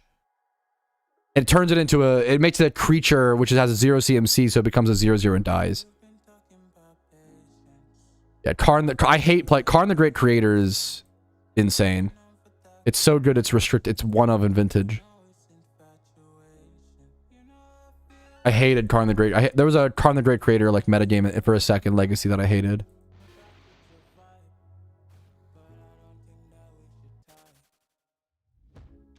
Like, if you're gonna destroy my lands, just sinkholes base. I don't mind land destruction, like Giga Chad sinkhole players. But like destroying my lands on the way to getting a billion mana to like play like artifacts is like so annoying. Dude, hell yeah. That's fucking super. No, that's really fucking cool, Colby. Hell yeah. Part of me wishes I collected Pokemon cards, but then also I'm very glad that I don't, because you only need like one expensive hobby. Like Magic the Gathering is my one expensive hobby, you know? That's I don't want any more than that, pretty please, you know? I used to do retro video games, and I eased up a lot on retro video games because I don't want to do both at the same time, you know? The most cringe decks. I'm not even like it's specifically it's certain artifact decks in certain formats. So weirdly, Plate Veil, like I love Lantern Control. If Lantern Control is even the right control is even the right word. I love Lantern decks. Lantern of Insight is one of the coolest cards to me in all of Magic, and I love. One of my favorite Magic videos is the Zvugsvang. Oh, I'm saying that so wrong.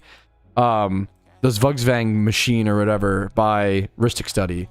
I don't like all of his videos. He's a very Ristic.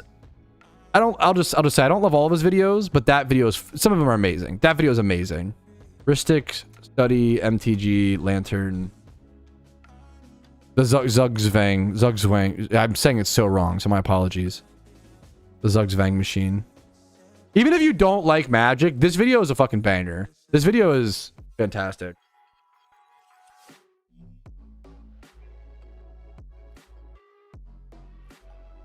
This video is an absolute work of art. I fucking love it, man.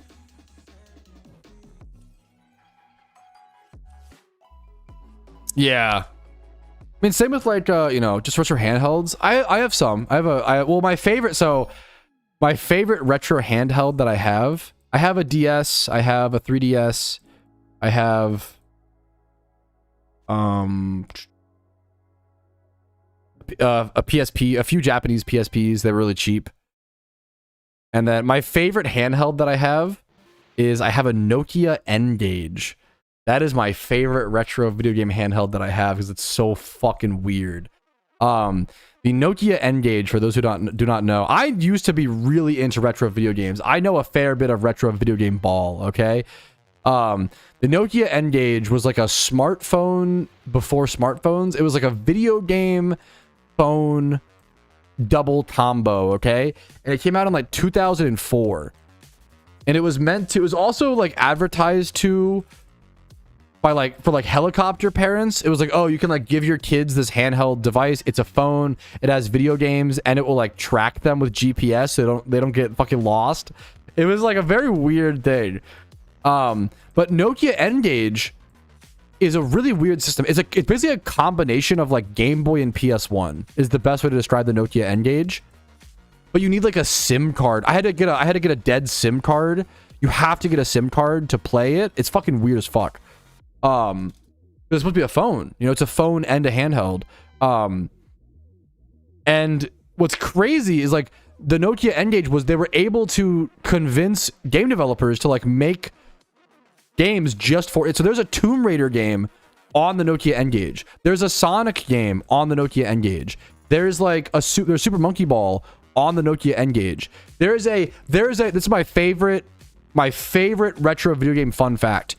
There is a complete Elder Scrolls game that nobody fucking talks about or knows about that is only ever released on the Nokia N-Gage. It's called Elder Scrolls Travels Shadowkey. And it's an entire open world RPG. It's a whole nother Elder Scrolls game. But it was only ever released on this like shitty little weird niche thing. It looks kind of like Daggerfall.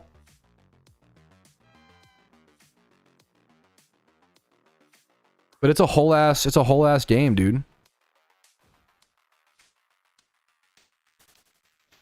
See if I can get like a picture. Like this is what here. Shadowkey.png.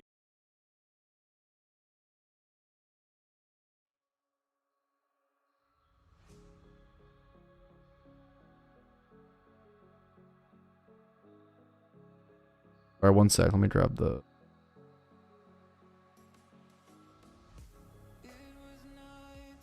There's a Finland. I didn't know that. That's cool. This is what Elder Scrolls Shadow Key looked like for reference. Like it's kind of like it might even be like worse quality, like lower quality Daggerfall. It's so fucking weird. Look at the ratio.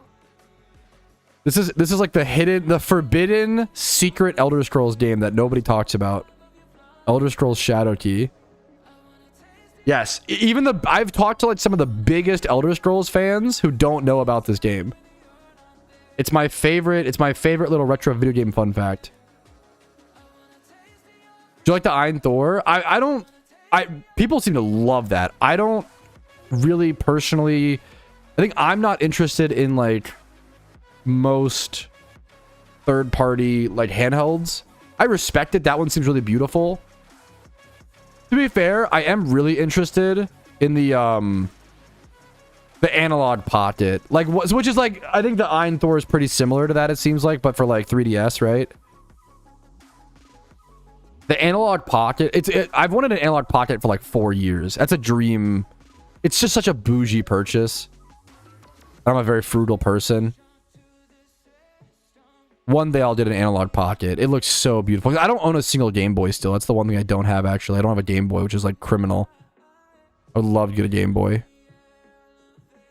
But I'm just patient. I'm just like, I want to buy like a lot of Game Boys.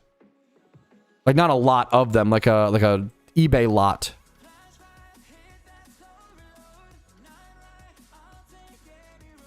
Oh, I haven't seen it yet, TCG. People are talking about it on a store. People seem, which is really cool, man. I like the people who like it, you know. Fuck, I don't know. Like I never heard of that. Elder Scrolls Stormhold. I don't know if I know about that. My lunch break is over. Sorry, gamer. Have I heard of this? Like I don't know. It's another Elder. It's funny. There's like multiple Elder Scrolls Travels games.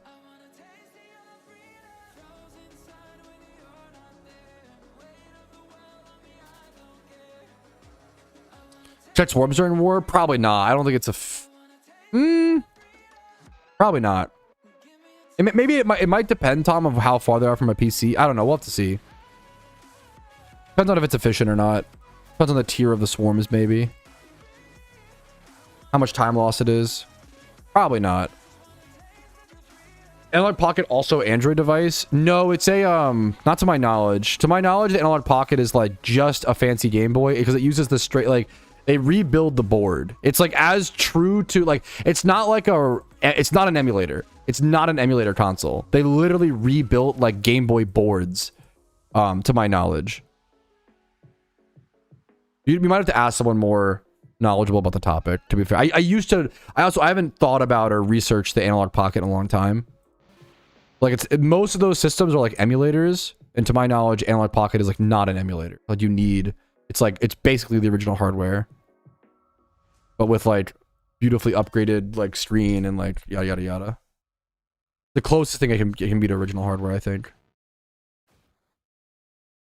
Yeah, especially like Porygon and stuff, Brewski. No, true. Someone who's more involved in the retro video game space would know a lot more than me. I've been taking a year or two back.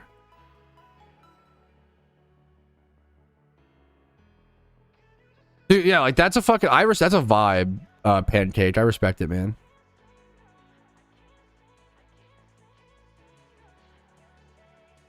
No, the Ein Thor looks really cool. I agree. Is it called, I assume, Ein? Not like Ein Thor. I assume it's Ein Thor.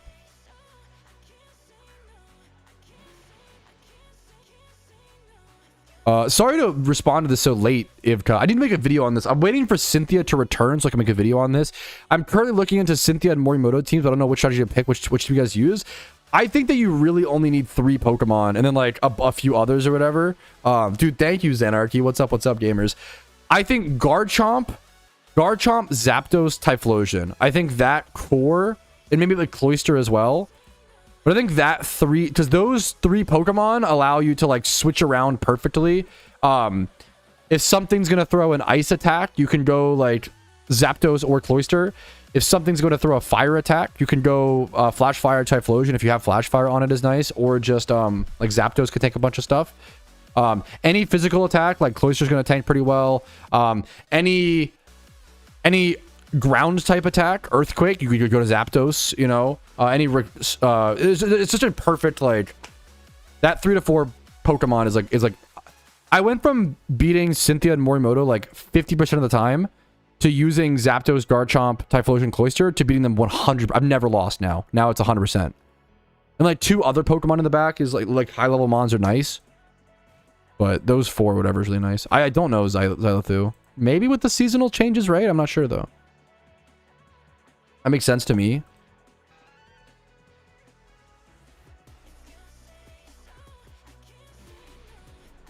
Yeah, I'm not used to... I honestly don't use Gengar nearly enough in PVM.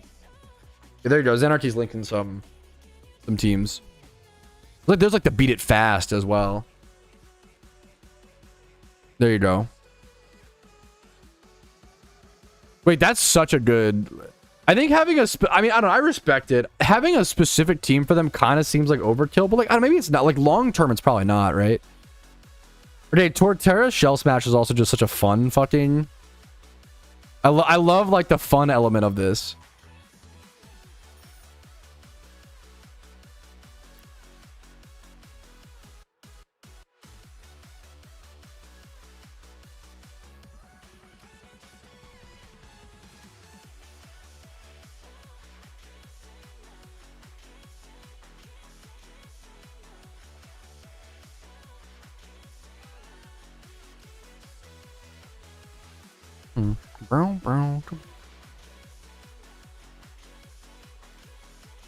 There's a guide. Dude, Carnivine's a pain in the butt, Travis. I'm glad you came and asked.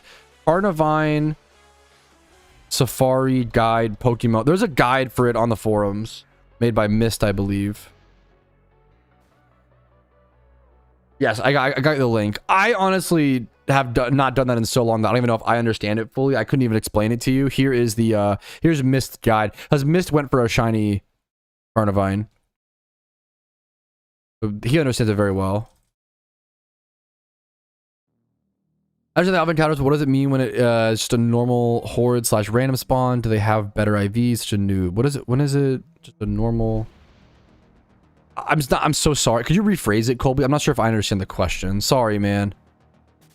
When is it? When normal horde random spawn? Just have better IVs. If I'm a alphas have like special alpha mechanics and special alpha like properties. They are just like stronger. They mean Storm instead of Horde, I think. I just wish you knew. You mean like why is an alpha Pokemon so strong when like a normal like a alpha Rhyperior that's level 60 is much stronger than a swarm Rhyperior level 60, right? Is that what you mean? Alphas just have like hidden, they're just like boosted. They're just like really fucking strong. Yeah. Higher defenses, higher attacks, higher stats. You have like the indignant stuff. You have like they raise their stats throughout the fight if you don't have the contrary. That's better, right? No, you're totally fine. Sometimes it's just hard to, you're perfect, man. It's just boosted for power level. Yeah. But only in the fight. They lose that power when they leave the fight. Once you catch them, they become like normal Pokemon, you know? Make it a good PVM little challenge. Curb supply, like Xanarchy said, yeah. No, that's kind of based, Xan, to be fair. I should look into that at some point. It's kind of worth it. What if they buffed Cynthia's Pokemon to level 100? She deserves it. I think that's on it. Like, if they buff the reward and like that's kind of, I'm down. Buffed her Pokemon and then buff the reward and make her be harder than Morimoto. I'm down. That's cool. Okay, we actually got 1,000 encounters on a stream, chat. Who would have thought?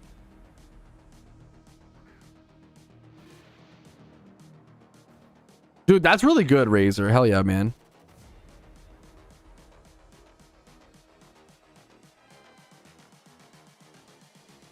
I just wish you knew. If you do tutorials at the same time, it'd save like 2 mil a year. 2 mil a year? That still feels like... Now that feels like not that good. 2 mil a year. But it adds up. That'll matter. A year. Buff Steven and Hoenn. I don't know if I've ever fucking done that fight. I'm gonna be so real. I don't know if I know that. Is that for like the storyline or like what's that? Is there a Steven refight? I don't know shit about shit I don't gotta do. Crazy timescale, yeah. Me when I hear it adds 2 extra trainers to your trainer rerun. Poggies, that's worth it. Me when I hear 2 mil a year. Like, it's funny, it's the same thing, you know, but the scaling is just different to the brain. Do fossil go up in price during war? It depends. Like, they've already gone up a little bit. It depends on how many people prepared beforehand versus, you know, I've answered this question a billion times with all due respect. It's kind of just one of those things. Like, I'm not a financial advisor. I'm not here. It's like asking, like, Patrouski, will Bitcoin go up? Like, brother, you know, anyone confidently giving you an answer on that is a red flag. You shouldn't, you know, that's not someone you should trust. I have my thoughts and inklings and yada, yada, yada, but it's tough to say. I think it is decently, like, I don't know. It's tough to say. It also depends on, like, are you going to buy fossils now and resell them during war? Like, that's a decent investment if you spend a fair bit of Pokeyen, but there's a lot of risk there still, right? Are you, like, farming fossils but holding them? Like, I don't know if that's worth it. Your PokeMMO stocks. Yeah, my PokeMMO IRA. I mean, honestly, like, I'm down. That I'm more down to do, because then it's not giving you guys financial advice. It's just showing what I do. I'm down to do my PokeMMO stocks and IRA. That's funny. Like my Pokemon investments. Guaranteed to go up. God, those fucking emotes, PJ. Yeah, pancake. Yeah.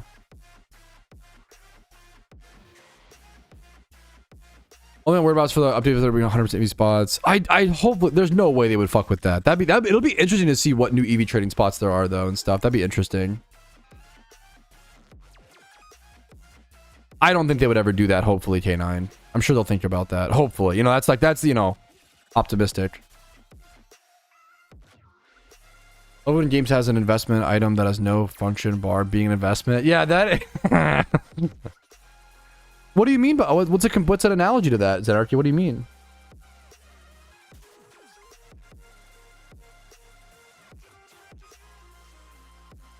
It's a good bit.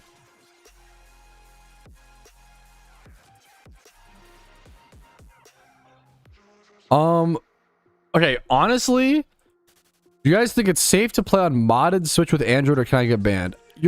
Like, I would just go check on the forums. You're probably fine. As long as you're not using some sort of, you know, but I would just, to be super safe, Bartek, because then it's like, if you go ask on the forums and the devs say, yeah, that's fine, and then you get banned, you can refer to the forum post and be like, yo, you said it was fine. And they'll be like, oh, fuck, my bad. You know, like, if that were to ever happen, you know, it's good. I would just go ask on the forums. I would make a forum post and be like, yo, devs, like, is this okay? And they're usually very helpful about, like, hardware questions like that. Like, I think they love the technical stuff.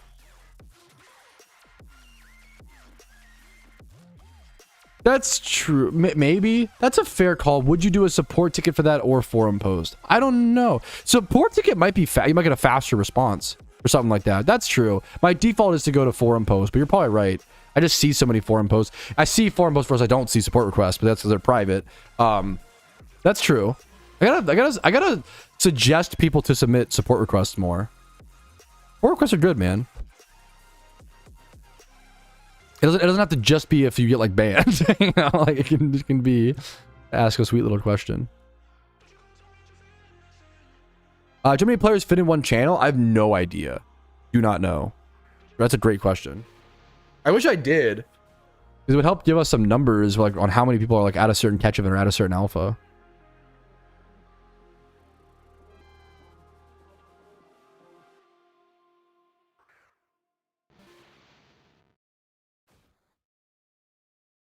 I just did a support request for something similar. The shake checker mod, they came back to like 2 hours. That's so good. Like, that's, yeah, the support request response time is like really fucking fast. People, I don't appreciate that very often.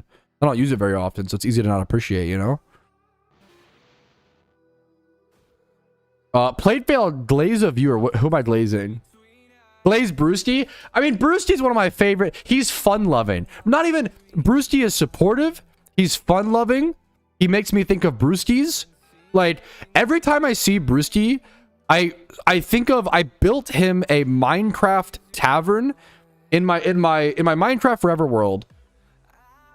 In the there's like a museum like library type building and I built him a little, like, you know, like sometimes libraries, like Barnes and Nobles has like a cafe. Sometimes Barnes and Nobles have a fucking bar. I built him like a tavern in like the library in my Minecraft world, and I always think about that when I see his name.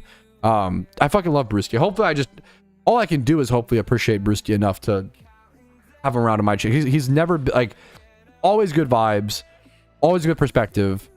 He'll challenge me on things. We'll have good discussion. He'll be respectful. He'll be kind. He'll be funny. I mean, Brewski is just the whole package, man. Or glazing viewers, man.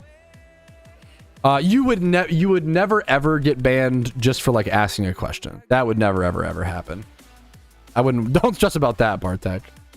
Wait, this guy's name is so good. Wait, this guy's name is so good. Mondays, am I right? It's literally Monday. Maybe I'm a little too hyped for that, but that's a banger. I love usernames in PokeMMO. That's a banger username. I love when someone has a fucking username that makes me smile.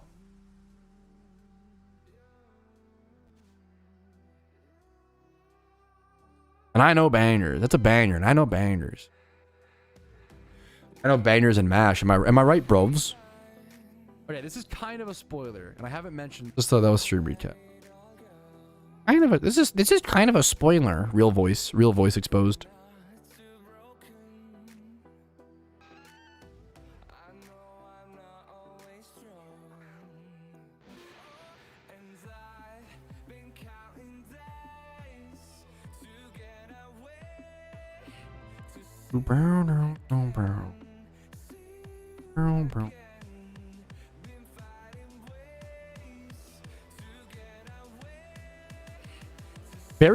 Speaking of good names, very confused frog. Thank you for the follow. PJ Butt, who am I glazing?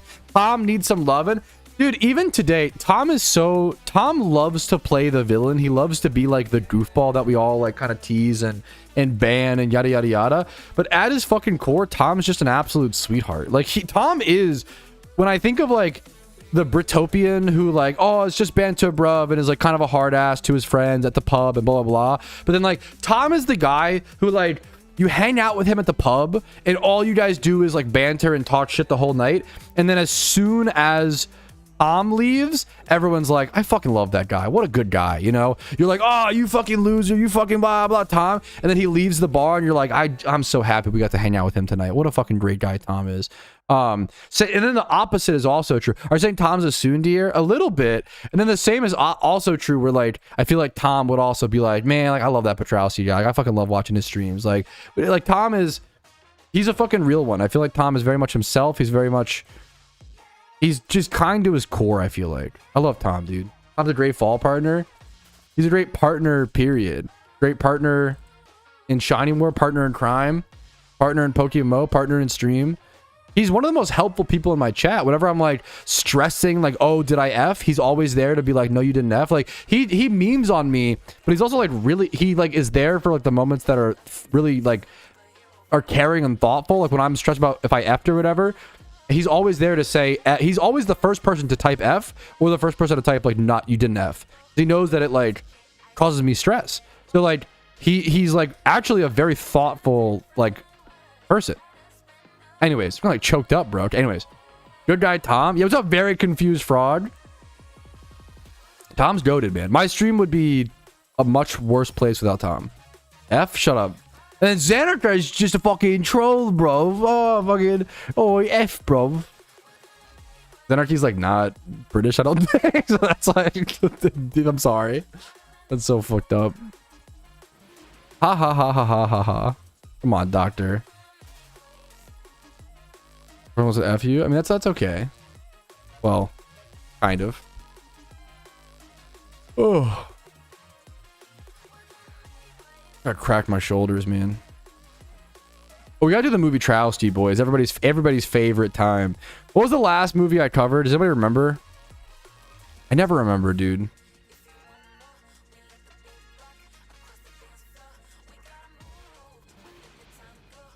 Letterboxd has been super laggy recently. Oh my god, 200 joules! Renegade, thank you! Thank you. Unironically, thank you so much for the 200 joules. I appreciate it, dude. Thank you, gamer. Did I cover Scarface? I did, right? I'm pretty sure I covered Was the last movie I covered Scarface? Or no, I remember covering...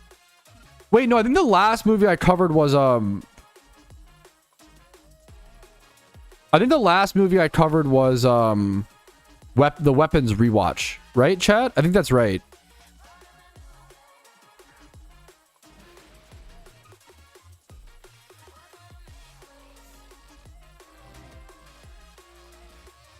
I think I know where I'm at. I'm not at the Odyssey yet or the invite, sadly. I could just include the Odyssey.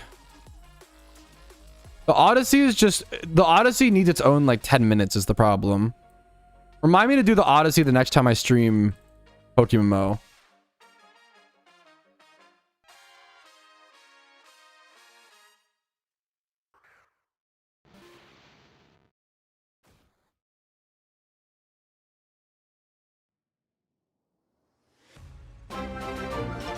Thank you for the sub, Matt. Thank you, man. I appreciate that. 2 months of Prime. I hope the content has been worth it. Thank you for the above and beyond support, gamer. Time to scare away everyone with the movie Patrouski takes. I love doing it, man. I fucking love movies. It's a great side activity while you're playing PokeMMO. Let me see if I can... Is there any way to do this without... They're all going to be so small is the problem. Maybe it's fine. Make it bigger as we go on. All right.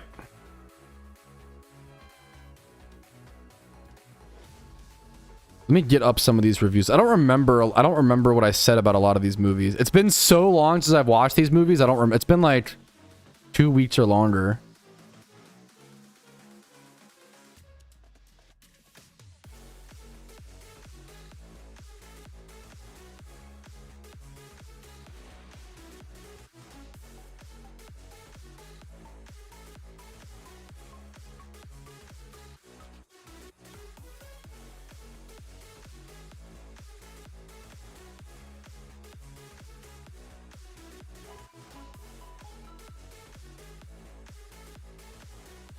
I literally don't remember what I said about a lot of these movies.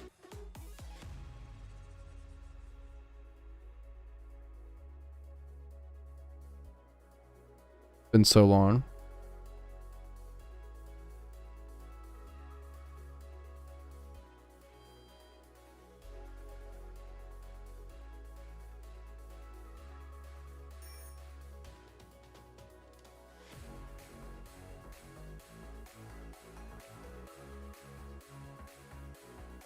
You don't want no part of this shit, do we?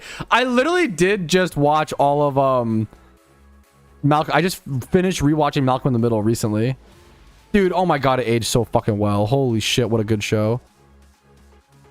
Oh no, you're quoting Walk Hard. I'm an idiot. You're quoting Tim Meadows. I don't know why I thought of... When I heard Dewey, I thought of Malcolm in the... Same thing. Basically the same character. All right. Alrighty, fellas, it is time for either your most favorite or least favorite part of the PokeMMO stream recap, the movie Patrouski takes, okay? Now, it's been a while since I've seen some of these movies, so bear with me. I'm going to be reading through some of the reviews and re-remembering what I thought of them. That's why I love using Letterboxd. If you want to go follow me over on Letterboxd, it's just like a fun passion project thing to like watch movies and log movies. We play a very grindy game, a very good second monitor content game, which makes for perfect movie watching while we play PokeMMO, so it's the perfect kind of side thing in my opinion. I think it's a fantastic hobby to pick up while playing PokeMMO, and it's one that I've picked up over the past year or so. Prior to like a year ago, I honestly didn't watch too many movies, and it was just kind of like they were, you know, a thing for me, but like I wasn't really into movies. And over the past 1 year or so, I've gotten really into movies, and I try not to be that pretentious, like cringe cinephile, but I also just really love watching movies. So we're gonna start off with Dreamscape from 1984, the bottom of the list. This is with Dennis Quaid. This was like Inception before Inception. It's about him like going inside of people's dreams, and it's got some pretty cool visuals, like weird 80s visuals, but this movie was just really boring. And just, how do you make a movie with such a cool premise jumping into people's dreams? So boring and so just uninteresting and undramatic and low stakes. Dreamscape was really unimpressive to me. I gave it a 3.2 out of 10. movie is just not intriguing. It's just not interesting, honestly. It's really quick there. Quick review of Dreamscape. There you go. Next up, Lawrence of Arabia. I actually watched this in theaters. It's like a 4-hour epic from 1962. Not my normal movie, but it's a really cool movie and there's a really cool story to be told. Really fucking insane acting for the 60s as well. I'm not usually a huge fan of old movies. I think old movies are just fighting a tough battle of like holding up, and it's very difficult. But the scale of this movie is beautiful and is fantastic, but I think it's kind of the problem with it as well. This is ranked as the 56th best movie of all time on Letterboxd, which I think is incredibly high. I don't agree with that. I gave it it's a really interesting movie. I gave it a 6.8 out of 10. And it had some like twists that I really didn't expect and some morals that I really didn't expect. I thought it was super fucking beautiful. I think it's the best acting I've seen in an old movie. I think it took a lot of twists and turns. I think it's a really unique movie. I don't think it needed to be like the 4-hour runtime that it was. I think it could have been like 2 hours, 2.5, and it would have told the same story. There's a lot of long, overextended shots of just like giant canyons and like giant armies. It's meant to be an epic from the 60s, and they just spent too much time acknowledging like, oh, isn't this cool? Hey guys, look what we did. Isn't this cool? Isn't this cool? And it is kind of cool, but it's just way too long. And not as... But I don't know, it's so memorable. It's so memorable. I don't know if it's as impactful. It's a very, very memorable movie. 6.8 out of 10. I would say it's a movie that everybody should watch before before the end of their life, right? But don't rush to see it. You could watch Lawrence of Arabia at like 80. That's probably fine. Next up is The Parent Trap. The Parent Trap is fucking goated. I mean, how could it not be? The Parent Trap is just really, really good. Yeah, it's a good movie. I don't know. The Parent Trap's like a perfect, like, dumb, wholesome kid movie. The Parent Trap's a banger. I realized I hadn't logged it on Letterboxd, and I've obviously seen it multiple times. The Parent Trap is goated. Next up, okay, I have a lot of feelings about Scarface. Why the fuck does nobody ever talk about Scarface as being a good movie? Every time I hear Scarface mentioned, it's like, say my little friend, and it's like, oh, the memes and me when I'm 17 years old and we watch Scarface at 3 a.m. Drinking or some shit. It's like, why is Scarface a meme film but The Godfather is like peak cinema? Because they're very similar movies. They're both character studies of very interesting characters. Arguably both, one's Godfather's not about ambition, to be fair, but like Scarface is like largely about over ambition. It's very like Whiplash coded, or Whiplash is very Scarface coded, Scarface is like a really fucking amazing movie. It's so good. And I only ever hear it mentioned as like a meme or a joke, but it's actually just a phenomenal fucking movie. I give it a 9.8 out of 10. I saw it in theaters. What an honor to watch this movie in theaters in 2026. And I was like, my opening line was like, wait, it's actually good. I feel like nobody ever talks about it like this. I think Scarface is a tick above The Godfather. I think The Godfather is an amazing movie, 9.6 out of 10. I think Scarface is just a little bit better. I think Scarface is fucking amazing. And Al Pacino obviously is just insane in this movie. He's just totally lost in the fucking character. Scarface is so good. If you haven't seen Scarface, it seems like a meme or a joke. Watch Scarface. It's really good. I also rewatched Jaws. A lot of these are in theaters. Me and my wife have the local movie theater battle pass, so we pay a flat fee and then go like infinite times throughout the month. It's really good, especially if you have a partner. Like we pay like $60 a month and then go to the movies like 10 times a month. It's really, really good. Good deal. Banger. And it's all our date nights, are like planned out. I recommend it a ton if you have a local movie theater battle pass. But next up is Jaws. Jaws is, it holds up. Jaws is an older movie that holds up, dude. It's like the 50th anniversary was like 51st anniversary of Jaws, and it's unbelievable how much it holds up. It's unbelievable how creative the directing was. How smart they were about like showing the shark the perfect amount, and how like not showing something is way scarier than showing something. Even though they had that giant mechanical shark. What's really interesting was there was a pre-showing interview with the director of Jaws, it's Spielberg, right? Let me double check. I'm not an idiot. I'm pretty sure it's Spielberg. Yeah, there's a pre-movie interview with Spielberg, and he said that he thought that Jaws was so bad that once it released, nobody would ever work with him in Hollywood ever again. Which is fucking crazy when you watch Jaws. Like, that was one of the most interesting. It reminds me so much of I forget if it was Matt Stone or Trey Parker. I think it was Trey. Was it Trey? Trey Parker, when they released the World of Warcraft episode for South Park, widely considered one of the most amazing South Park episodes. He literally said he wanted to like unalive himself. He said it was like he was so embarrassed. It was so bad. He thought it was gonna like end the show. He was like having like fucking horrible thoughts. That's how like worked up he was over how bad he thought the World of Warcraft episode was. And then it turns out to be like one of the fucking best, you know, TV episodes of all time, especially for like dumb little gamers like us. Like I love the World of Warcraft South Park episode, man. It's so interesting how creators will like doubt their own work so much. It's so interesting. Next up, Jackass Best and Last. Saw this in theaters. I literally gagged at certain bits in the theaters. I'm not a huge Jackass guy, even though I rate this super highly, and I gave Jackass 2 like a 9.4 out of 10 or some shit. I'm not a huge Jackass guy. But I also do respect Jackass, and I respect the earnestness, and I respect the, like, there's something very human about Jackass, about pushing boundaries, about doing things because it's stupid, about doing things because you want to test yourself, doing gross stuff because you want to see if you can handle it. There is something really beautiful about that, and something honestly shiny hunting related about that. I think Jackass Best and Last is a beautiful final send-off and, like, homage to all of Jackass. I give it an 8.7 out of 10. I think it's quite good. I literally caught the last showing of it at like 4:45 p.m. on like a Wednesday. I watched this at a very funny time, and I'm so glad I did. I'm so glad I didn't miss it in theaters. It was a great theater watch. Next up is The Big Heat, which is an old. When my wife is away for like work or like busy like a girl hangout or some shit, I just watch like old movies. She doesn't really like old. I don't like them either, but I try to appreciate old movies, and I'm starting to get better and better and better. The Big Heat. I'll do a quick review of this. I gave it a 6.4 out of 10. I think it's mostly a very fine movie, like very okay for most of it. The final 10 minutes is a great payoff, I will say.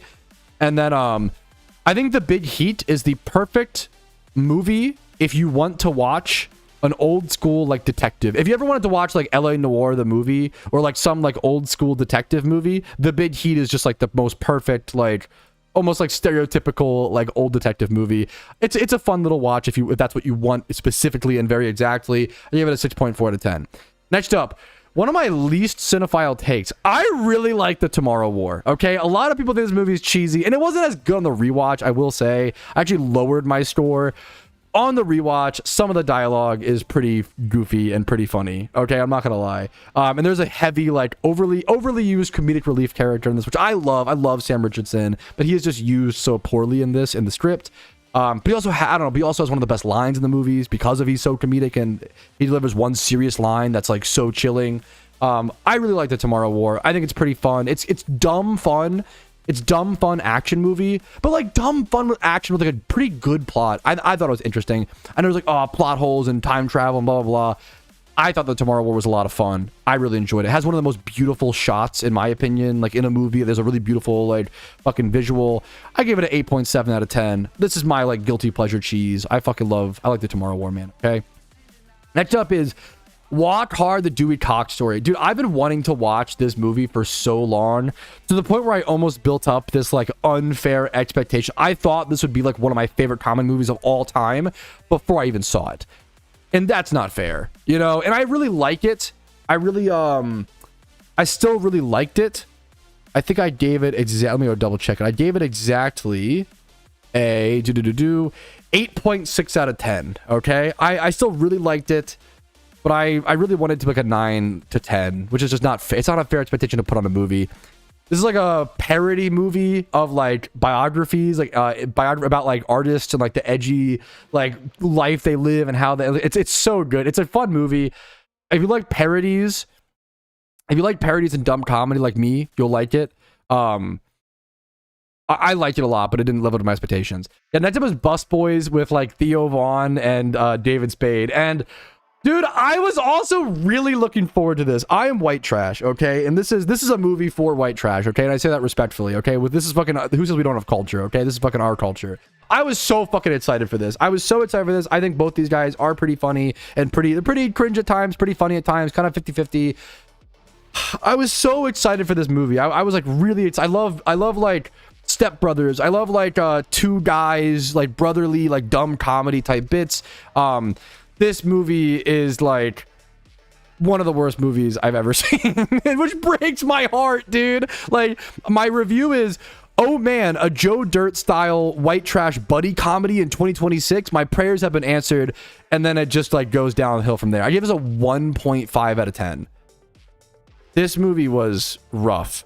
Just the production and the acting and the lack of a soundtrack, essentially. Like, there was just no emotion, no feeling. It felt like I was watching like a middle school play. God, that breaks my heart to say, because like, I do think both these guys are funny, and you know, they're 50-50 a little bit of times, but like I was really looking forward to this kind of style of movie. Felt like guilty, very high guilty pleasure for me. I was really looking forward to it, and yeah, this was a bit let down, sadly. But you know what? I'm not giving up hope. I believe in them. I'd love to see them try again. I would love to see them make a similar movie like 5 years down the line and like practice their acting. Not David's, obviously, but like Theo's acting was really rough, man. And he's like yeah. I'd love to see them down the line try again. I have a lot of love for these two knuckleheads, and it breaks my heart to do that, you know, give that lower review. Next up, dude, Zathura goes hard. I think Zathura's a little bit better than Jumanji. Zathura goes, it's slept on as fuck. Zathura goes fucking hard, dude. I will always stand on business that I think Zathura is a little bit better than Jumanji, okay? The sci-fi setting, the like brotherhood, wholesome young brotherhood dynamic, it aged better. The cast of this movie is also really funny. It's like Josh Hutcherson. It's directed by directed by Jon Favreau, who is the guy. He directed Mandalorian and Grogu. He directed Elf. He directed Iron Man 1. He's like Jon Favreau is like a legend. Like, he has so many awards. He's so talented. He's an actor, director. He was in The Wolf of Wall Street. He's in everything. This guy is so fucking talented. He does like Star Wars stuff and like sci-fi. He does comedy. He does action. Like, this guy, superhero stuff. He does fucking everything. Jon Favreau is like truly a legend. He's just like so unbelievably multi-talented. And he directed Zathura. And Zathura is like a pretty like lower budget. Like, it's shot in like one house for the most part. And then there's only really like two main characters. Dax Shepard shows up eventually. It's Kristen Stewart is in it, the fucking girl from Twilight, but she's like in it but not in it for a lot of Zathura's a banger. Zathura is so good. Check it out if you have. It's a fun like nod to Jumanji. It might make it a little bit better. Next up, Evil Dead Burn, a new movie just came out in theaters. I gave this movie like I think a flat 7 out of 10. I think it ended up being a perfect flat 7 out of 10. This movie didn't really have a lot of weight to it until the end. And then it felt a little like maybe retconned, but like not really. It kind of just like revealed themes way too late. But it's a really creative, it's a horror comedy. It's a really creative horror comedy with some pretty insane, it's very gory, so if you're not into that, and I'm not really a huge gore guy, but the plot is interesting, and the visuals are, it's a beautifully well made, very high quality, very high quality movie, but I think the story was lacking depth, in my opinion. Unfortunately, it almost got there, but it didn't quite. I give it a 7 out of 10, still worth watching for sure, but like maybe wait till it goes to streaming, as opposed to, I wouldn't watch it in theaters, honestly. But dude, I don't know. Seeing the ending in theaters was fucking sick. The ending is so much better than the rest of the movie. Oh my god, the ending is so fucking good. Holy fuck. Evil Dead Burn's fantastic. Check it out. Maybe watch it in theaters if you like that kind of stuff. If you like horror movies, definitely watch it in theaters. It's definitely it's a unique movie, honestly, is what I'll say. So that's my final movie Trousy opinion. You made it. My final movie Trousy take for the day is a 16-minute movie. That's a long one, boys. But there's a lot to talk about. I will talk about the Odyssey soon. I think next stream recap, I will do a full movie Trousy take yapping about the Odyssey, and then a movie that is much better than the Odyssey, which maybe I'll do in the same one or later on, which is The Invite, which in my opinion is my favorite movie of the year so far. Is The Invite. The Odyssey is good.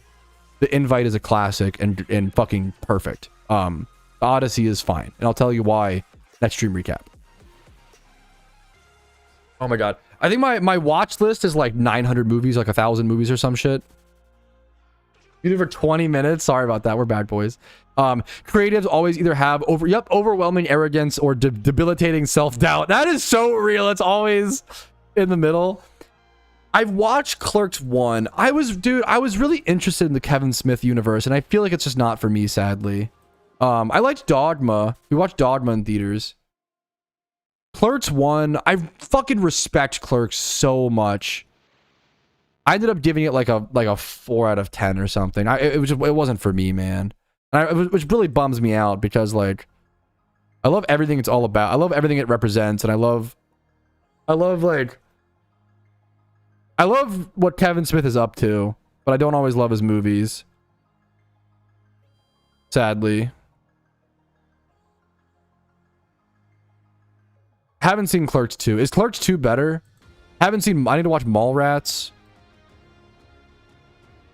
What, Mallrats is Jason Lee? Yo, speaking of Jason Lee, dude, I started Okay, there's so many good TV shows from the early 2000s that have aged so well. Bro, I started watching, My Name is Earl. My Name is Earl is a fucking banger. Bro, that show aged so well. It is so wholesome. At least like the first... I've watched the first like 5 episodes or some shit. It's so good. Like, I think of My Name is Earl. That's so fair, Oso. I think of My Name is Earl as like something I would watch at like 2 a.m., you know, or like if nothing, like whatever. You fall asleep, you wake up, My Name is Earl is on. Bro, no, it's actually like such a good standalone show. You know, all the characters, all the storylines, it is so much better as an adult watching My Name is Earl is fucking... Oh my god, the premise is just so good. It's so well done with Jason Lee and Ethan Suplee and everybody. Oh, the one girl who looks a lot like Margot Robbie. Such an underrated actress. She's a really talented actress. So it feels shitty to like compare her to Margot Robbie. Like, not that obviously she's great too, but you know, not like the comparison game or whatever. She's her own person. My Name is Earl. Jamie Presley. She's in she's the girl in Joe Dirt, right? Yeah, she's the love interest in Joe Dirt. I fucking love, dude, this girl's a fucking queen. What a fucking queen, dude. She's awesome. My Name is Earl is fucking amazing, dude. Oh my god, what a good show. I gotta like rewatch a lot more. I'm not that far in yet, but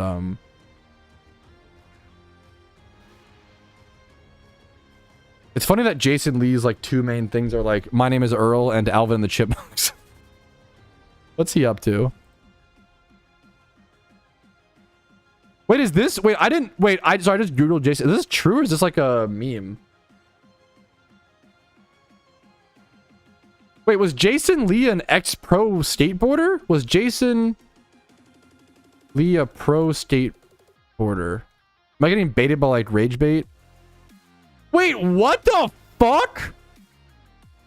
Jason Lee, the guy from My Name is Earl and fucking Alvin and the Chipmunks, used to be a professional skateboarder in the 1980s and 90s. What the absolute fuck? What? That's one of the coolest fun facts I've ever heard in my life. Former professional skateboarder. I gotta remember that. That's fucking ball knowledge. That's fucking sick as fuck. Anyways, yeah, it's so good, Playvale. And it feels like encounters today, bro. Like me, it's on stream. I have to lock in during Shiny War, but that's, yeah. Shiny War will be different. Don't worry. It's insane how much they look alike, to be fair. Yeah, setup. I hate to do like the comparison game, but it's pretty wild how similar they look. What's up, Cat IRL? How you doing? Okay, I will say, alrighty, fellows, but a nice little 5-hour stream on a Monday is where I'm gonna have to go ahead and call it. Thank you guys for joining me today. I had a fucking blast. Banger vibes, in my opinion. Like this stream as always if you enjoyed it. Dislike if not, if it was stinky today. Subscribe for daily Pokemon videos every single day. I have lots of projects coming out these next few weekends, and during my break before war and during war, I have projects scheduled. Discord's down below if you're interested. If you want to go above and beyond and support the content, YouTube memberships, Twitch Primes, Twitch subs, you guys know the drill. Have a great day. If you want to support, I appreciate it. Have a good one. I'll see you guys later. But for now, fellas, peace, Reno. Had fun lurking. Dude, I appreciate it, man. Much love to you. I know, Cat IRL. I saw your face, Cat. Was like, time to end the stream. No, I'm fucking sorry. I have to go to a dinner. Thank you guys for hanging, dude. Much love to y'all. Oso, have a good night. Love you all. Have a good one. We're going to raid someone on Twitch. Go spam smiley faces. Dude, I need to watch I think the third Star Trek. The first 2 Star Trek movies are fucking amazing. They're actually like the first Star Trek movie is like so good. So good. I have to watch the third one.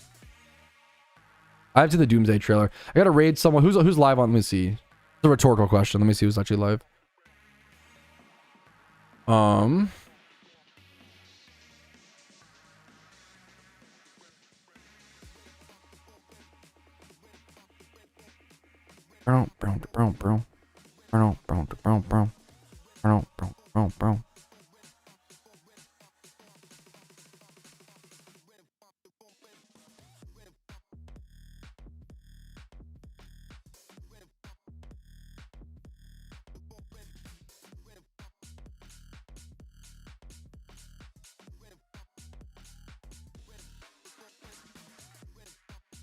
Wait, duck hit another shiny. Go live, duck. Wait, fuck. Wait. This is also not the right person. I'm just trying to raid the duck. If you go live, I'll raid you. Can you go live like right now? I can't go yet. Fuck. Good luck to you. What's the Berry Forest channel 4? Good luck to you, man.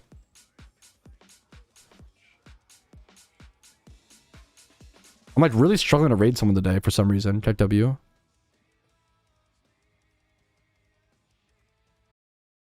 Okay, copyright. Whoopsie. What's this guy up to?